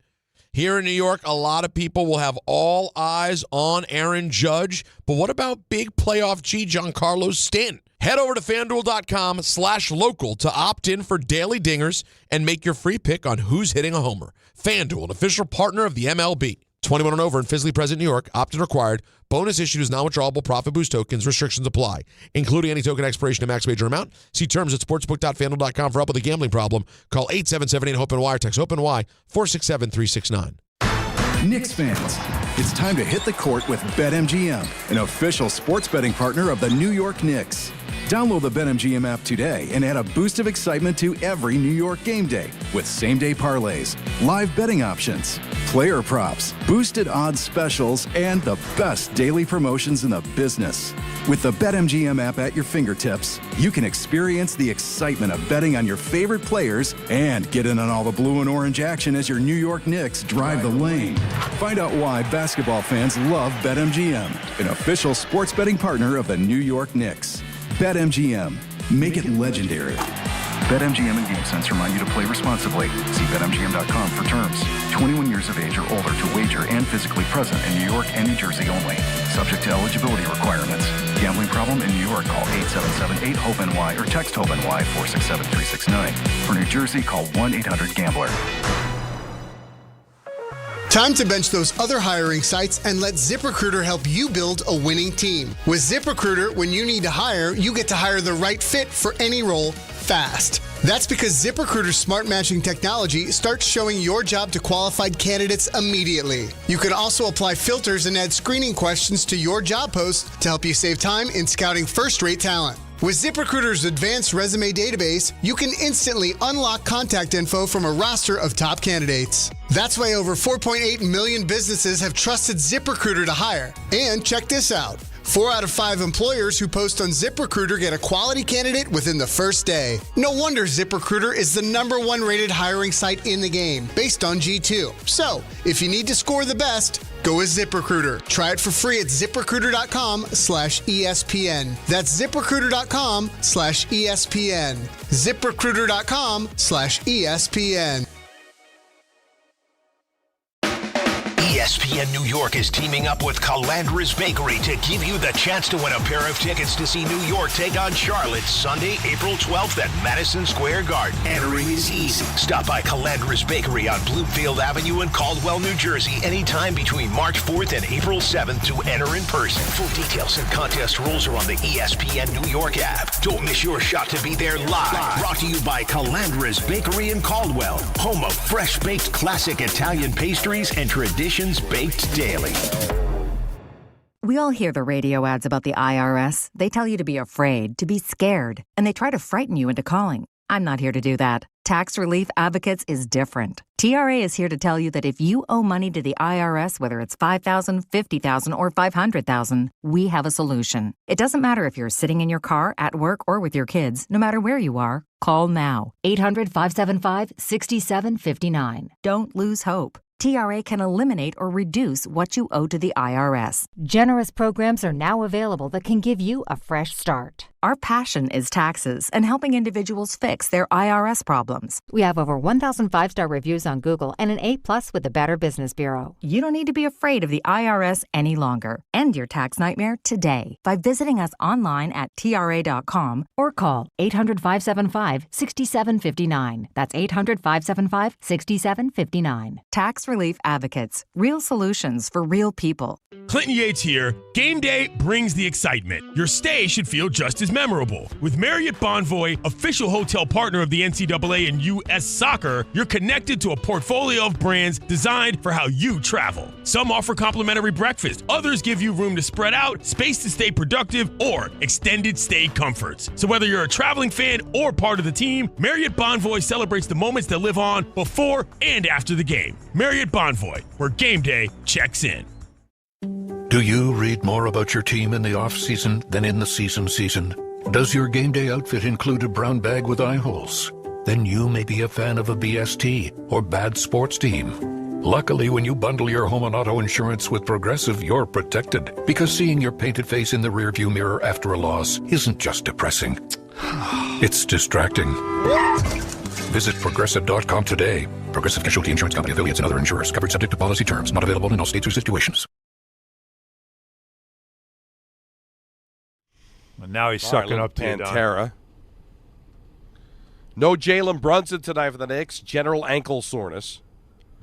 It's a back-to-back. Sure. And you're late in the season, and you're playing the Memphis Grizzlies. I defy you to name one player playing tonight for them. Can you name one player off the top of your head that might be playing for the Grizzlies tonight? John Morant. Say it. You both all said it. Ja Morant. Ja Morant is out for the season. I know, but I didn't have it. Cedric Cowherd. Cedric Cowherd, right. 11th overall pick. Colin's cousin? Yes, sure. Big Country Reeves. That's a good pull. Big Country. That's the Vancouver Grizzlies to you and me. Yeah, that's right. 3-2 pitch. Here we go.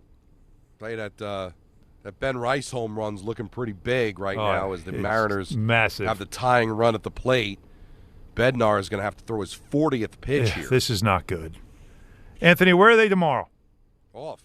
Flying home. Oh, beauty. Oh, that's right. Friday's the Friday. We have the Friday the home opener. Against the Marlins. All right, good. So at least Bednar can rest the arm that's going to be falling off him right now. Ugh. Yeah, so he's got, he got out of the jam. Duvall didn't have it. Duvall didn't have it. He's been very good the first couple of games here, but Duvall didn't have. Uh-oh. Where's this going? Get under that, Judge. All right, I think the game's over. That's a 5-1 for. That's 5-1. That's a good start. It's a good start. Little preferred 6-0, but we'll take 5-1. It's just hurtful that he doesn't even listen to us. You guys don't even care. I care. I'm invested. Well, why do I not care? Yeah, why wouldn't Well, Anthony? Anthony, you're right there. You should just be happy that I'm. All right, fair enough. That I'm updating you on the good news. I wouldn't have the given Yankees win their game. The Yankees win. So no Brunson tonight. Shouldn't be a big deal. No. What if it is? Better not be. Well, Josh Hart called the team out last night. That's it. So you need Josh Hart to have a big game. 135-86. Towns have a big game. You go 135-86. Yeah. What if I could bet that? If you hit that, Don, write it down, somebody. Can you imagine? Let's see how close Don gets to 135-86. There'll be no complaints. And then that's exactly what you're looking to do. Now, there was something you said you don't want the Giants to do. Well, this Odell Beckham stuff. Listen, I know nostalgia. And Harbaugh is just a nice guy, so he's not going to shoot down anything. Mm-hmm.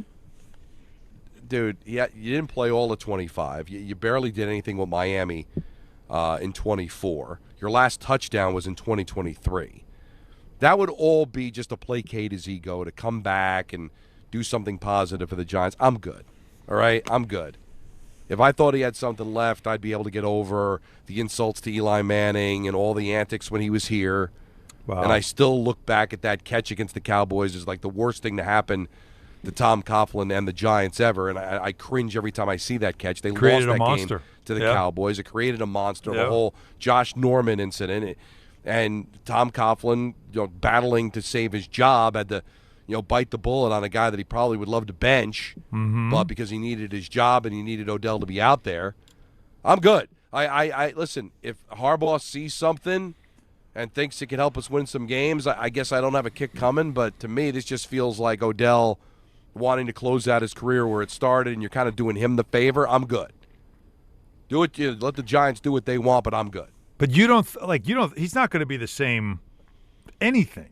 Well, he's nothing. I mean, I can't imagine that he would be able to control. Like I said, he didn't play all of last year. Mm-hmm. Hardly played in Miami in 24. Hasn't scored a touchdown since 23. I mean, right. How old is he now? 33, I think. Yeah, I mean, 32? It's not that old. Yeah. But, he's been banged up. Listen, good for you. I don't like to see these guys not get a chance to play, but from a Giant fan's perspective, I'm good. You don't want him around Malik Neighbors at all? Well, how does that benefit Neighbors? Unless he's become a veteran, and I know Harbaugh had him in Baltimore. Yeah, and he loved him. Some decent seasons. Said he loved him in Baltimore. But I'm just telling you, I'm good. I get it. No, I understand. For you, it's more of just the reminder of what that era was about. That's what gets you like, I don't really want a guy from that time around because I don't want to remember. Hey, listen, I'll root for him those if years. he's here. Of course you will. But I feel like you'd be just doing him the favor. But who knows? If they feel like they need a wide receiver, more power to them. What they got? Darnell Mooney on the other side now. They brought him in. Let's see what they do in the draft. Be interesting if they go wide receiver in the draft. And Harbaugh we trust, so I guess if he wants to bring him in, then maybe he knows something I don't, but I'm just telling you from a fan perspective. Okay. I'm pretty good. Let's go to Muhammad on Long Island. You're on ESPN New York. What's going on, guys? Thanks for taking my call, man. Gotta go to Moe's. Yeah. I didn't know if y'all touched on the Jets or not. I was listening to the Mets game, but I think Ty Simpson was one of the top rated quarterbacks when the season started, right? And then his running back got hurt. He lost a couple old linemen, and then I think he had like a rib injury. Yes. I think all of those misfortunes might work out for the Jets. Like Bart was saying this a couple of weeks, maybe 2 months ago or so, that if the Jets could even get him with the 33rd pick, which is like the first pick in the second round, or move up and trade that 33rd and try to get the 32nd so you can get that extra year for Ty Simpson, I think that would be great. But not at 16. If we could get him at 33 or even 32, it would be better. So we get that fifth year, that'd be great. But I'm so glad you brought this up. About that. I'm glad you brought this up, Mo, because this is Don. We didn't have a chance to talk to Don because Don loves mock drafts, and we never had a chance to talk to Don about the latest Matt Miller mock that had that scenario, that he's not taken in the first round at all, and the Jets then take him with their first pick of the second round, pick number 33, and to me, that I'm okay with that. You can't have a problem with that. Because, okay, now some people would argue, well, you don't get the fifth-year option, blah, blah, blah, and I'm thinking, no. The second-round pick means I got 2 first-rounders, and I didn't need to use any draft capital to move into the first round to get this guy if that's a guy I need. And I think Aaron Glenn kind of revealed something when they were asking him about him, and he likes him, but he's like, it's not as long as we don't have to reach. He doesn't feel like he said something along the lines of reach, and I thought that's revealing. That's saying you don't want to take him too high, but if he's somewhere where he should be slotted, yeah, he'd be great. We could take him, and so maybe that's where it is, and we'll see if it falls that way. That's not a bad place to get him if you can get him there. 16 is obviously the feeling is that'd be too high. Yeah. But 33, you can't have a problem with that. No, why not? Yeah, why not? Get him, see what he turns into, and if nothing works, guess what you can do next year? Take another quarterback. Right. Now, you still need a lot of other things, so at 33 you might be able to get something, but you need a quarterback. Maybe if that's usually where you would take a project. Yeah. Now, they don't necessarily have a great history of second-round picks. Christian Hackenberg. Remember him? Although Geno was a second-round pick. Right. Then they got him back. Yeah. He's going to take him to the promised land. I'm still hearing the morning show ripped him. Didn't we all decide? How can you say, well, what a misspeak by Glenn? I was like, well, he's not talking about the Super Bowl, man. The whole context of the quote tells you what he's saying about promised land is we have a quarterback that can get us into the end zone. Listen, which, let's remember, that was not easy for the Jets to do last year. No, it cost them games. They couldn't get in the end zone. Going into last year, I was really down on Glenn's relationship with the media. I know. I thought there were times that I thought he just didn't treat the media well. Yeah. But I'll defend him here. I do not believe I'm with he's you. talking about Super Bowl. I'm with you. People need to understand. That's not what he was saying. It's obvious it's not what he's saying if you hear the whole context of the quote.